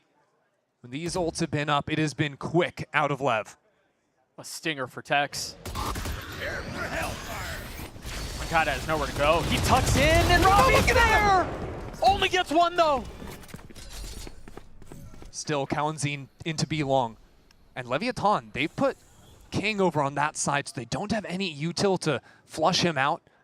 They're actually going to regroup back. Now again, because they didn't play anyone towards A, they are worried about Luke Show on the flank. Right. They're regrouping down into B long, but they can't commit every player. You've still got Calm guarding the flank because of how they chose to open the round. That Thrasher from so far back. He'll get a second dip at it, so long is cleared, Octagon's cleared. But you got to get past Kawa. You've got to get past Verdi for access to the site. And that's so much easier said than done. The dog will tag. 40 seconds left on the round. And they're all going long. Collinzine might be in a bit of trouble here if they don't fully clear him out. Again, still not tagged. Collinzine does get his 1, but traded back as King on a rampage gets his 2 out onto the site. Luke Show's left alone. Spike planted. Forced to retake the site on his own in a 1v3. with the pit in his back pocket. No real way to invest it. So many angles to clear. So many things to check. And such little time to do it all. Lucio's forced out of the play. There's just no way.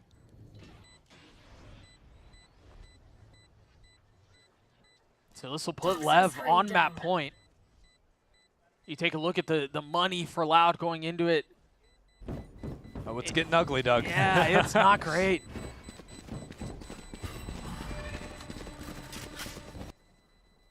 No chances to go back, take a pause for a timeout. No, you just got to think on the fly right here. This will be the challenge for Robbie BK. He's seen this attacking side 10 different rounds of it. Now he's got to think of some way to force an OT. And look, let's give Robbie his flowers, because the way he's made some of the calls that he's made have been spectacular. Sure. But he's got to find a way to do it again. It's going to come with early aggro, dipping back into what was working when they started piecing some rounds together. This time 4 players into B long. But Verdi hasn't been given a gun. They're leaving Verdi on a stinger. Is he satcheling through? Maybe they go fast. It seems like the flash is up top. Oh, it's actually a clear towards Showers. But they've left 2 players into long. They're hoping that LEV are going to accelerate and disrespect those early angles on utility. But LEV are keeping a very level head right now. They're not going to get fooled coming out of the pause. Part of the issue is they don't really have any info of what's happening around them. It's true, they heard 2 teleports, but what does that actually mean? Right. And there's no way to re-clear it. And so with all of the space that Loud are taking through Showers, back into Showers, it gives the opportunity for Lucio to pop the pit B. Verdi is going to have a potentially very quick flank coming down to A short, but look at Calm. Look how Calm is pathing back towards spawn. He's going to have the first fight against Verdi. And if he deals with Verdi, the site is so easily, it'll crumble. He's got to understand that this is not safe, but that's such a weird angle. Why would you ever be there, Verdi? Punishes, pops the ult, but there's no one there. That's all right, they're forced to go forward. He's still on the hunt. Second satchel through, footsteps heard. Got him! And the rocket connects. But Sato trading back. Down with a sliver of health. The spike planted. King waiting as you see the reinforcements start to arrive for Loud on the site. They're going to try to fight their way out from Showers as best as they can. Sato goes on a solo mission. Make that another 3 on the round for the Yoru. 3 is all it'll be, but that might just be enough. A 2v2 for the site. Pit now on the site. Kawanzine down. Verdi is going to have to solve it on his own. Can the newest addition to this roster keep this map alive? 3 bullets left, 2 targets to find, 1 second left. Verdi will fall. LEV take bind.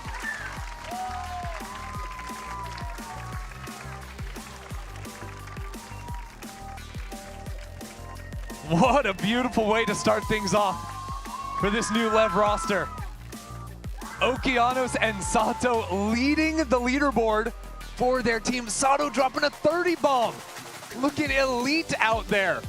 And as you mentioned, Oki not too far off. I missed how many kills he had, but he wasn't that far behind. No, he was looking great. And honestly, just the synergy in server, right? It's a close game, but early on even, when LEV weren't winning rounds, you saw frequently both of those 2 players sort of, ping-ponging, playing off each other beautifully. You saw Calm getting in there as well. I think they had a really great awareness in the small fights they were taking when they're shoulder to shoulder with one another. And so while this does look really good for LEV, I do, once again, want to talk about Loud a little bit here. They've got a lot of promise in Verdi. Robbie called a really good game, all things considered. I was really impressed with some of the calls he made. And so this doesn't feel like all is lost for Loud. No, now you've got to be the leader in-game and out of it, though, right? You just took a tough loss. You got to bounce back and come in strong for map 2. That was LEV's map pick. Ascent is the second map in this best of 3, and that is Loud's pick. We'll see if they're able to equalize this series there, or if LEV are going to walk away with the 2-0. We will be right back.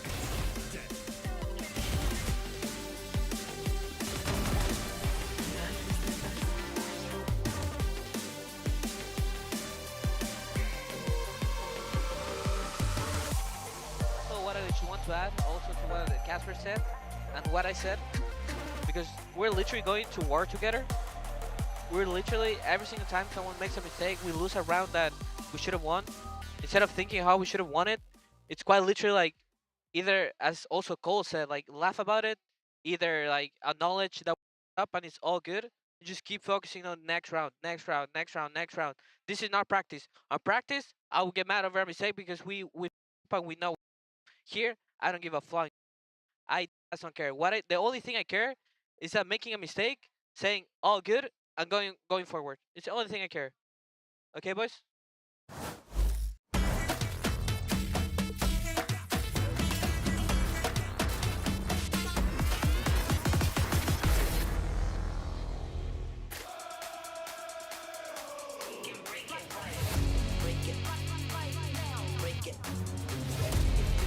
You feel the pain, kick and break it right.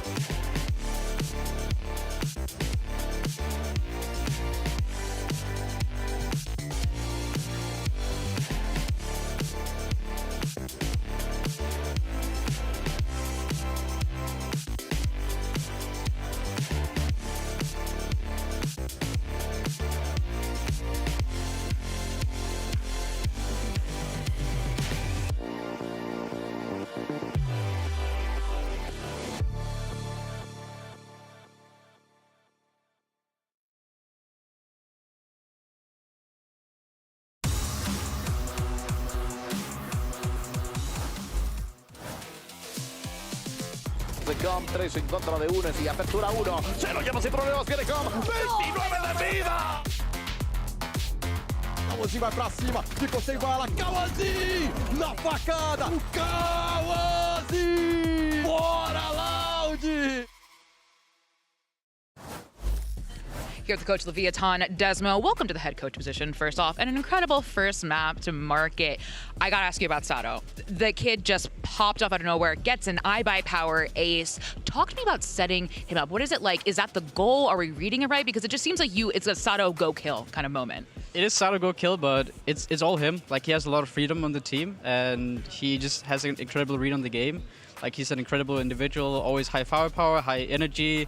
Like, he just does everything, and we just let him do it. He's like this kid that just wants to play video games, so he's like, oh, you'd go do your thing. It's winning you the game, so best of luck on map 2. Well, there you have it, folks. I mean, you heard it from the coach of Leviathan, but what we saw with our eyes was a rookie masterclass. These players really stepping up on their debut on the main stage here. Mimi, very impressive. Yeah, literally all three rookies had an incredible game, but Sato definitely took home the top spot there. Just looked so confident. I think there's something to be said about not just getting this opportunity to play in Tier 1, but getting to do it with one of your teammates, both Okeanos and Sato, who had played together for quite some time with M80, now getting to kind of continue that relationship here on a top-level team and playing just as well as they did in Challengers. It definitely felt like a rookie masterclass. It felt like, you know, the older guys were just setting them up and like making sure that they had the correct util to properly get kills like they were doing. And by the way, it wasn't just the guys in Leviathan. We also had Verdi, who had some pretty awesome pop-off moments as well, Mimi. Yeah, Verdi was also looking really solid. Some of those entries on Raze just looked super clean. I was impressed with how just like confident and comfortable all three new players looked on stage. Yeah, Verdi especially. His util was insane. I don't think I saw him miss a rocket. I felt like his Raze util was really impressive. His movement as well was really, really His good. pathing on the A side was fantastic every single time. I mean, the guy clearly not just had the reps in there, but had the comfortability with this squad to be able to do the things he wanted to do, Mimi. Yeah, and it was a super close first half, I think in a lot of ways led by those first kills from Verdi, but once we got to the second, really different story. Lev ran away with it. Now, Loud in a pretty tough position here. Yeah, we'll talk about that and, of course, what is to come ahead of map 2 in just a little bit. But for now, let's actually send it over to the coach of Loud, see what they have to say going into our next map. Here, the coach of Loud Leader. First off, welcome to VCT Americas. It's a pleasure to have you here. You did lose map 1. We're going to your pick of map 2, and we saw a lot of brilliance when there, you know, Verdi popping off these moments, Luke Show out there. What is the plan for Loud for map 2? We've been working for this map so long. I think like our players are more confident individual on this map, I can say, and we have like a good understanding on map 2 and map 3. Like their pick was not our best map, I can say, for this series at least. But yeah, like we're just confident to show our like real skills, real teamwork on this map. And yeah. Best luck on map 2 and maybe map 3. All right, well, Loud need to be able to force this map 3 here. How do they achieve that, Alexis? I feel like maybe they start focusing on setting up Verdi so that he can win that Sato head-to-head, because Sato is owning right now. Yeah, the kid is absolutely on fire, but of course, let's see what happens as we get ready for map number 2 and whether or not this one's going to go the distance. So let's send it back over to Doug and Ender. Thanks so much, UB. I think Alexis makes a really good point. Also, I don't know if we've touched on it, but shout out Alexis and the rest of the team for winning the Challengers match. Yeah. Which is so freaking dope, by the way. And she's also an incredible task analyst, and we're so glad to have her on the show. She makes a really good point. How in the world do you stop Sato? That's so much easier said than done. Yeah. And you know what? You make a great point there, Doug, and you ask a great question. I just wish that I could get. I just wish that I could get some of that praise every once in a while, Doug. That's what I'm looking Listen, for. it's the no, first it's fine. day Let's do of agent the duo. select. No, let's do agent select. It'll be fine. We're going into Ascent here, and what I'm looking at is Leviathan, what they're going to be playing, because Okeanos in the break between stage 1 and 2 was playing some Deadlock on this map. So there's a little double Senti action, but it would be a different look for us than we saw on the last one with him in the smoke slot usually. There's also going to be Sato on the Yoru, so these hovers, don't trust them for even a second. It'll actually be Okeanos over onto the KO, so going back to real basics here on Ascent with some double initiator action. It's the vanilla comps. Yeah. It's vanilla comps with Cypher to mix it up instead of Killjoy. Isn't that awesome? Whoa. It's blowing your mind. Really pushing innovation here, are we? Do you remember how these comps play? It's like you get an operator on your jet. Right. KO is pretty good for early info and like stalling a hit. Yeah, can you help me? Because I'm not familiar with how this works. What are you expecting out of these comps? Don't make me do this. Don't make me. Although I stand by it, it would be great to one day see perfectly default Ascent comps. You know, on the 10-year anniversary of Valorant maybe, and we just cast it like we've never seen any of these plays before. It's like they're droning B main to post the up on the line. And did you know the Jet could dash over on the HUD onto B and then slot? Yeah, that's crazy. I will say this. For as much as people give the vanilla Ascent comp a hard time, I genuinely enjoy it. The reason why is because it becomes a chess match at that point. You know what's expected. You know what the other team is likely bringing. And a lot of the pressure is on the IGLs to call it effectively. default ascent is kind of like vinyl, right? You know, it was great back in the day. It faded out for a little bit. We're playing like double senti and these types of things. Wait, but so what's double it's senti? having its moment. It's back. Is the double senti an MP3 player? What's... No, it's kind of just like streaming, because I do think it's the best, but it doesn't have that, you know, emotional value to me. Right. It doesn't hit quite the same way. No. It is good to see people back here in the Riot Games Arena. You guys too. You guys look good, and I miss you guys. It's so good to be back. We are loading into Ascent. Loud is going to start on the attacking side. We mentioned again, the comps are standard. They are what you would expect. And that's where you're going to look at King and you're going to look at Robbie to call their way through this. It was fun watching them working through the rounds back on Bind. Now get to see LEV call for an early mid aggro. We've got 5 players ready to fight out potentially, even though it's just going to be Robbie's drone moving into the space. The rest of the team has snuck in B, although snuck is a bad word because they all got tagged up by that knife. Now they're going to try to funnel their way back in. LEV are. The Loud have already worked their way out onto the site. You've got to be cautious here about how much further they scale up. Whoa. We're going spawn from Luke Show. He was getting active with his Deeg. Doesn't fully commit to it. Takes a step back, wisely so.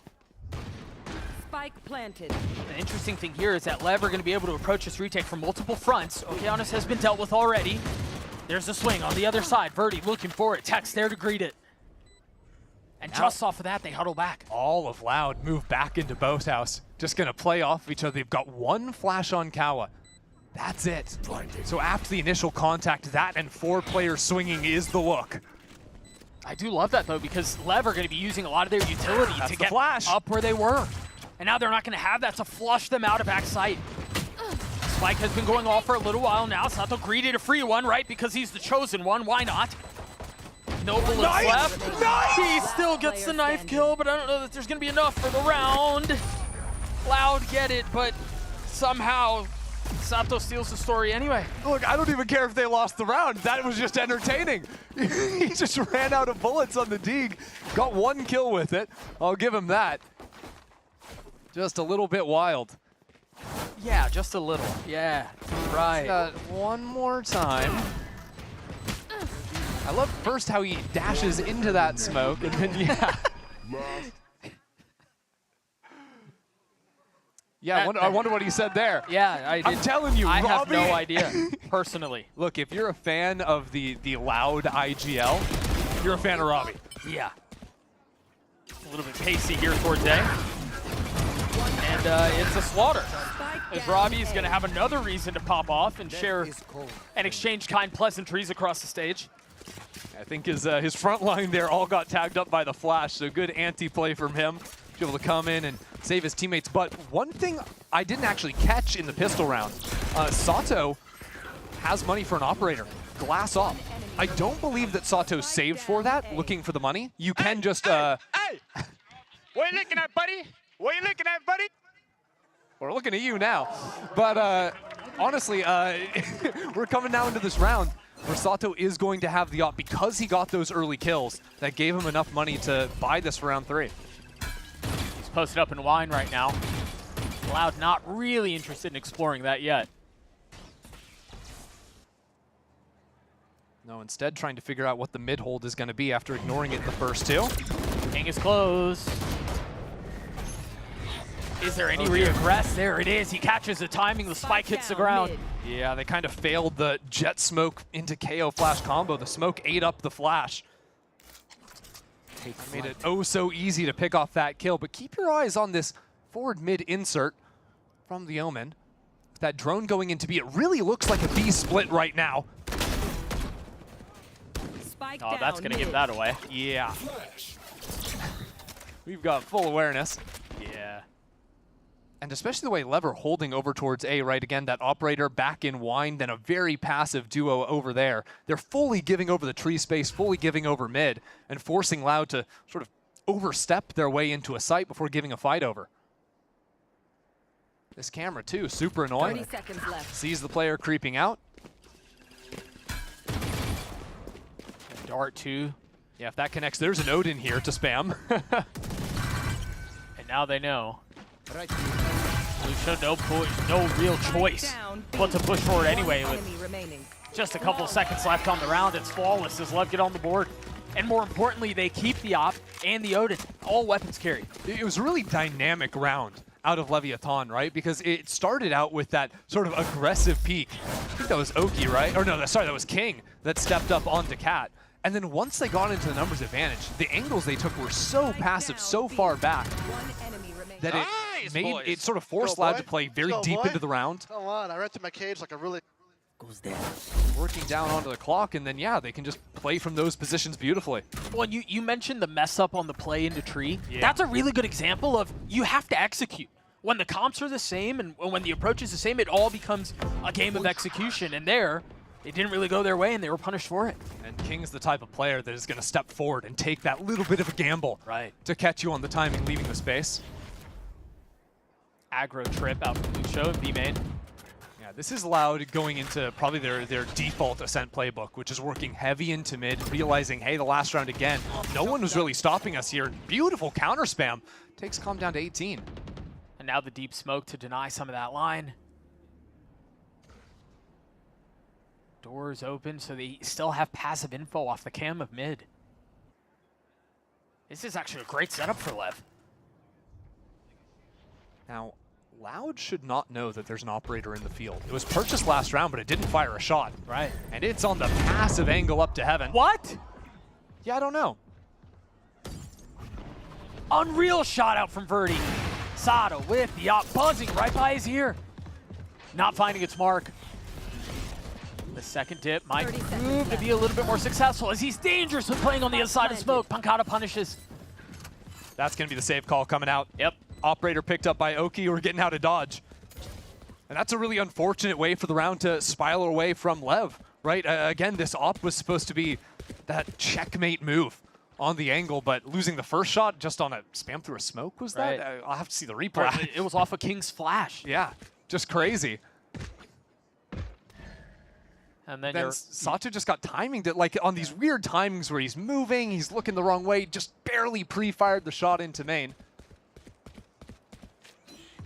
But giving that information over to Loud makes it a lot more simple to play these rounds out. You know, you put the anti-op protocols in place. You can't disrespect any of the early lines. It's going to force some of that respect out. So the op was carried over into the next. You mentioned the Odin as well. Will continue to be a part of the conversation. And they should be able to buy up around it a decent amount. There's that kill. Dude, like what? Yeah, throws the paranoia and instantly starts swinging. So it might have honestly just been getting hit by the paranoia. We're returning fire. Yeah. Ooh. A little flash setup, a little sharks. It's trying to fake a forward fight, but it really is going to be Sato trying to post up in B main. Cage triggered. Now, Luxio's been throwing a tripwire there, right where he put down the cage that stops the forward posting from an operator. That's one of their anti-op plans, but I think with some fire back coming out of the defensive Cypher this time, he chose not to and just threw down the trip, pulled it back as a little fake piece. Drone's going to get a decent amount of space up towards A long. And out onto the site, the dash is procced. Oki still has the knife though, doesn't tag anyone. Thought that was going to stop the hit. Yeah. Oh, even the passive presence of it may have. Well, volleyed himself, but Loud don't know that. Well, then also, I mean, Verdi doesn't have dash anymore. He can't easily get out onto the site. I really like that timing, taking the fight into short there. Once they realized that Loud, it was just a bit of fake presence in A main, they think, hey, there might only be 1 or 2 players on Cat. And they seize that opportunity beautifully. Now this forces Loud to step back into the mid space, really worry about someone creeping up bottom mid, up onto Cat itself, before going for this split hit. And when they do, their options are somewhat limited. Single flash, no paranoia. There's the flash. Calm forced to take a step back. Oh, easy killer. There's a lot on the other side. What a door. Calm gets 2. Make that 3-4 on the round for the initiator. That was crazy. The tag coming in there. So accurate. Did you just call him a dork? Me? I thought I heard that. He was. For having the lineup. I love it. No, I mean, he was, but I don't think I called him a dork. I'm hearing what I want to hear when I see a lineup like that. That is crazy. Maybe I did. I don't think I did. I'm not going to. I didn't do that. I'm putting words in your mouth. I didn't mean it. That was my honest reaction. Thanks, bro.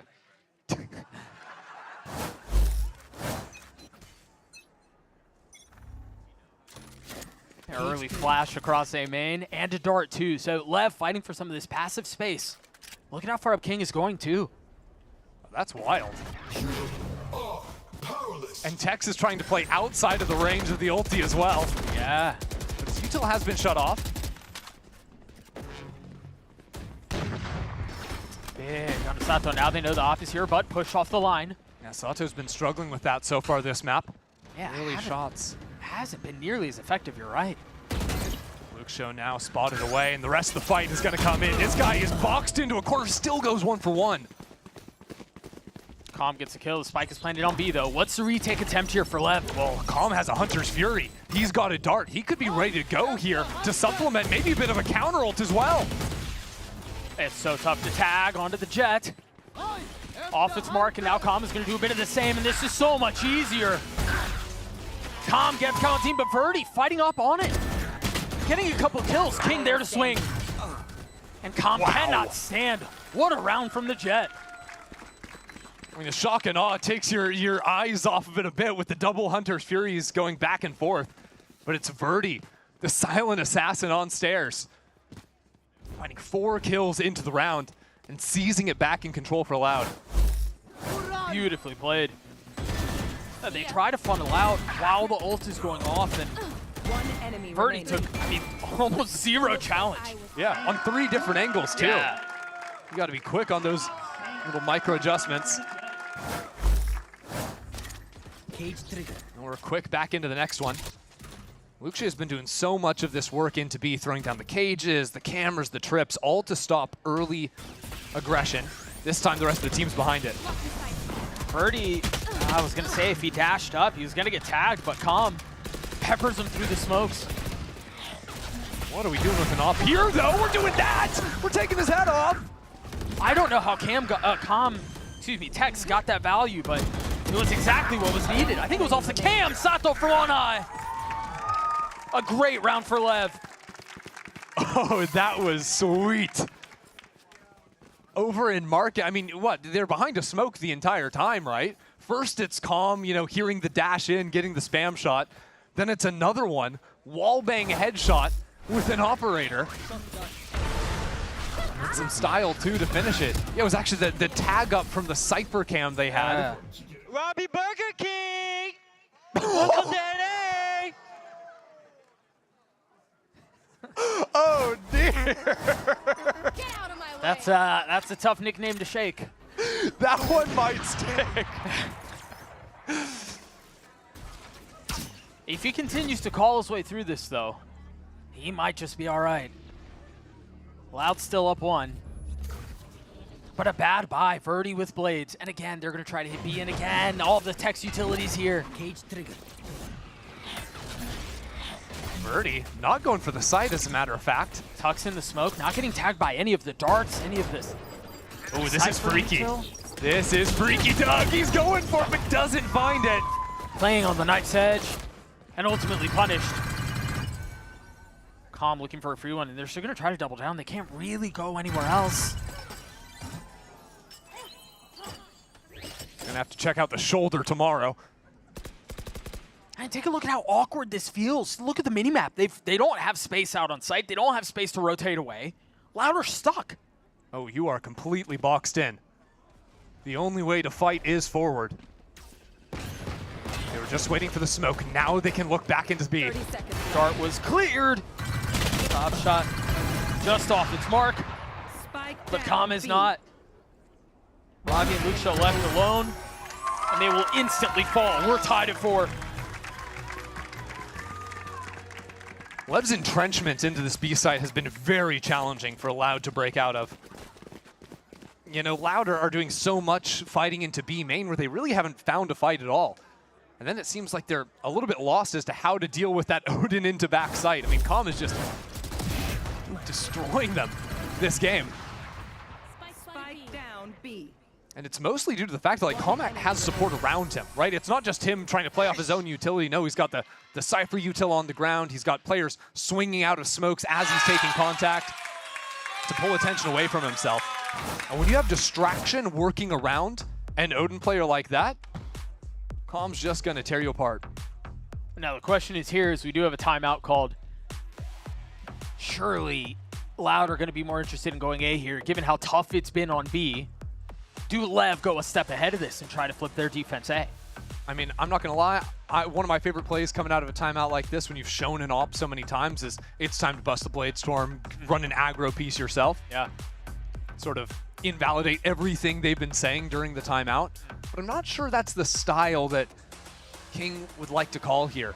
Or the style of this LEV team. We're still trying to get a read on how they're going to be operating with Sato and Okeanos in the mix. They haven't done a switch up yet. Sato is postured in mid.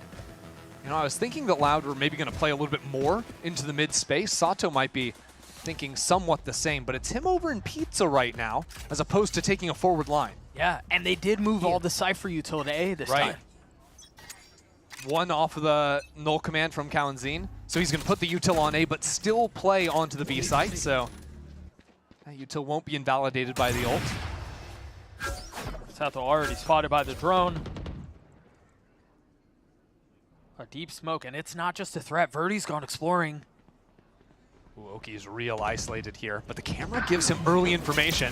Wait, Luxia just killed the Opera. What? What is happening? Verdi went up a little bit too far.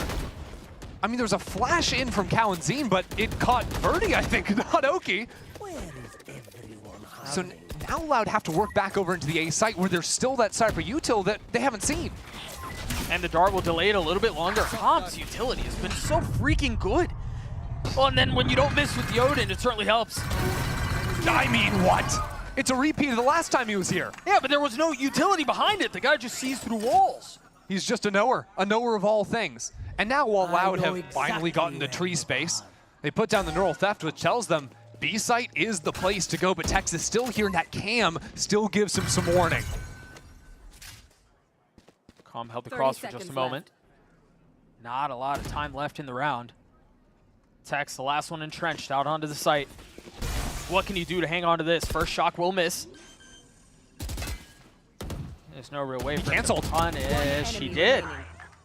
And that buys just enough time. I don't think Robbie's going to be able to really find enough comfort to commit onto this.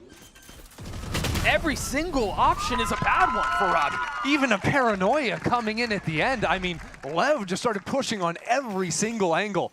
And again, it is Calm. He is on fire. The 2 kills he picks up in tree that round. I just don't know what you're meant to do if you're Loud there. 14-4 so far out of Calm. Yeah, 3 players got pinged up initially.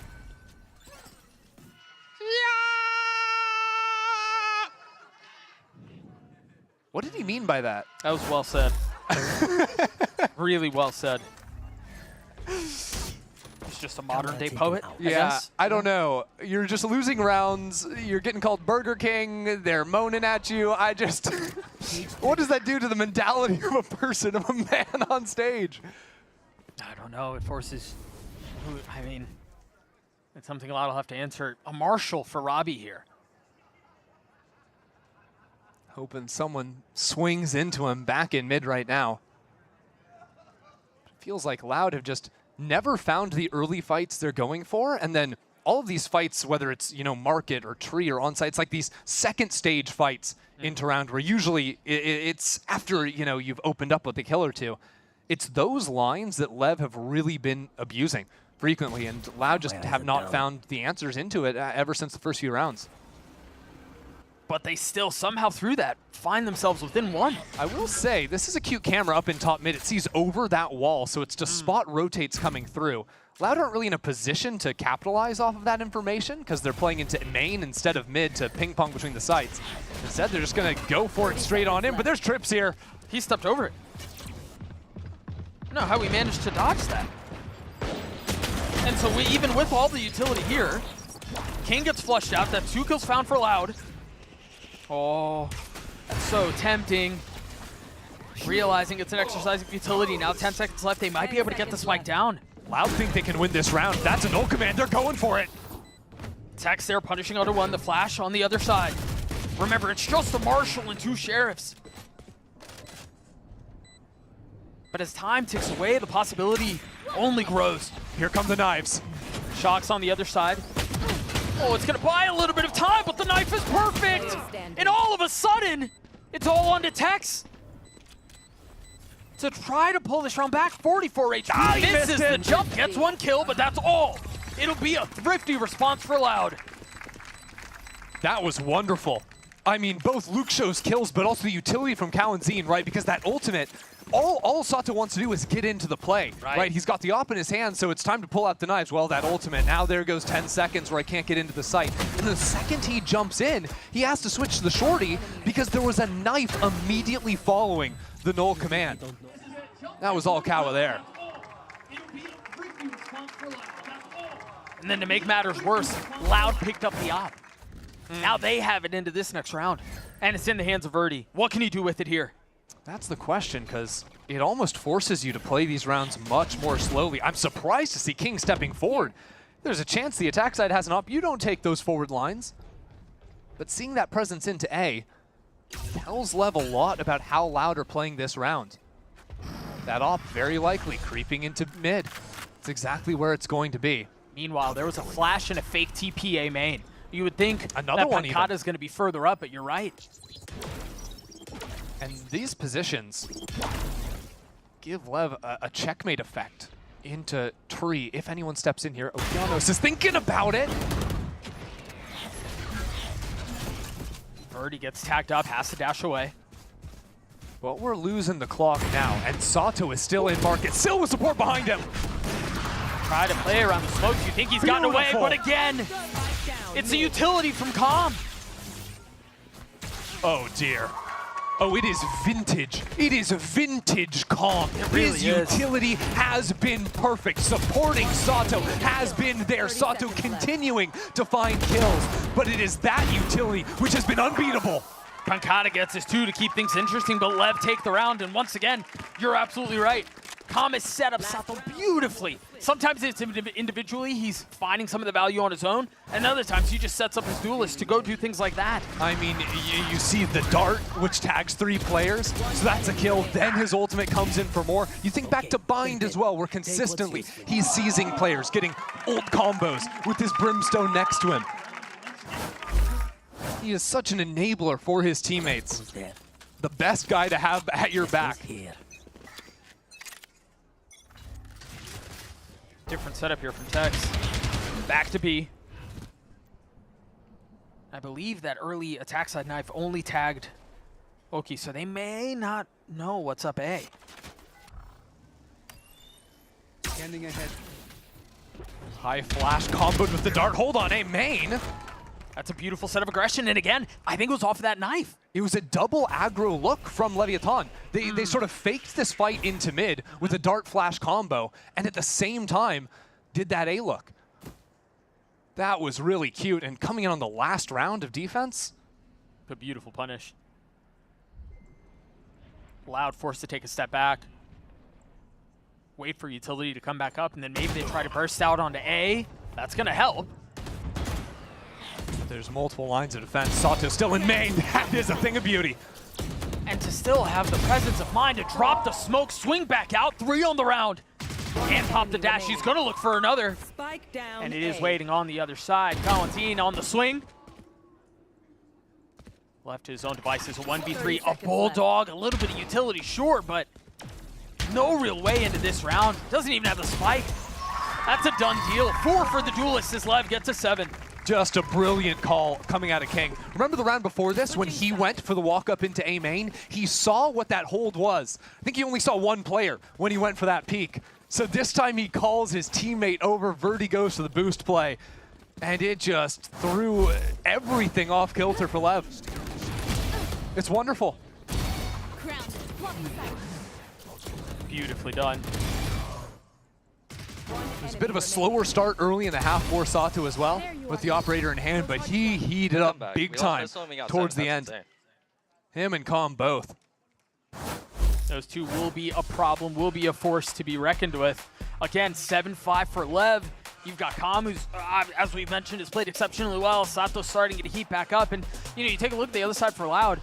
there's not as much there. We've actually got Mimi standing by with a loud sideline report. Mimi, take it away. Thanks very much, Doug. There was a lot of questions around Loud when Brazil's best team picked up a Dutch IGL to take over the helm and completely changed their system to English. For Robbie BK, he talked in an interview to Fernando Schwab for Game Arena earlier, just a couple weeks ago, about the adjustment period. There he was saying that it was kind of tough. He was having to change how he played. The players who had never had to common English before had quite an adjustment period. But he talked then that they were improving, that people were becoming more comfortable, and he was finding ways to make those players be able to understand his full intent. And I was listening into them this half and can corroborate that. I think Robbie as a leader did a really good job of explaining his overall intent in terms that the entire team could understand and getting them on the same page early into these rounds. I think where there are still questions about how high this team's ceiling can be is around the fight comms and the mid round, because it is still players like Cowan Zine who are still calming somewhat in Portuguese during those moments, and you're having to rely a little bit on intermediaries like Verdi and Pencata who can step up and help run back and forth those ideas. It was working all right in that first half, but there's still a lot to show what the ceiling is for Loud and how much they can do with this new system. Let's hop back into the second half with Doug and Christy. Thank you so much, Mimi. I think there is a lot to be said about this new system that Robbie is attempting to put into place. And, you know, when you take a look at this map right now, and it's a really good example of what Mimi was talking about. Loud are down 2 rounds, and you take a look on the other side, and Calm is like 20,000 kills or whatever. Yeah, approximately. Roughly, yeah. We're rounding down, actually. Loud doesn't even have a member that's positive right now. And they're still in this fight. Again, a massive testament to the system that Robbie has put in place, as Mimi was saying. But a large part of that, winning the early pistol. Now they've got to win it here on defense. They're also looking a bit aggro here. Stepping into the mid space with a knife on tiles that doesn't see anything. And wow, Birdie and Kawa looking real sharp at the start. Surprised that they wanted to retake that fight. Calm down to 13 HP. And there's just silence across the map. Yeah, it's kind of tough when in 10 seconds you lose 2 members. Yeah. And another. Rare you see that off-angle play, jumping up on the little box there. But sometimes a player gets a debut on the big stage, you get to see a little bit of extra flair, some of those tendencies that you dip back into. I think one of the things that I want us to keep an eye on is when you think back to vanilla comps, when you think back to this tried and true, the defensive side was king. It reigned supreme on Ascent. And you know, as we think about this pistol going their way, the fact that Loud have managed to stay in this fight, given that they're down, given that there's nobody really performing at a high level, it's kind of concerning there for LEV. A flawless for Loud. Yeah, especially what it means to getting an operator online early. Yeah. That usually is sort of like they go hand in hand, right? If you're winning pistol on defense, that means your Jet has an op round 3, round 4. And that means that, well, your task as an attacker is just incredibly hard. It's miserable to try to get around that, yeah. But I think the other thing, listening to Mimi's their halftime report saying that, you know, things can maybe get a little bit muddier in the mid rounds, is how do these rounds look when it's not Loud going for an early active piece, right? When things start to fall apart, when LEV are throwing a lot of misinformation in, that becomes a very different story, and that's going to be one of the things LEV are going to try to exploit. That's 5 people. Yeah. I wonder where they are as Jet goes sprinting out of B main. Yeah, look at all the space that Verdi's just taken. Okay, but I love this though, because like we saw Verdi on a funky off angle the last round. Again, this is a weird spot. This is an angle you can play on like Yoru legally. I don't know about Jet. But the dash, he doesn't even have the dash procced. Yeah. Still gets away. No concern. But then again, who in the right mind would play there? And he's going back.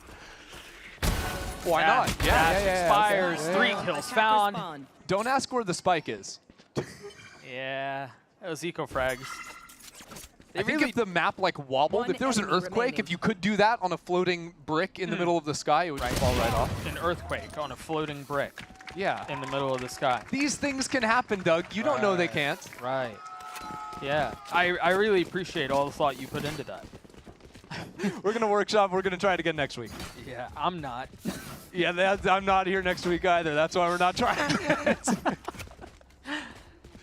This will be the test round, though. Loud don't have a terrible buy, I'm not going to lie.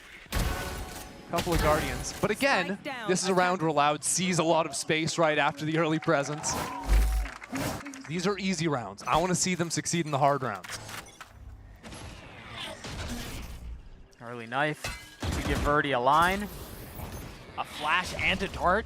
There's a lot invested into this fight, into this swing right here, and no reward.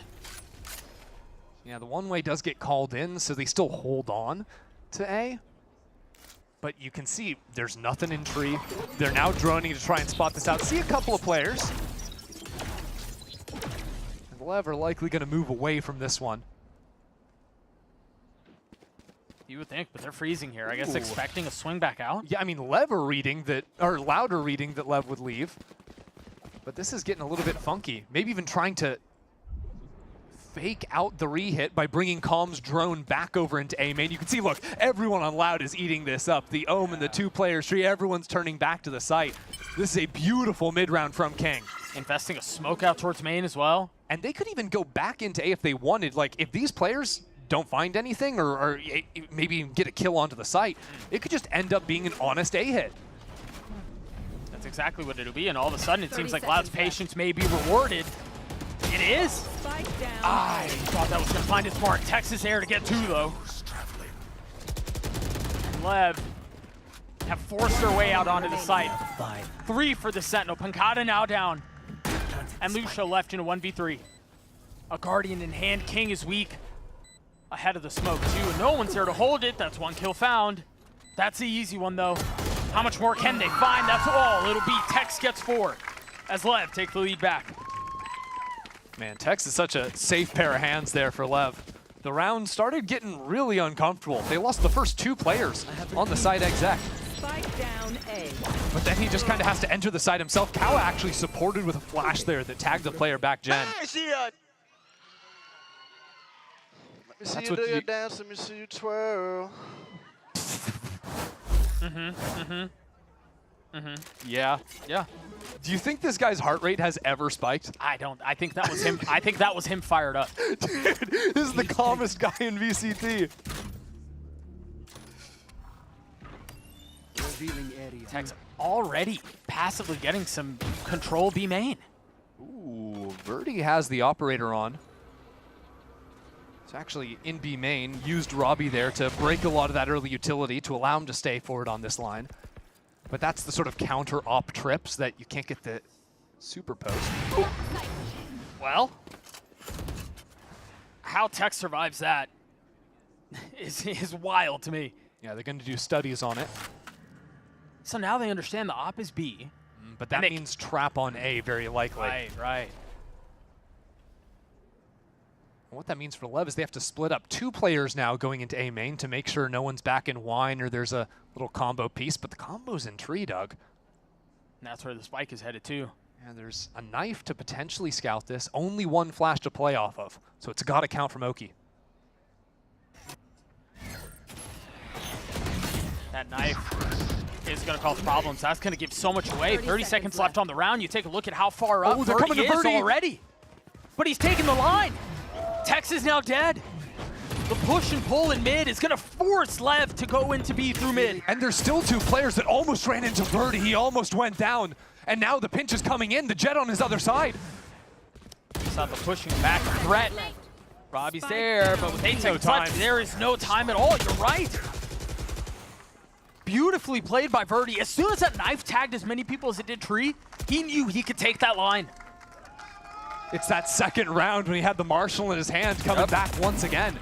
He is seizing space. That's just insult to injury. Getting the shot at the final moment. Loud are starting to put it together now. It's a defensive side of Ascent, man. 10 seconds left. You gotta respect Sato just walking through the one-way there, but it is not enough to secure the round. That is like frame perfect. Him getting that kill, by the way. All smiles in the Loud camp for LEV. Not the same set of joy, and it's not getting any better. I love that little layer, though, right? Throwing down the molly on the ground from the KO, too. Expecting the fast play. That's exactly what that is. And that's not the first time we see that, either. This is now 2 times in an eco where they dump that molly right outside of A main, and LEV are there. It's a great protocol. Oh, hold on. What? Luke Show's alone on this A side all of a sudden. And Calm has a rifle. King.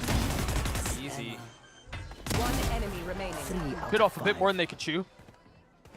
Now it's Oki who's got the rifle on his own. He will fall.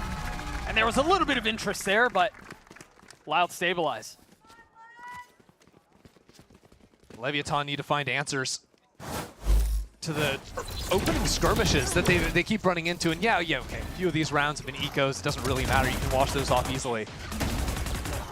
I don't think there's ever been a really comfortable round from LEV, at least on their actual execs into space. Even that round they won, round 3, that's the anti-bonus from them. And more importantly, that was Tex kind of going hero mode after a failed exec. Right. So timeout from the side of LEV. And you're right. I mean, this is where you've kind of got to find a different way in. I mean, the defensive side has been so stalwart for Loud. You mentioned it, 4 out of the last 5 rounds. Verdi as an op. I mean, what do you do? Yeah, these are all the things you have to think about. You've seen that op in a few different places. Honestly, for me, I think Leviathan probably need to do a little bit less in terms of controlling A in the early rounds. Obviously, that's going to be in their mind immediately from the previous. But we haven't seen them test market so much when they're playing mid. Usually mid, they're always opening into tree first, and Loud are always having a couple of guys there ready for that. I'd like to see them start mixing up like their order of operations in mid, attack market, then go back into tree. Keep Loud on their toes a bit, because these 3 stacks onto A just seem very simple for Loud to play with LEV's current game plan. This might be a different look here from the defense too. Yes, it is. 3 in mid. I think they might even paranoia B main too and make it look like something. Yeah. There's the flash that oh, it is something. Much of something, but again, a bell throw of a shot from Birdie. And those 2 players bought mid. They're protecting the Opper pushing out Cat. 2 players post up, and they instantly get the trade kill there too. And so on the other side of the timeout, as soon as the round starts, Lever down in a 5v3. Yeah, it's hard to run those aggro plays when you have an operator in hand, but they made it look so easy. And another, why not? But this has been what's so successful for Loud in this half. It's all these opening round calls that Robbie is able to control, pass to his team in the pre-round, and they've just worked every single time. This is a disaster for LEV. A flawless round on the other side of the timeout in a gun round. Your money's not great. You're back to busted. I think Oki might have even had ult at the start of that round either. Just to like, you're looking to gear yourself up into an exec at some point, and these early pieces just keep flying at you. And you know, LEV are a team that like to play a little bit more controlled usually on their attacking side. Work the map, test out mid, pivot between sites. Loud have not been giving them that opportunity. Come on, bro. Come on. Let's go, bro. Come on. Come on. Come on. But again, a bell throw a shot from Birdie. And there's 2 players bought. How in the world do LEV get through this? The bleeding seems insurmountable. They're giving so much respect over after the mid play. Good shot out of Sato. But remember, it's an eco, man. Yeah. The one danger here is if you overcommit, if you overpeak a little bit, just barely avoiding the punish there. Oh, we're overpeaking all right. We're going for it, Doug. It's such a fine line. It's such a fine dance. But Lucia's arrived. Tex is now dead.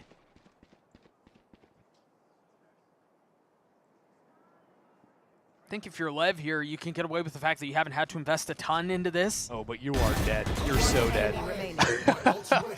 Loud, you think about it too, right? We've seen the walks down out of B from Verdi whenever there's information known. Loud are constantly, when they see a stack of players, they are punishing, walking out of A, walking out of B, and trapping LEV in the center of the map. We talked in the early rounds of this half about how concerning it might be. Given that Loud won the pistol, given what we know about how these comps work on defense on this map in particular, and unfortunately for LEV, it's playing out exactly as we'd expect. Yep. Loud just running away with it. And even this will be frustrating because it seems like Leviathan, they want to work into the mid space, see what the holds are going to be like. Come on! Let's go! This feels must win for Lev. We're into it. He's already TP'd all the way backside. Sato's dashed out. But the problem is, Loud have so many retake ults here. They've got Kalanzin's ult. They've got Robbie's ult. But they're rushing, Doug. They were way in front of that play. There's flanks coming in from Loud. Pancada's looking for that. But it'll be a 4-on-4. And Okeanos can rip the null command. No, take your gun out. Calm gets the kill. Meanwhile, Robbie popping his own ult, looking for the tag, will connect. But it's all onto Robbie now. The good against good goes the way of Lev. We talked about this being a must-win round. And it was brute force, but it worked. I think more importantly, Calm hangs on to his ult too. But these are the rounds where Loud just looks like they're doing a few different things at the same time, right? Yeah. As soon as it's Lev seizing control over the game, saying this is where we're fighting, we're going quick into the B site, getting behind enemy lines. That's where all of a sudden, wait a second, is Verdi fighting too far forward? We're trying to get in front of that play when we have the ultimates, like you were mentioning, to go for a retake. Got punished in the process. Still plenty of money on the side of Loud, no love lost. Yeah, that was an ult ripped. You know, both of the exec with the Omen in the post plant. Pancada just not being prepared for Calm. Calm was going for his classic reflank there, by the way. You always got to be ready for that. 19 and 10 for him, by the way. Slowed down a little bit, but truth be told, all of Lev has. Yeah, but these are the rounds he gets to have fun. Hunter's Fury in his pocket. If his team is planting the spike, he can have a field day in the post. See if that shot clears anything. Did not. Cam Trip still up.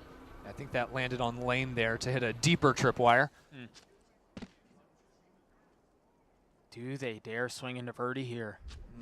I mean, if they see him, Calm can instantly react with the Hunter's Fury, and there's only one real direction for Verdi to go, boxed in the corner like that. That's so hard to hit, though. I mean, you've got a Jet with up dash, or updraft, you have dash, but never mind. It's actually them who are aggressing. Luke Show's there to hold the line. Whoa! Make that three! What a hold from the Sentinel! What a hold from Loud! The ace on the cards. And Calm is the lamb to the slaughter. Collins there on the swing. Calm will get his. But it might just be poetic. An eye by power ace as Loud get to map point. What a hold. I thought everyone in the serve, everyone spectating was distracted by Verdi in the corner there with the operator in hand. It was actually Luke Show who was fully flashed up, but wasn't cleared in the corner. And that's not an opportunity you can give the man on the screen right now.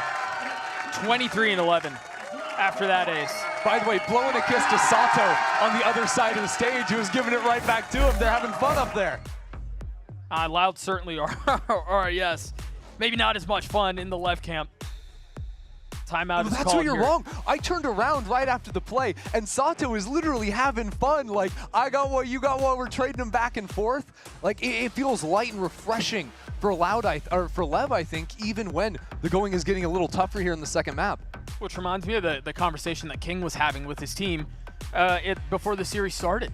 Right? You make mistakes, you move on. You don't worry about it, you just focus on the next round, and you imagine that's part of the conversation here. The problem for them is there aren't a whole lot, there's not a whole lot of room left for next round. No, not when it's 12-9.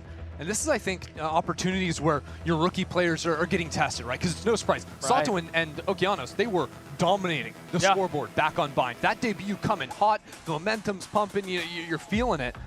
Much quieter start here in the second map. So how do you pick yourself back up from that, both to come back in this map? If we go to a third, show what you've got. So keep an eye on where they're set up right now. Remember how many times we've seen the Molly right off the rip push off some of that early A aggression. Right. All of the Cypher util is here. But this time, no Molly, just going to be the knife shown early. 2 trips and the cam. Passive info gathered by the knife. Paranoia, here we go. You fight out into tree, that's exactly what you do. Sato's trying to find his mark. but he cannot as Luke Show gets another. And again, Pacey on the other side of the map from Verdi. Yeah, Verdi fully pushed up onto the flank. The rest of Loud are taking their time, waiting on the retake, but there's no ultimates to play off. It's just going to be a paranoia and 2 flashes from Kawa. Robbie getting a tag with the drone. Spike still not comfortable. Doug, Verdi is going all the way around to flank with the operator now. Or at least box them in, hold the line, play contained. Deny that exit route for Spam LEV. kill from Heaven? Pancada trying to tag onto another. It's just stalled out so much for LEV. They're in such an uncomfortable spot. And again, Verdi is the insurance policy here. Calm is always ready for the flank. Now there's no more of that threat left. They're not concerned at all. Robbie jumps down into the thick of things. Pancada left in a 1v2. Tap after tap after tap of the spike. 20 seconds. Sons of Hands the King, and now the cutting of noise to introduce doubt. The tiniest of slivers. And Pancada was biting on it, now rotating back out onto the side. A 1v2. One smoke to speak of. No flash. Comes there with the op. Of course, Calm is going to pick up the operator from the slain Verdi over an A main. That was a very nicely controlled post plant from Leviathan. They had a tripwire that gave no space outside of that destructible door. What, but did that feel controlled? I mean, if Verdi doesn't die on that flank, I think the round goes a different way. No, you're right, you're right. I think the round got really uncomfortable because of the spam kill we just saw Robbie get from up in Heaven. If Robbie doesn't get that kill, Spike's going on the ground 20 seconds earlier. Yeah, true. That flank is nowhere near in time. It was that kill that made it so teetering. Yeah, that's a very good point. 2 ops on the board here. Tex has an op to try to match Verdi's, who's currently rotating back to A. Funky, there's a forward trip in mid. No one's actually playing off of it though. Unless Loud choose to step out into Cat after this push comes in. This is real. I think they're committing into this a little bit. The spike is back towards B main. You have a trip you're gonna have to reckon with. Only one ult on the map, and it's Loud. The neural theft has to take a step back. Now you see smokes coming through to provide a little bit more cover, at least attempt to. No commit yet. What a snap from Sato. Still more work to be done as Robbie's showing the walls closing in. You see the smokes, you see the flashes, but it might be too little too late as Verdi and Pancada. King's pushing on the flank, King's pushing on the flank, and no one's waiting for him. Kawa turns around for just a moment as he bides his time. A little bit of tension built into the moment as King looks to play his cards as perfectly as he can. Meanwhile, for Loud, all attention forward. Calm has a dart, waiting for the right time to use it, now does. King's already here. The flash connects. It's all onto King on the flank, but he's not able to settle onto the last. The kill was there, but he cannot connect. We're going the distance. We're going to Icebox. In a major debut for half the players on this stage, LEV and Loud are going to be pushing it to the distance. It was a brilliant bounce back from Loud there. Tough game as well. I think with how things started off, Calm really running away with things early on. But once Loud moved onto the defensive side, every single opening gambit they went for, every single skirmish was going up heads for them. You talked about how that 7-5 might not be enough, and it wasn't. It was not. There was just way too much. Can we talk about Calm for a second, though? Yeah, I know LEV just lost the go map, but like, what the heck was this guy doing in Germany? Yeah. I mean, he had an outrageous first half. But again, it all stalled out. It all settled down. Once they hit the second half of the map, it was all Loud. Yeah. They won, what, 5-6 rounds in a row. They were able to really kind of run away with it, and LEV putting it together, a comeback wasn't enough. No, it wasn't. Loud was in all the right positions. I think Verdi especially firing up in a big way in the opening duels. Verdi and Luxo in particular were absolute highlights for me. I mean, look at this one. It doesn't get any better than this. No, it does not. We'll see if they're able to do the same on Icebox, the decider in this best of 3 in the opening week of VCT Americas. We'll see you guys soon.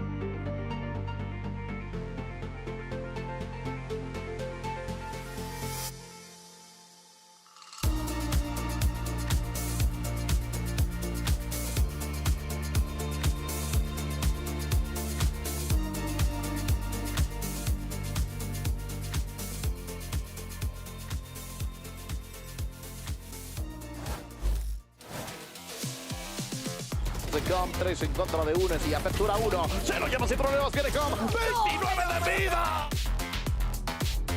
Kawazi vai pra cima, ficou sem bala. Kawazi na facada. Kawazi! Bora, Loud! In regards to specific players, I'm really looking forward to play against. I mean, obviously there's a duelist matchup. There's Sato. I obviously consider myself a competitor, so I just want to scratch that name off the list and just, you know, keep on going. Well, Loud have certainly put themselves in a position to be able to scratch those names off the list. They're one map away from picking up this win. Same for Leviathan. Let's keep that in mind that they were already at series point there. But there you can see Verdi, the new star for Loud. And I say star because my man is playing like a star. An incredible performance from him and his counterpart on the other side, Sato, who had a great map 1, still continuing to bring that momentum into map 2. But unfortunately, Alexis, it was not enough to get that win. But Verdi looks incredible. They did a really good job of shutting down Sato on the defense half. I didn't see him get many op picks unless it was actually through a smoke, which is kind of crazy. So I think in the second half, he was like, all right, let me switch to the rifle. I saw him playing a bit better, but Verdi was still farming. He had some insane op kills. He was going for the most aggressive picks I've ever seen. He did a great job. I really liked as well in this defensive half. It seemed like Loud had a lot of very intentional ideas of how to get aggressive for opening picks. You look at some of these rounds where they're fighting into A main and getting a first pick for Verdi. Those super aggro swings into mid that you're talking about as well. You see at the end of the game, they're up 14-9 in terms of first kills. And I think a lot of that ended up coming from that defensive side and how strong of ideas they had to get that opener, reset, and then play a really fundamentally sound man-up position, play a winning retake, and bada bing, bada boom, you've won your defense, and we're going map 3. Yeah, but the thing is, though, we're also seeing that from LEV as well. We're seeing this team that has had time to put some ideas together. This match did not go the way I thought it was going to go. This has been very competitive, and Alexis, I would even say, is one of the more exciting games that we've had. Agreed, hard agree. I feel like LEV had a lot of very coordinated and distinct gimmick plays that they were very confident doing. I felt like that they had a really good coordination, and it goes to show how much practice they've had in the last couple weeks. Yeah, I think it is really, really strong for them. And I wanted to look at like more of the defensive stuff too, over from the side of Loud, because I think when you look at this team, kind of what I was talking about in that little halftime report too, is questions of like how well are they going to be able to coordinate the on-the-fly stuff. And I think there is still like questions to be found about that. For sure. But I think they're making up for it by having like this stuff that they have thought of ahead of time and leaning into more of these set plays. And I actually thought that like Verdi and Kawa were playing really well together as an initiator duelist duo, which is, you know, it's tough to build that synergy and get it right. And it seems like they're hitting it right from the beginning. I also want to give Robbie Burger King his flowers because his legal name, of course. His legal full name. I want to give him his flowers because I felt like he was doing a really good job setting up Verdi as well. I felt like half of the time I saw a bunch of people scanned and Verdi was getting op picks through walls. It is so cool to see Robbie having this chance. He said in that the same interview I mentioned earlier about how by coming to LA, he was already living out his dream of being able to compete as a pro, and that he didn't really know if he'd have a second chance, right? Yeah. Like you play literally one tournament with Genomates, your first tier 1 opportunity, and then they bench you immediately after that. Don't get another offer for stage 1, and now he's back here again in a series against a team that people had high expectations for, with a chance to win his first game in VCT Americas. That is really a crazy story for Robbie. But I would even go as far as to say that already what we're seeing from Robbie, from Loud, and from Leviathan as well, is it's drastically different. It feels like the tone is different, right? It feels like the vibes are different. You can see that energy on the stage as these players are going to get ready for map number 3. So let's go ahead and send it back over to Ender and Doug, who are on standby with the call. Thank you so much, guys. Again, Icebox to decide who wins out this best of 3. And this series has been a gift. Honestly, in many ways, this series has delivered. I think there were a lot of questions for both teams coming into this match. For LEV, we talked about it at the beginning. At the beginning of 2025, your intent was to compete for hardware. It's been anything but that. But it seems like there's a lot to work on, and the same goes for Loud here, Ender. And pretty stellar to see our rookies show up in a big way, right? You talk about the new guys on LEV doing great, Loud as well. I think very happy to see what we've gotten from Verdi and Robbie's calling in server. Of course, Luke Show as well was a late addition during stage 1, so it's not like he's a veteran on this stage either. No, by no means. Still very much being tested week to week. Take a quick look at agent select. It does look like we're going to have the double wall comp on the side of Lev. Harbor Viper. Meanwhile, a hovering of Viper Omen for Loud. We'll see. If the Omen gets locked, we can talk about it more, because I'm a big fan of the Omen pick on Icebox, and it does. I think it accomplishes so much. It's fun because it's Luke Show Omen, right? So he can play a little bit more actively, especially on the attacking side even. Then we get to see him on typical like Sentinel role ideas. But I think Omen in general just really bothers Killjoy players on this map, right? Killjoy is the only Sentinel that basically anyone is playing on Icebox in this day and age. And I think with a combination of Omen smokes being placed reactively based on where that Killjoy turret is going to be around mid, you can block off vision very easily. You can also use the teleport to sneak past some of those lines. On top of the fact that, well, when you get into either post plants on the attacking side or defense as well, trying to retake, I think just having one-ways readily available to you make it really nice to play against teams that want to be so heavily off-site in the post. They are going to lock it in. You see Robbie BK locking in the Killjoy, and so now we know what comps we're going to have in this decider. You wonder here, what the plan will be for LEV as they deal with having to negate the Omen utility that you were just highlighting. Yeah, well, I mean, honestly, I think the big challenge consistently on Icebox, in a similar way to Ascent, is that you know very likely there's going to be Jet in the field, and very likely you're going to be seeing defensive ops coming on through. Right. And we saw back on Ascent that, well, Loud did a very good job of maybe not necessarily shutting down Sato's op entirely, but Sato wasn't super effective on that. Verdi on the other side was going to be a consistent issue. So LEV, being on the attacking side first, have got to keep that in mind when it comes to these early rounds when Verdi can be picking that up, because he got it in round 3 last game. Yeah, it was super early, and he had a ton of value on the other side of it. You're absolutely right. As you mentioned, LEV is on attack. Just a couple moments away from starting off Icebox. We'll see here how LEV choose to approach this. It doesn't look like they're raid bossing anyone or anything like that. Viper wall already out towards B. As a matter of fact, it's Sato away from the stack of his team. Look at how aggressive Loud are playing this. That's already sending up 4-10. Yeah, because it looks to me like LEV are trying to fake this aggression behind the wall. Because right now, Sato's taking some liberties into that B space, creeping forward. It's a really funky Killjoy turret. Hold on. How Luke Show gets away with that is insane. And so now they realize they don't have any of that control. They're going to rotate back. All of the Killjoy utility seems to have been recalled.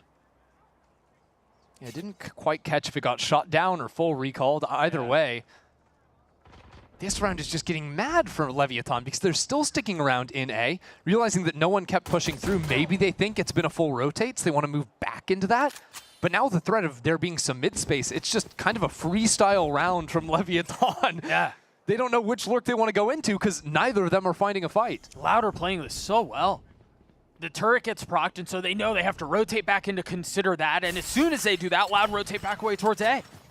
Now, Leviathan are going to have to play up in the post plant. They're getting this B site for free, but you can't play off site versus the Omen smoke. The one way on main is really annoying. You can put them on yellow too. So the fact that down in numbers, they are full falling back here is not a great look for them. This won't be simple. Nothing really to consider or control the flank either. Okay, they're changing their minds. They're getting active now. They realize. Yeah, that can't be the right approach. Sato front, Verdi's going to be on the flank. Timing becomes everything here. LEV, once again, kind of throwing it into reverse here just a bit. As Verdi's looking for the right time, looking for the opening. The wall will keep him back in just a moment, and as it goes down, the bullet straw silhouettes. Finally, the kill is found. No charges left. Verdi, I don't know that he has enough time. He doesn't. It took too long. Those late flanks. I mean, yeah, he gets some kills, but it was delayed. Couldn't finish off Tex back yellow. And it'll be LEV making that sort of like pivot, because initially you saw their tendency, they wanted to fall off site, and then they made that call in the moment, realized, no, we actually can't do this, down in numbers. then chose to play around. They got 3 players looking behind their own Viper wall as they call to bring it down. And that just was not something Loud were ready for. No. It was really good flow. The whole way. Very well done from LEV. So now LEV come into this next round, and remember they showed so much presence towards A. Right. This time, Sato's with the team, so they're going to be ready to accelerate behind this if they see what they were looking for. Shock, spit, and the wall. I thought Loud, I mean, it seems like they're posted up for a quick flood out from A if that's where the hit is. And I like this. I think with that Viper wall, it can be very easy just like quickly pounce out, especially as, you know, a planter. There's no Gecko in this comp, so someone's going to have to be sticking that spike down. Just these deep A holds can oftentimes be the most effective ones. There's a flood out. It's not really even on the other side of the plant. There you go. Oh, no. But see how awkward it is for Sato? He didn't see a single player and his whole team's dead. Including him. And he had the spike. By the way, our Killjoy's on the other side of the map. King recovered a rifle, but this was an FPX buy. It was 3 rifles and pistols. So now we're giving over 2 guns to the 4 players on Loud. We're just botching another one of these pistol rounds. It reminds you of the opening of Bind. Yeah. That's a sour memory for LEV. 30 seconds left. And credit to the way Loud have played both the pistol and now this in terms of shrinking on the map. Once they have a numbers advantage, yes, it opens up work opportunities, and yes, you're going to get punished on that one. But I think it is the right approach on a map as large as this. 13 seconds left. The spike is a little bit out of the way. What's King going to do? Get ahead on the first try to get the kill, but Verdi cleans it up. 3 on the round for the Duelist. Almost halfway to having his blades on mine, and Lever busted as far as eco goes. And this is where there's clearly some kind of issue in the scaling into the site, because what happened was Sato is the first one to come through that Viper wall, but then he tucks into the corner. Right. He's not actually guarding any of back site. The rest of the team, I think, assumed that everything had been cleared in front of them. Right. But because they got caught on this little window where Sato sees nothing, goes behind Jen, and then there's 3 players coming out Rafter, they just were completely unprepared. Right. And that cost them another really important round, and now we're back on this awkward mess where the money's kind of their way enough to be able to buy a couple of Guardians. One of them has no armor. Yeah, it's the reverse FPX buy where you go 3 classics and then the 2 guns you saved from the round you shouldn't have lost. Right. It's not a strat that you ever want to be calling, but it's one they have to in this round. Control taken towards B. This will be the typical smoke pattern you'll see where the attackers are going to throw up the Viper wall for a moment, scale forward, then the Harbor wall comes out, and then on the retreat you can pump that Viper wall again if you need it, if you take that much time. That was a fully blind kill from Pankata, if I'm not mistaken. Yeah, honestly, get used to it. With these double smokes teams on attack, so often you're just going to see people back Snowman like this, spamming out players, both planting and more importantly running away from the plant because there's no cover for it. King's playing ahead of this. He's kind of on an island here. He's kind of alone, and that seems to be just fine. Whoa! Luke Show getting wild with it. Insanely aggressive. Now Kama's left alone. That shot's got to hurt. It missed! It hurt, but it didn't hurt enough. Pankata's able to stick it the whole way. There's almost a world where that was winnable. Yeah, 3 HP left for Pankata there. Is this kind of map we're in for? It could be. Yeah. It could. We'll see. This round is gonna tell me everything because it's finally rifles on rifles. You're gonna see some of this. Like again, it's smoke chaos. There are 4 smoke agents in the game, right? So these teleports, you have no idea where he can go. He could, like, a lot of times you'll see people go top yellow. You'll see people fake it out, go behind you. Luke Show's leapfrogging his way into the retake. But now Verdi has the up, and Verdi is actually under tube right now to cut off the rotates coming on in. But there's a Viper orb there, so you can't really do much with it, so he repositions into tube. There's not a whole lot playing contain here for the attack either. There's no turret or you know, anything like this, like there was on the pistol. Kind of an odd way to play your first op round from Verdi, but he really wants to get in front of the orb and cut the rotates, but I think he's just missed the window. Yeah. You got to be careful here if you're Pankata. You're playing pretty far up too with not a lot of help. Here's them coming. That spit actually bought a ton of time. And the tag not hitting him from the drone is big because it means he could be back on site. He could be playing up. He's back yellow. He could be anywhere. He sees people. That's one. Tech's now down. Tries to do more, but can't. See all that harbor utility go up. Dissect the site. Good shot out of Robbie top site. You still have Verdi holding the late lurk mid, but meanwhile Lev are trying to get the spike down outside. Calm is now down. Oki tanking so much of the spit damage, and Robbie on the swing. Loud gets a 3. Great work out of Robbie. He was almost pulling himself off of the site. Yeah. But because Pancata was playing so aggressively into A main and heard that information of the drone in the push wall so early on, he was able to call back over onto this side of the map. And then he's timing a double swing, a high-low swing with Luke Show down on bot site. That was nice, and we're starting to see Robbie get out of his seat a little bit. That is a devilish grin out of him, isn't it? Yeah. It's like villainous. And if you watched EMEA during kickoff, you'd know Robbie would get out of his seat. Didn't even matter if the round was won or lost. He was just up there having a good time. 5 sheriffs for Lev. Calm will get a little closer to his ult. So now Thrifties have been prevalent in this series, to say the least. But you start to look at some of what might be on the other side. Oki has his ult. Tex and Calm both have their ults as well. Or one off, excuse me. And so, there's a lot behind this for Lev. Maybe not in this round, but in the next. It becomes all about reading what's the hold gonna look like. Again, Loud getting active into mid here. And while it takes a little bit of time and ends up being traded out, it is still information of Lev being caught on the rotate. And there's no real way for Lev to upgrade the weapon. Right. That Lucio has put down. The Omen probably the best agent to lose here. Right. In the mid round too. But again, I think that's Tex having his ult for the next round. Uh-oh, that smoke does not clear Pancata. Spike down B. 30 seconds left. And he's just gonna get out of there with a couple more, wow. That's just brutal.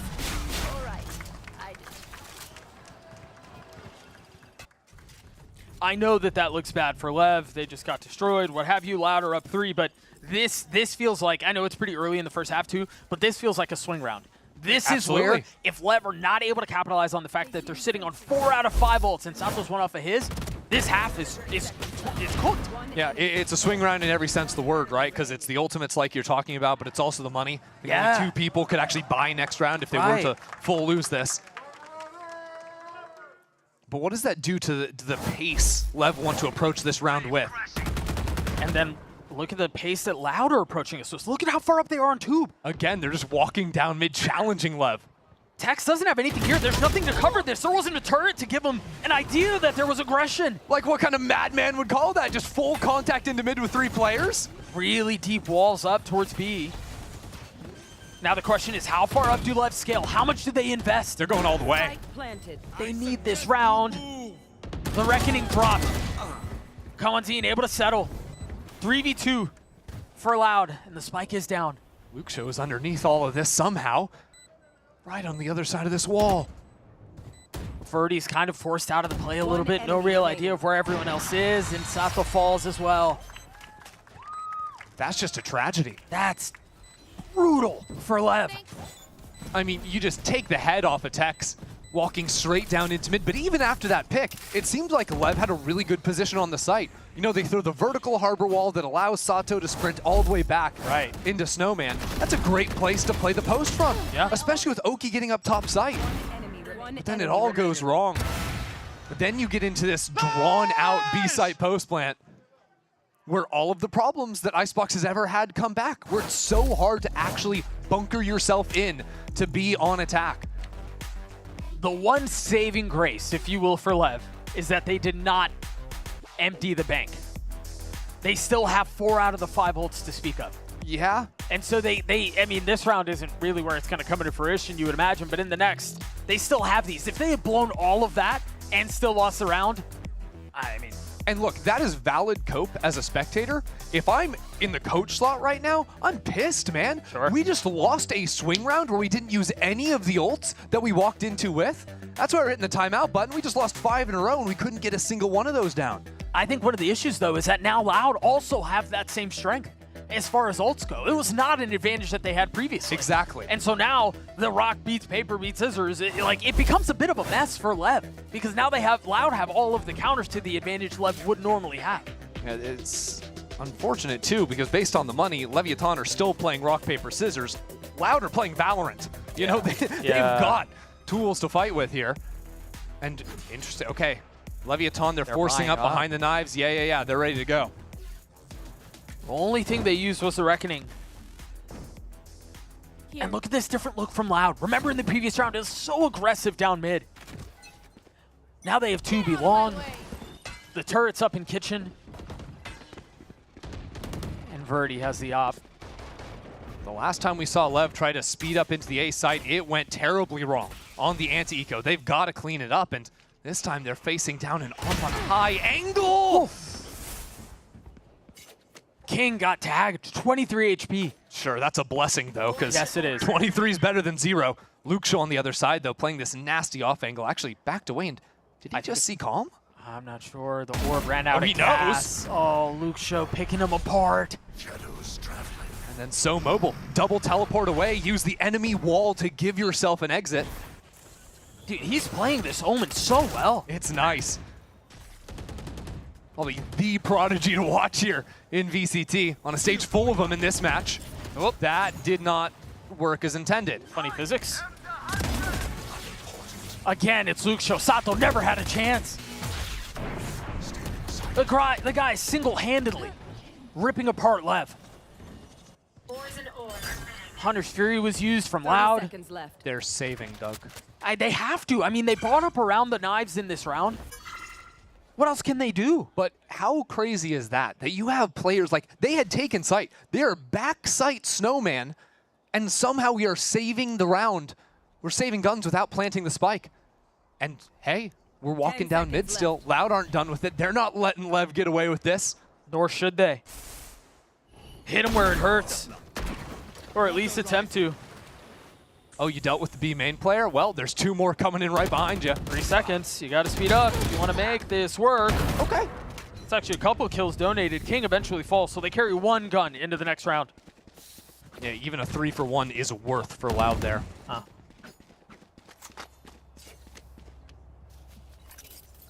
This has gotten out of hand so quickly for LEV. And again, Doug, they used 1 ult? Yeah, they used Common Scene's ult. Did they? Maybe I'm trolling. Maybe they used the, no. Oh, LEV? Yeah, no, they used the blades. They used the blades. Right. That was it, and they used that pre-round. That's like the fake ult. And again, aggression from Loud. This has been a beautiful defensive half from them. Trying to dance around all of his utility. Tex is able to get an opener. Sato now dashing forward. And again, the second layer comes through from the harbor to try to provide some cover. There's a flank 2 from Pankata. Does have the pit. Robbie not able to connect. But you imagine Pankata's going to want to speed up a little bit here. Calm got the ult off, but Pankata's the one who gets a kill. Now the spike fully committed out onto the side. Lucian, where are you headed? The Cove preserves a life. He's dancing. But it's only temporary. A 2v2 now. Pankata able to transfer out onto 1, leaving a 1v1. Luke Show against Sato. Sato's really been quiet. Can he settle against Luke Show, who's been so good for Loud here? He's gotten it to half. He's sticking it the whole way. And there's no challenge. There it is. Sato just in the nick of time. LEV gets to 2. They pulled everything out for that one. Leviathan get away with it. And coming down to Sato as well at the end. Brother, they almost didn't. It almost slipped, you're right. It doesn't feel comfortable. No. I think that's what every round is coming down to. It's all of these scattered fights around the map. How close was that? Oh. 0.36. But Doug, we're getting back into action quickly again. Leviathan don't even look like they want to waste time with flanks, and Louder sprinting at him. This looks very similar to the pistol. Verdi finding value to open the round. Luxio's still up here, Doug. Luxio's looking down on him. Gets the one and again slips away. They had no idea. So distracted by the eye candy that's Verdi. It's a beauty to watch. These opening gambits from Loud. So strong all day. Got that calm presence in mid as well. Spike drop.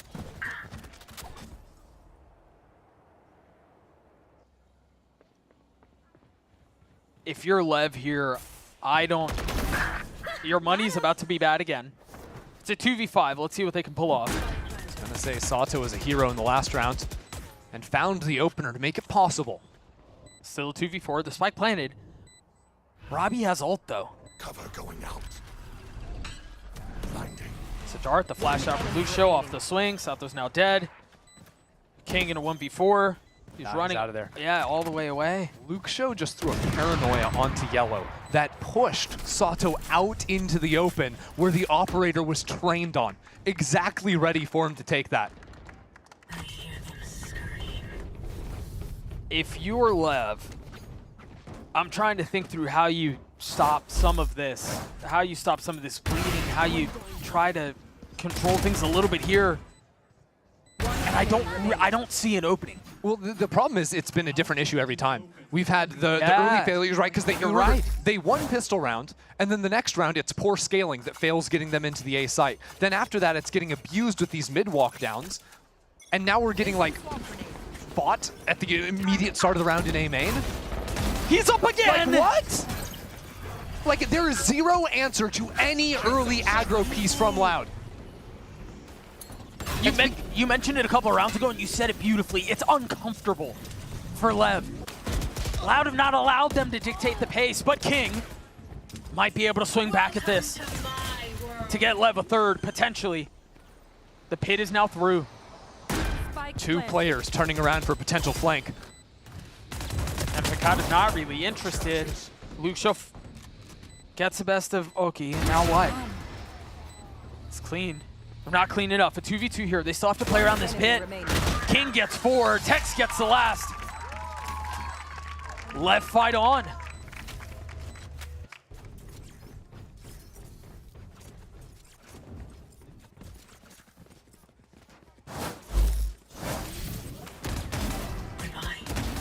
Another round that just seems so difficult for Lev after the opener went down.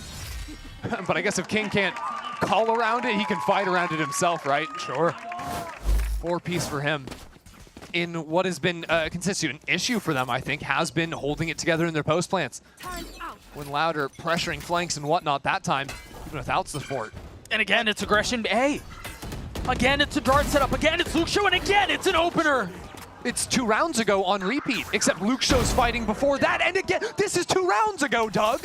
Pancada getting a kill from the same spot. Loud with early aggression A into 410 again. Robbie was like, turn back to that last page in the playbook. We're going to run that again. It's a bad nightmare that Lev are having to relive over and over again.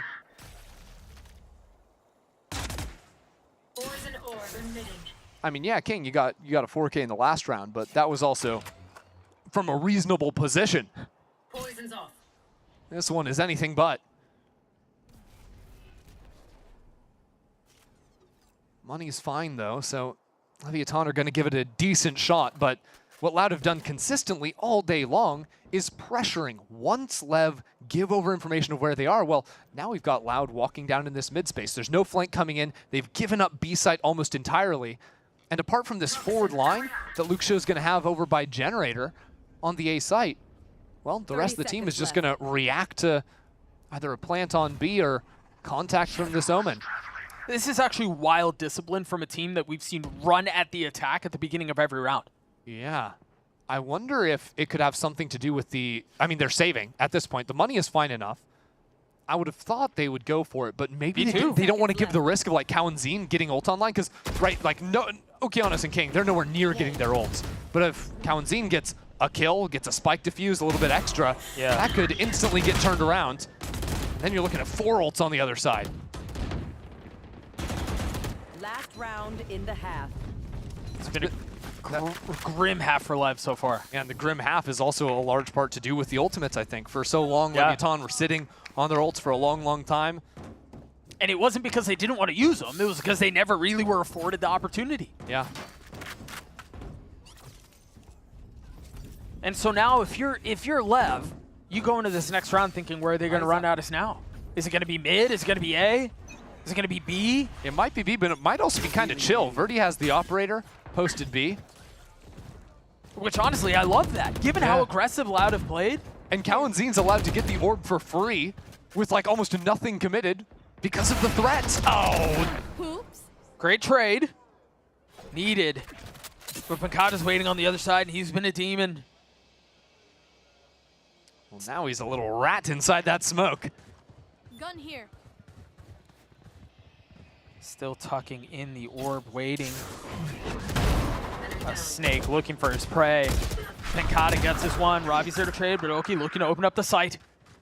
And may succeed. Luxio's waiting all the way down, spamming through the wall, getting a tag. 6 bullets left, and now they know where they are. Really good flash as Robbie's looking for the swing, but it's actually Calm who's able to punish at the right time. Luxio, 1v2. Slowly stepping forward. Oki gets 3 as Lev gets a 4. A labored 4. A labored 4, but it's a major round to finish there, I think, from Okeanos. To get those kills. Yeah. Get some momentum back. Because, I mean, if you look at it, a lot of those rounds that Loud took were back at the start of the half. Then it was kind of back and forth, back and forth. Lev are going to come into the second half a little bit refueled, not fully confident, mind you. But they felt like they found the answers to at least be on the same playing field.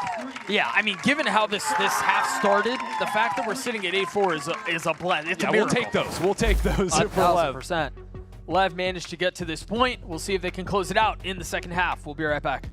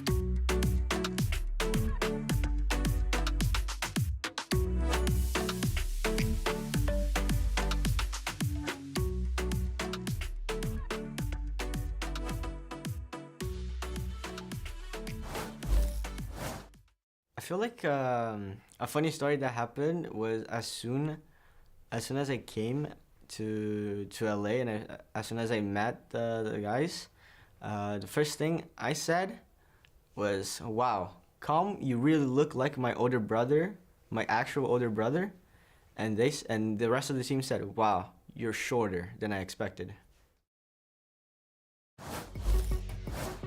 That's incredibly toxic.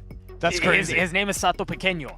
Sato but small is what that means. So I digress. Lev might have a small duelist, but have a big problem they have to solve here. As they're down 4 rounds. You like that? That was smooth. That was smooth. Thank you. As they've got to figure this out, and they've got this double wall comp on defense.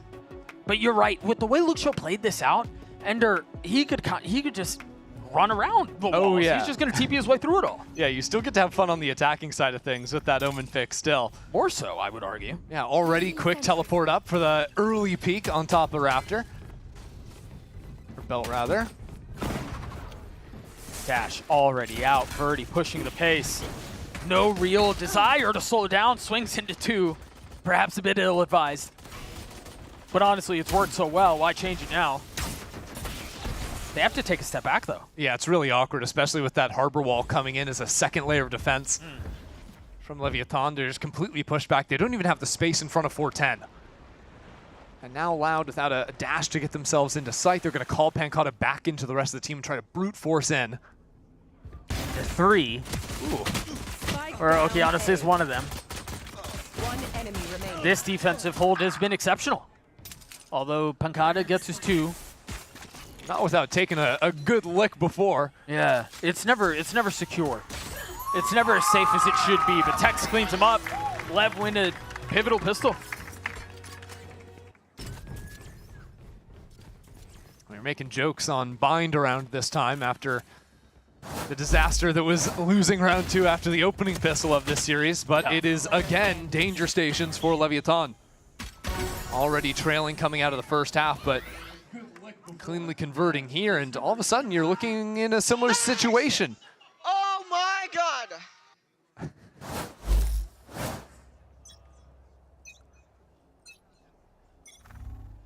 They don't really have the benefit of setting a trap here like they did on the defensive side. They're the ones who have to push forward. And there's an outlaw waiting on the other side. Yeah, Leviathan bought big into this one. 5 guns. Not taking any chances.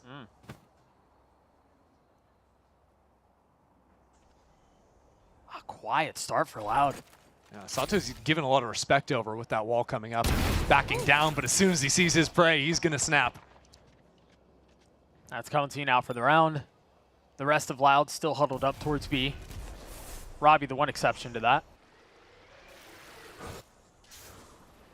This doesn't have nearly the same threat as the first half did. I say that, though. And funny things may happen. Yeah, it's this moment before the storm, right, you know? Right. When do you peek through the wall? As it comes down, I like it.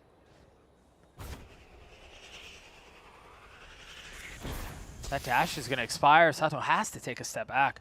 Looks like Loud are leaving this B side, as a matter of fact. Luxio's going to stick around and fake this through. Maybe some footsteps as he comes in, breaking this molly. But the spike is headed A. Or passing right through it. Was that a no-scope? I don't know. Might have been. Sato was real fast on that. Now they realize with 13 seconds left, you see some of this utility A, and that's likely where the hit is headed. Pancata's going to get his 1, but Tex gets 3 halfway to his ult. Is Lev avoid the mess?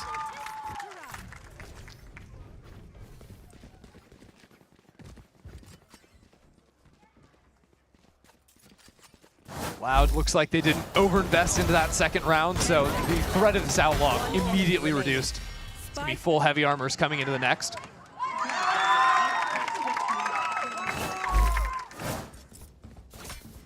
So Loud don't want to take any chances giving that away.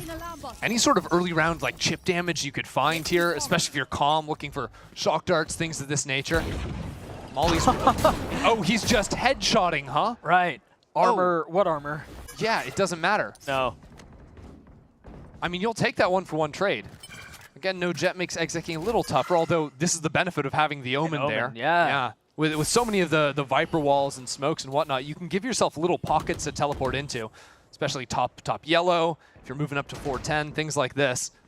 It's actually crazy how quickly you can accelerate into a site with a single or sometimes even double teleports into A. You can get real freaky with it, going back rafters when it's unexpected. And Lucia showed proficiency in that in the first half. But with Robbie falling, this attack round for Loud gets notably more difficult. Yeah, Lucio now becomes a mid-lurk instead of being part of the exec. With Tex falling, though, it is a green light. No utility to watch for this guy. Pancata has been so good. Now they realize where the harbor is. And that's a window found. Yeah, they've got 40 seconds. Lucio has the opportunity. There's a knife in his hand! Terrible timing up from Lucio, and King's there to punish. And now the whole team is ready to slide back over and preempt the B-site plant. 30 seconds left. but they're not ahead of it. They're not really rotating back B like I thought they would be. In fact, they're more concerned about this mid fight. Dude, there's another knife out! Sean Gare's in shambles! It's Kanzin tapping the spike. 13 seconds left. They've got to commit to this. He's baiting out the swing. He's daring him to fight him. And Oki's there for it. There was a chance here for Loud, but it does not come to fruition. LEV convert the bonus. Oh, no, no, no, no, no. It's starting to come together now. Because you can start to fly away with that as well. I mean, there's option. You could get an operator online if you wanted to. This round, I don't think they will because of the bad buy from Loud. They might just go back into another outlaw. But it was, I really, what is going on here? Yeah. Because you can start to fly away with that as well. I mean, there's option. It's okay, guys. All good. All good. All good. They still an outlaw in the hands of Sato. Yeah. I mean, this round it's an op, though, is the thing. Yeah, it really is. And last round, he still got a kill with it. Ton of value. Nice shot out from Tex. Verdi's so far up. Do they expect him there? This is such a dangerous cross, so really nice discipline out from Verdi to get two. But the guns could be the difference maker for Lev. And that seems like that will be the case. Pancada in a 1v3. Spike not in hand. Yeah, this is a tough one. They've given him the sight, though. A lot of time to play with. He's got to clear everything, though.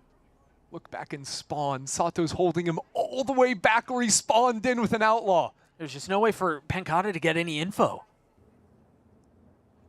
And so he has to clear everything with his body. He's counting his lucky stars there. I have the spike. Does he have enough time? He's got the time, but I think he needed a kill before this plant. Drone cleared. Still a 1v3. That's a 1v2, and he gets away. This would be heartbreak. Pancada choosing to pop the pit. And all of a sudden, this threat gets so much more real, so much more dangerous. Can Pancada do it again? A 1v3, a tap from Calm. And it's bait. It's just a game. The little ones come through, and Pancada comes out on top. The Red Bull clutch for Loud. Everything is possible for Pancada. I mean, that looked unwinnable. What a spot to find himself in.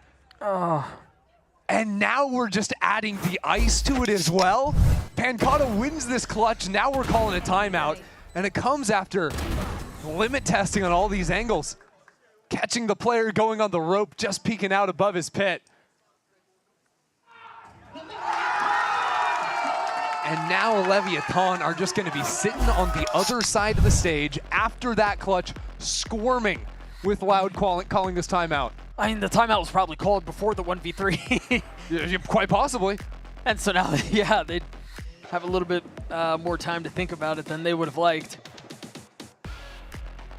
That one hurts, but I mean, not all is lost. The money should still be okay for Lev. I mean, the difference is, right, like this game is still close, Yeah. but if Lev win that one, The game is sure it's 8-8, but like Right. the snowball is going, right? They have infinite money. You know, Right. now it's like, okay, well, this round, if Lev were to lose this, they all of a sudden don't have enough for a full buy going into the next. So it makes this round a lot more critical than it would have had Lev continued steamrolling through.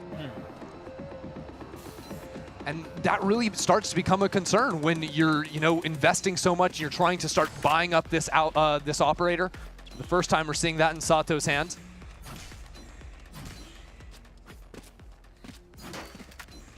And he's posted up down B long. With King close by. Clears a dart for him. Just barely missing that shot. Oh, Sato sticking around. Oh, he's going to want that one back. That is brutal. The thing is, King is still playing up here. He's slipped up into yellow, trying to take matters into his own hands, get back in the round. And the experience of the leader, swing things back. I mean, he could call in support. Calm might be far away, but there is a Hunter's Fury. If these players box themselves up. Wall will help a little bit. But without any information, right? The forward info was the Jet. Yeah. Leviathan are gambling wrong. They're stacking into A and leaving King isolated. Oh, dear. Stays alive, though. I don't want anyone to ever complain about run and gun again. Spit will try to help, but the spike goes down. And now the Reckoning, they're going to try to flood in behind this. They're going to try to push the pace. Here we go. Pankata's now down. Calm pops the ult. Looking for another one, but Robbie gets 3. Well, the 2v2 as things settle down for just a moment. Trying to play on the other side of this. What can King and Calm do? They've been on this roster for such a long time. They've been through the good, they've been through the bad. And so far, this looks pretty good. It's gonna have to be heroics from Robbie. 6 bullets left. King has gotten it halfway, 3/4. Might carry it the whole way down, has to pull off. And just at the right time, Lev get to 8. Every round a nail biter coming down to the wire. This one swings Lev's way. No matter what the heroics of Robbie BK were trying to pull off. I want to see this one again because it got freaky. Robbie was fully stunned up by the Harbor ult. Last player standing. It almost didn't matter. King had actually pulled off the spike. There's a world where he could just stick that through and be fine. If Robbie wins that one again, it's just insult to injury. And remember how that round started? Yes. Sato overstaying. And remember, the inexperience comes out and King's able to settle. And remember how important that round was to Lev. Had that clutch swung against them. Yeah. They are broken. Loud are running away with this one. As it stands, Loud are the ones. With only a couple of guns. Couple of ults. But no real position on the map. They actually give up what little control they had over yellow. Yeah. But the issue is going to be this forward spot from the Jet on A. Sato's crept up here with the operator. Remember the mistake in the previous round. He is alone here. Thing is, he gets cooked if Lucio keeps creeping. That's what I'm saying. On belt. He's got to be careful. This time, dashes away wisely. And hits the mark the first time around. Now once again, looking for a swing a second time. Will connect. Pankata down. And now the reinforcements have arrived. Right. Sato is still playing aggressive, but now he's got the whole squad backing him up. Tries to tuck, find cover in the smoke, and does. Birdie with the blades. Whoa. Meanwhile, Sato gets 4. Calm gets the last. We're tied. It's getting a bit freaky up there, but it is all even.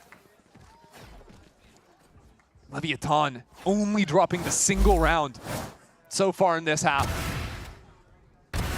And honestly, there's been a lot of Loud getting caught off with these jiggle peaks. And it comes because Loud are taking so many aggressive lines.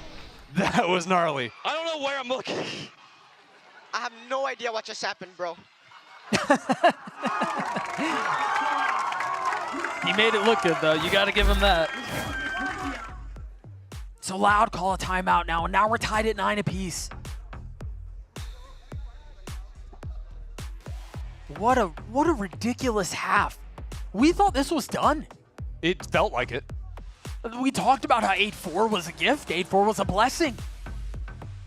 And Lev with a ferocious comeback in the second half.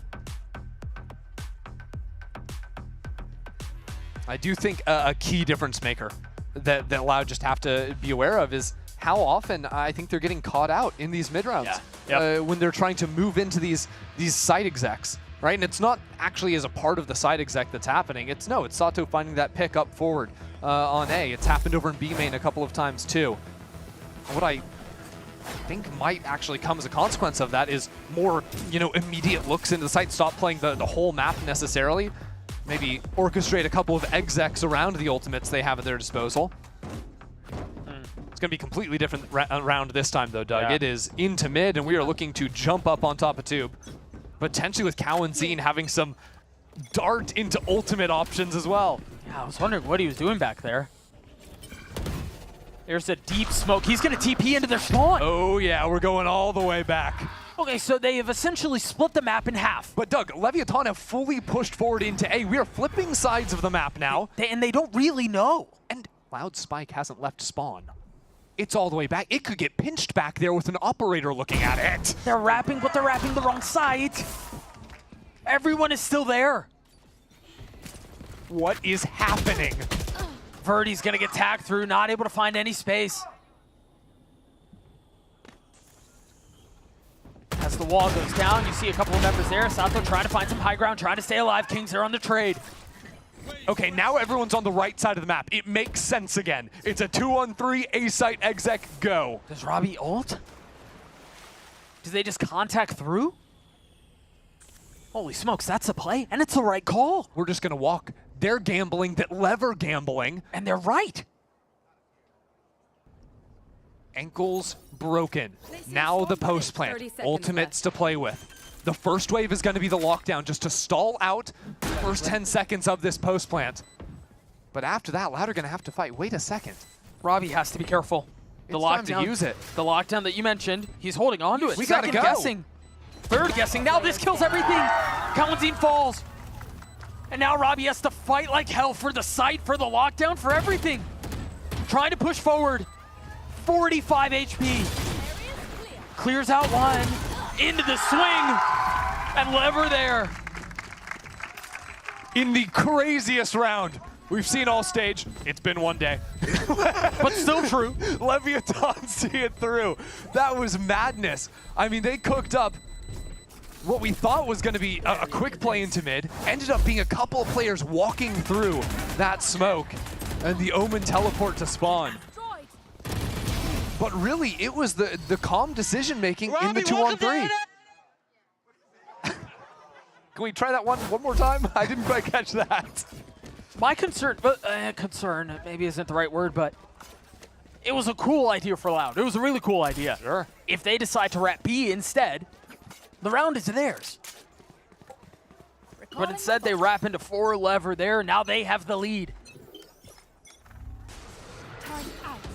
Whole lot of nothing in the pockets of Loud now. No, but resurrected hope in the pockets of Lev.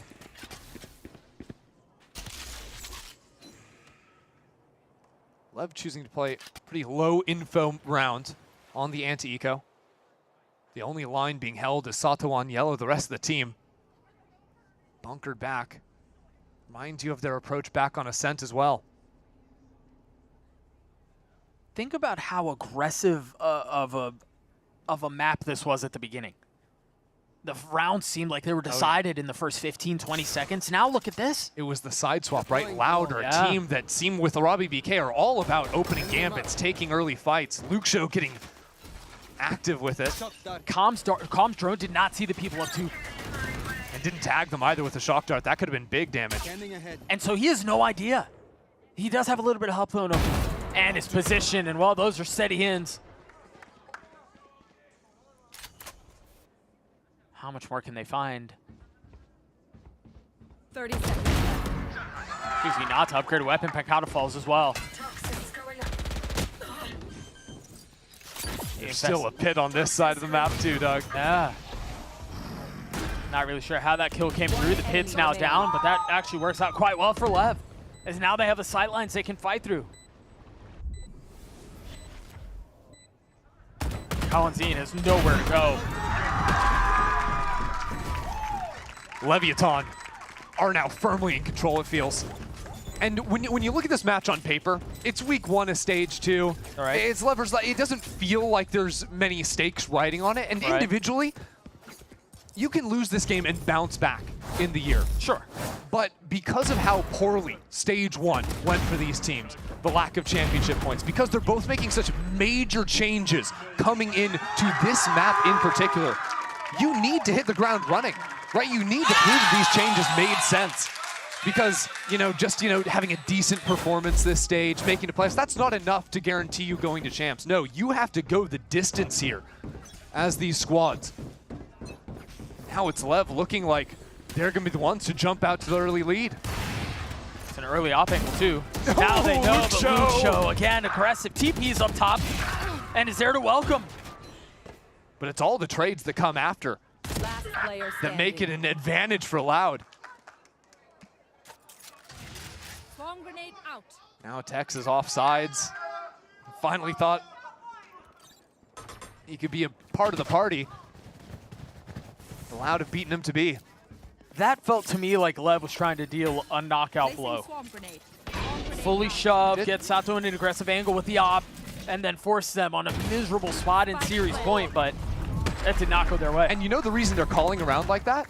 Literally last round, what are you saying? You're saying, oh, LEV it's a complete different pace. You know, they're playing so slow this round, all of these rounds in a row. Oh, you're right. They had done so much conditioning of just very, tempered, measured play. They've got to try something, but you're not ready for the timings. No other agent is doing that, by the way, is catching that. Jet's not dashing onto onto pipes. Like, that just isn't a real thing. So a play where, Zato is always comfortable to get his op posted over there. This time, he meets that for the first time ever. Cover going out. Cascade out, a deep smoke. Hey, to suggest that that's where the hit is going. Ooh, you're up real far, big guy. You're up real far. How fast is he? Not fast enough. And there is no escape. King's been here before, all isolated. This time seen. Last time he pushed into yellow, so he wants to mix it up, but it's a lot harder to actually hold on to this site without that player. That one way is a saving grace, but it's temporary. Here comes the hit. Second set of controller utility comes through. Do Loud double down here. Well, LEV could pounce out quickly. The spike not going down already is a big problem because Okeanos has the ultimate. He's already in position to use it. If Loud start working down the clock, waiting for the next cycle of Harbor, of Viper utility, they're going to run into serious issues with LEV stacking here. Yeah, and it's not even just Okeanos. Calm is here too. Calm's ult could provide problems. Oh, yeah. And that might be the case. 30 seconds left. They caught LEV slightly moving away, though. Yeah, they don't invest anything, and instead, King dies. Text from backside. Now the Reckoning is in play! And Okeanos gets two! But look at Luxo. Luxo TP'd up into Kitchen. No one's ready for him. His position is the round winner.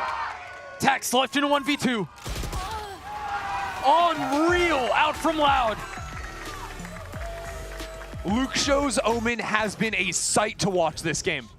On defense, tore apart those early rounds. And now in the last couple, whether that's the early TP play in the previous round or this right here, it's a 2v4.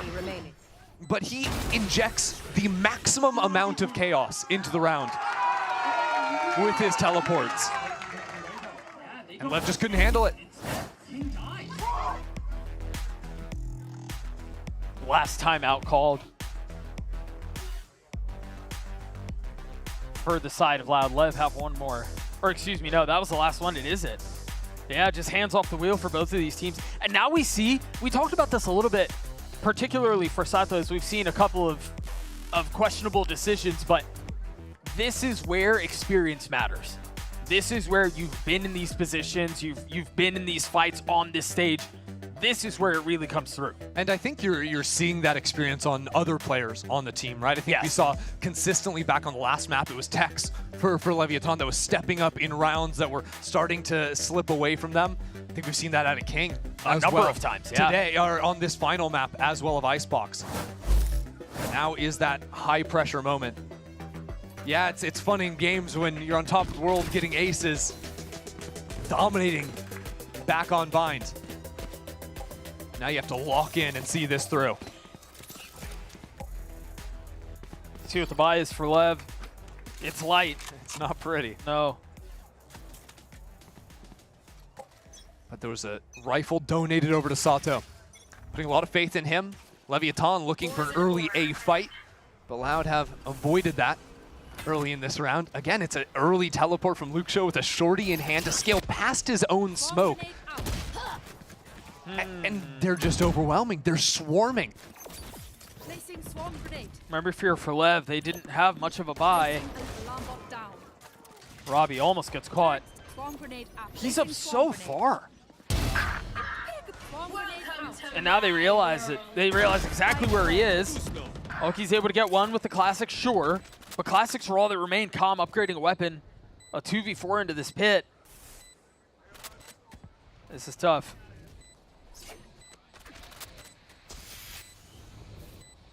And they have to just slowly walk their way in.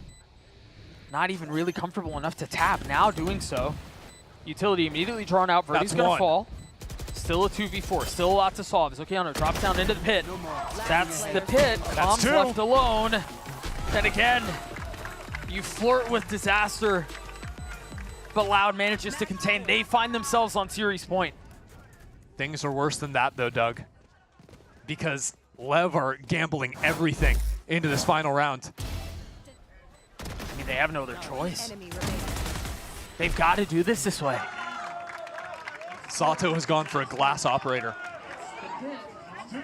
to challenge, to try and win one of these early fights. Meanwhile, Loud have 4 ults, and they're going back mid. Oh, they want to blow it up. They see a weakness, and they're looking to exploit it. Luke Show already on top of Tube. How much can he find? Tex playing on the other side. That's Tex down. And he's already up into kitchen. I mean, the middle of the map is blown up. How do you rotate as Loud? King has to hold his ground. And he does so far, so well.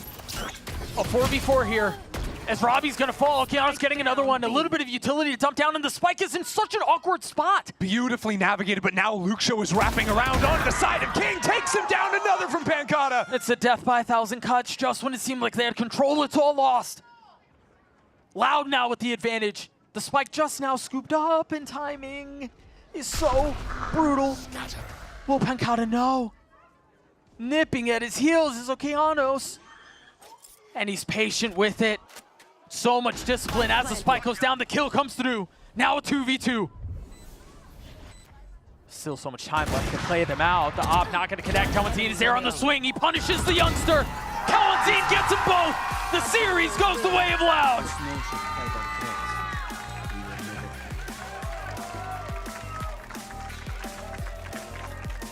In the battle of 2 teams, looking to completely reinvent themselves, stepping into stage 2. It is Loud on top by the thinnest of margins. Robbie BK stepping into this team, coming from across the pond. One of the biggest changes we've ever seen from Loud, switching to an English-speaking roster with him at the helm. And to come away with a win to start it off is beauty. An English-speaking coach, a new IGL. It's a gorgeous start for Loud. And all around, this is a day that showed a lot of the promise, I think, of the new signings from both of these 2 rosters, right? Oh, Sato started off so hot back on Bind. Each map close, 13-10s the first 2, 13-11 to see it off. But again, 1 win isn't going to be enough. These are teams, so much history, so much to reach for. And Loud have certainly set the bar high for themselves. Yeah, 1,000%. I think there's a lot to be excited for both, but Loud, that's a big one. They hadn't won a series since what? January? January. They hadn't won a series since January 30th, which is also, if I'm not mistaken, the last time Robbie called a game. Yeah, back when he was playing for Gentlemates in EU. Yeah. So this has been a long time coming for both Loud as an org and for Robbie as a caller. And can we just celebrate Luke Show? I mean, on every map, this guy, since the second he joined back during stage 1, he has been a talent. But his Omen was so fun to watch here on Icebox. So you take a look at Loud from earlier in the year, and they were stacked with shooters, and you go, well, if they're all shooting, they can beat anybody. And that was obviously a problem. That was magnified as the season went on. You take a look at this, and it is not a one-condition team. It's not if the vibes are good and if they're shooting, Loud can beat anybody. This feels so much more complete of a roster for Loud. It feels to me like a challenge in a lot of ways for the team, right? You have to change like the language you're speaking, you're changing ideals, you're changing so much of the system. But if you're able to work through that challenge, then exactly, you are complete. They're not done just yet. It's going to be something they're continually looking to find and work towards. I mean, aspire to. If Pancata is going to continue to play that we have, so we saw some of the highlights up from Birdie 2, and then Luke Show, as you mentioned, this, again, just feels like so much more complete of a project than what we saw in the previous Loud, where it was just hitters upon hitters. But when the hitters aren't hitting, they're the ones getting hit. And so for Loud, there's a lot to be excited about. A ton for LEV as well, but we're actually going to throw it down to Elizabeth in the stage for the Verizon post-match interview with Kawanzine. Thank you so much, Doug. Now, Kawanzine, what are we going to do with you? Because that was neck and neck, back and forth. It almost looked like you weren't going to take it. I have 2 cards in my hands. Talk to me about how Loud pulled out that victory. Cara, foi uma partida muito difícil, três mapas muito pegados, 13-11, 13-10, então foi muito difícil. Acho que eu não entrei muito na partida hoje, estava um pouco off, Mas nosso time está evoluindo muito, a gente está treinando muito e eu tenho certeza que se a gente estiver no nosso 100%, a gente vai jogar muito melhor do que a gente jogou hoje. It was a very intense game today. We had a 13-11 twice, I guess, right? And, you know, I wasn't really in the game today. I was feeling a little off, but we still made it and we went after this victory. Well, talk to me. You said you're feeling off. You have a new leader in Robbie BK. You know, when you feel off, does Robbie like lift you up in some way? Like, how does Robbie, as a leader, work with you and work with the team? Cara, o Robbie como pessoa é uma pessoa muito criativa e muito inteligente dentro de jogo e fora de jogo também. Então, qualquer coisa que a gente tiver sem ideia dentro do jogo ou tiver as coisas dando errado, ele vai ter uma ideia. E eu acho isso muito bom, é uma qualidade muito boa. Então, ele é essa pessoa muito criativa. Então, sempre que as coisas estiverem indo errado, provavelmente ele vai vir com uma solução. He's a very creative person, so every time there is something wrong, something that is not really falling right, he has an idea, he comes with a solution, and he's like this in and out of the game, so he's a great guy to have in the team. I gotta say, for the audience at home, there's just a new energy with Loud. There's this excitement, there's this positivity. Where is that coming from? Is that coming from the new players? Is that coming from just a new start in Stage 2? Because it feels different, Kawanzine, and I wish that people at home could understand what I'm saying and like feel it in person, but there's just something different about Loud in Stage 2. I'll try in English to practice, okay?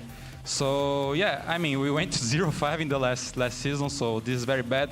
And now we're gonna just like feeling it's a new journey, you know, it's a new team, new people. So you are feeling like, okay, let's forget the things that happened before, you know, bad things, and let's step up. Let's go to a new phase, you know. So I think this is the most important thing that we're trying to understand as a team. But yeah, of course, we step up. We're 1-0 now, so yeah, let's go. We're doing better. We're doing better. Yeah. Let's talk about some other new additions to your team, Verdi. We have to talk about Verdi, an incredible duelist going toe-to-toe with Sato. Talk to me about setting up Verdi and just how has it been playing with him? Because he's been kind of under the radar, Tier 2 grinding, and this is his first Tier 1 opportunity. So Verdi is a confidence guy. He's very confident. I like that. And yeah, I mean, he never had like an opportunity like in the Tier 1. So he's very talented. I don't know if this is the word, talented. He's very talented, and I don't know. I think he's improving a lot, principally in the screens. So yeah, I think he has a lot to show in the Tier 1. Well, a statement has been made by you and the entire team. And congratulations again, Kawanzine, and thank you, Ollie, for translating. We have a post-match match point to get to, so we'll see you right there.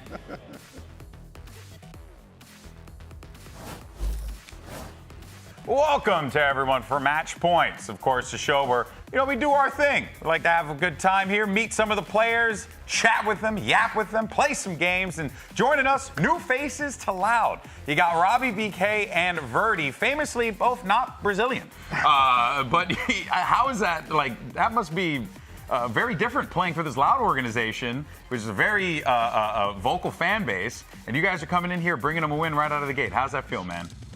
Oh, it feels awesome. I mean, there was a lot of pressure on us, obviously, and we could really feel it. Like, as much as I'm like not nervous or whatever, like there's still like a lot of mistakes that we're making where it's like, damn. But honestly, like, super happy after that. As you guys should be. You know, great game, came back, able to pick up the dub, but the challenge isn't over yet, fellas. Okay, because it's now time for the most hectic game of all. It's a game of duo queues. Oh yes, and duo queues is a very simple game. All right, look, you're gonna have to write the answer for who they think does what better for the questions. You'll see, it's easy, it's easy. We'll start with the first one. Number one, who speaks better Portuguese between the two of you? Go for it. That's easy. That one right there is easy. I think this one is a little easy. You write your name like that, right? I got my answer locked in already. All right, let's see it. I think I know what the answer is. Yep. And it's you. It's Verdi. So help me out real fast, Verdi. You are you're Dominican, but you're currently you've been in Brazil for a hot minute now, right? Born Dominican, native Spanish speaker. Yeah. Spanish and Portuguese are very similar, so it was easy for me to, you know, kind of like catch on to it. But I had two Brazilian teammates, and I lived in Mexico with them for a little while, so it was a lot easier for me to like speak Portuguese. And so it was an easy transition, honestly, and I'm learning more as I go, so. Were you coming into this one learning, like, unsure if you were going to be speaking English or Portuguese when you came to Loud? Yeah, I was unsure if I was going to speak Portuguese or English, honestly, but I'm happy it's English. Yeah, okay, it's a little bit better. But what would you rate your fluency on like a scale of 1 to 10? I'd say 60%. Okay, that's pretty good. Yeah. All right. Okay, we'll take it. All right, question number 2. Who's more vocal on comms? Ooh. This can go either way. I mean, come on, bro. Come on, man. I heard some screaming today from somebody. I also saw some yelling out there. You know, I saw it, heard it. All right, let's go. Answers. Rob, of course. Yeah, we saw you pop off a couple times. Screaming louder, you might go Super Saiyan. A bit too much screaming, to be honest, because you think you're gonna lose your voice? Yeah. And you're gonna need to pace yourself because you got a couple weeks of games ahead of you, bud. All right, let's get ready for the next one. Which one of you stays up the latest? Oh, that's easy. Who is the night owl of the group? These questions are, you got to step it up a notch. You got to step up the questions? All right. I think the next couple should be very interesting. All right, let's see. Oh, It's me. When you going to bed? What time? Hey, it varies. Varies? It depends. Okay. Sometimes I'm staying up till 4 a.m. playing ranked. Sometimes I'm staying up till 1 a.m. Who knows? That's crazy. It's what the day has in store for me. What time do you normally wake up at? I probably sleep the latest on the team. I wake up probably like 30 minutes before practice. Are you the type that's like awake 2 minutes before practice? Yes. Okay. Yes, I am. Your teammates are calling you on FaceTime. Yo, time for practice. That happened a few times. Oh no. Say that, bro. That's okay. I did the same thing with my duelist. Don't worry. Got whip him into shape. All right, that's the next one. What is Verdi's favorite food? You know this, bro. I told you this. You told me? Yeah, bro. Ooh. You're from there, bro. Come on. He told you? I mean, I think I know, but... I'm excited to see what this is. Right. Could be a variety of things. There's also Dominican food slaps. It's very simple. Real talk, so, you know. All right, what we got? And, a pasta. Yeah. What'd you put, bro? I thought it was pizza. I mean, I've ordered pizza like twice in the office. So. Yeah, no, that makes sense. Okay, so finally we got a wrong answer here. Okay, clearly. I'm on the right track, though. I can't blame you. Here, get the last one. All right. What's Robbie BK's sensitivity? Oh. Okay. I mean, do I write it down? You can, yeah. Just so this way we can see how accurate Verdi is. And you know what? For funsies, I'm ready. When we see the answers, I want to do it the inverse. I want to see what Robbie's sense, what Verdi's sense is. All right, let's go ahead. See the answer. Okay, what is that? 24 cents, 400 DPI, 400 DPI. Wow, 0.25, yeah. Come on, bro. Not bad. You know what? Let's do it inverse. Not bad. Give me Verdi's sense. I think I know, but... You should know. If you don't know. change, right? No, of course not, bro. Come on. I love the confidence. It's already pouring out here. Okay, we're going to get the answers. Verdi's already good to go. Oh, I can't write. Wait, hold up. Robbie is discovering the English language for the first time here as he's writing it down. All right, let's go. Next up. What do you put? And 0.4 cents, 1600 DPI, 0.2. I knew it was. It's the same. I knew it was. I just didn't want to do the math. It's the same thing. It is the same thing. My brain. Same thing. Yes, okay, well done. Fellas, there you have it. That's duo cues. Simple. Audience gets to learn a little bit about you guys. You guys get, of course, to share with the audience. But, I guess to kind of go back to the game here, right? Both teams coming into this with a lot to prove here. But Robbie, you had a big task ahead of you, right? Needing to step into this role as the leader, as the caller, but then at the same time, acclimate to this team. What has that journey been like for you since joining the org? To be honest, coming into the team, it was a little bit hard in the beginning because obviously we have some language barrier, like Portuguese and stuff. For sure. So the beginning was a bit hard, but already now it feels so much better. And even talking about nervousness and being afraid, not afraid to play, but you know what I mean? The pressure and stuff. I feel way less pressure now than I did before. And the reason for that is because I have such amazing teammates. And I've had officials in the past where I have to be honest, I literally cried before the official because I'm happy, but at the same time the pressure and everything. Yeah. But today, I felt cool as a cucumber. You were hyped during those games. Yeah. You were screaming more than anybody. Well, by the way, some other folks were cheering you on. Your friends over in EMEA. We actually have a video from Yinsu and another special guest who wanted to give you some good luck from across the pond. Let's take a look. Hello, VCT Americas. Usually when you see me, it's a friendly chat, but this is going to be anything but. I've got my boy in the tank here, and he's told me everything that happened when he was there. And now we've sent Robbie BK to you. You better take care of him, because if you don't, you're going to have to answer to me. Am I right? She's damn right. Good luck. Good luck, Robbie. Good luck. So good luck. I think that it was good, right? I'm here to stay. He's here to I'm stay. here to stay. He's here to stay. He did it. And what about for you, Verdi? I mean, this is a massive achievement for you coming into the league here, getting a win on stage, repping the green of Loud, a very prolific organization. How does it feel to be Verdi right now? Man, it feels great. I mean, those who know. I've been grinding for such a long time. A lot of preconceived notions, a lot of opinions, but I kept my head down. I came here, I did what I had to do, and I'm here to stay. That's my mindset right now. I was talking about your ranked hours on the desk. I think you're the only pro that's got like 400 matches every act since the game came out. Yep. I mean, yeah, that's a testament of the person I am. I'm just a grinder. I'm going to keep grinding also until up at 4 a.m. all the time. True. You got a lot of time on your hands to play ranked. Definitely helps out. I tell you, I miss those days. Those are fun ones. But once you hit 30, it goes to your knees and it's all gone. In any case, though, guys, let's go ahead and take a look. First matches of stage 2 in the books. So standing's not going to be all that crazy here, but it is going to be nice for the Loud boys to see themselves in that first place spot, holding it down. You guys have no intentions of leaving the first spot, Absolutely right? not. What teams are you guys looking forward to playing here in your group? You got some great options. Obviously, you just face off against Leviathan. Verdi, who are you going to go up? Who are you excited to go up against? And Robbie will go with you next. Excited to play Crew. Excited to play Crew, NRG. Honestly, all the teams, but for no specific reason. Yeah. No specific reason. Okay. And for you? I'll go for the political answer. I like every team. I want to play every team. There it is. Well done. I wish FNS was still there so I could play him, but yeah, it is what it is. Yeah, but hey, I'm sure he'll be cheering you on or cheering on NRG from the side. We'll find out. We'll see on the coach stream, right? But there you could see, of course, the schedule of what is to come for tomorrow. We got 2 great games. Evil Genius is going up against 2G, and then MIBR goes up against Crew. You guys want to give us any predictions on that one? Who's going to win? I'm going to take my boys over at EG. EG? Pretty close to them, and I'll take Crew over at MIBR. Okay, EG and Crew for Verdi. What about for you? EG and MIBR. My good Ooh, EG and MIBR. Okay, I'll tell you what, that game tomorrow is going to be awesome. Alexis, banger job as always. Appreciate you. And of course, for Mimi and the rest of the team, that is going to do it for us, guys. Thank you so much for your time. Thank you so much for being here with us. Hopefully, it will be the first of many. But for now, though, that is going to do it for us here. Make sure you join us tomorrow. Same time, same place. It's going to be awesome. And for now, this is your Samsung SSD Fast Replay. Take care, guys. Stage 2 is finally here. You got yourself a new map, you have new rosters, and Champions Paris is on the line. If you thought Stage 1 was full of surprises, you ain't seen nothing yet. Roxy's got a lot to consider here from this spot. Angle quite committed, but okay, double faced up. He's going to be overwhelmed though. Potentially the moment's notice needs that helmet. Okay, right clicks. It's all he needs. Supplementary with a U-turn. Give him the ace. Give him the ace tonight. Still Cloud9 will be happy. Furia want nothing to do with it, and that free clearance from Oxy. Spotted that one prior. What's going on here, man? You got bullets and players into your face. Oh, what a shot. Just locks it straight onto him. Shorty in hand, trying to step forward again, but he's being overwhelmed.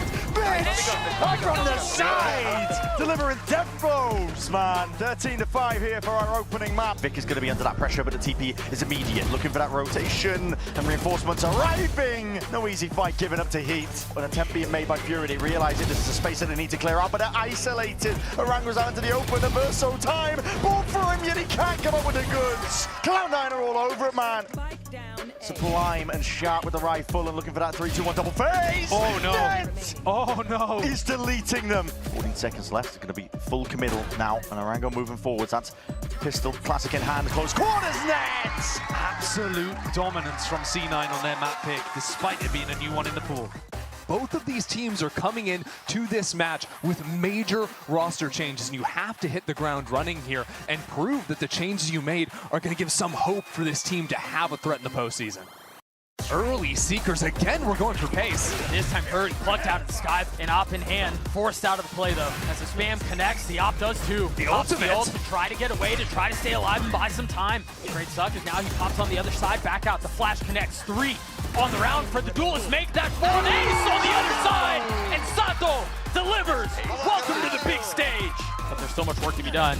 Wow, Birdie, a great response. Anoki has all Texas really far up, and there's the rocket. Connects onto King. 3 for Verdi. This is messy here. They're gonna drop the orbital strike as well, but Sato steps out from behind the shroud and gets 2 kills onto the site. Oh! Make that 3, and Sato looks for more. Lev get to 11. You are too clean. Lev take bind. What a beautiful way to start things off. Forced to take a step back. Oh, easy killer. There's a lot on the other side. What a dart. Calm gets 2. Make that 3. 4 on the round for the initiator. He's activated, baby. But never mind, it's actually them who are aggressing. Lucio's there to hold the line. Whoa! Make that 3. What a hold from the Sentinel. What a hold from Loud. Calm will get his, but it might just be poetic. An eye by power race as Loud gets to map point. We're going the distance. We're going to Icebox. Drone cleared. Still a 1v3. That's a 1v2, and he gets away. This would be heartbreak. Pancada choosing to pop the pit. And all of a sudden, this threat gets so much more real, so much more dangerous. A 1v3, a tap from Calm. It's bait. It's just a game. The little ones come through, and Pancada comes out on top. He's got to be careful. This time, dashes away wisely. Now, once again, looking for a swing a second time. Will connect. Pancada down. Find cover in the smoke, and does. Birdie with the blades. Whoa, whoa, whoa, whoa! Meanwhile, Sato gets 4. Calm gets the last. The spike is in such an awkward spot. Beautifully navigated, but now Lucio is wrapping around onto the side of King. Takes him down, another from Pancada. Now a 2v2. Still so much time left to play them out. The op not going to connect. Kawanzin is there on the swing. He punishes the youngster. Kawanzin gets them both. The series goes the way of Loud.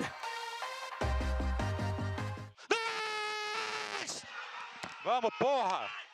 Nice! Come on! Vamos, porra! Nice! Vamos! Vamos é nóis, mano! Wins, all I know. Looking at the goal for real. Wins, so many wins, I can't count them. Back in the day, they know but doubt it. Travel couldn't keep the kid down. Now it's a big bank with allowance. Now it's a Ben Frank on a salary. Now I'm the big man on campus. Betting on me and they liking their chances. Yeah, gotta give them no work. 9 to 5. It come with some purpose. Gotta stay on your job. I be going berserk. The time is mine. Gotta give them a learn. Gotta look who in first. Yeah, you know it's a team. Gotta rep on a shirt. Check the wrist. Big time. Big play. Gotta hit the rewind. Who you got? Pick a side. Rockstar lifestyle certified. Wins. All I know. We go head to head, go toe to toe. Let's see who wins. All I know. You looking at the goal for real. Wins. All I know. We go head to head, go toe to toe. Let's see who wins.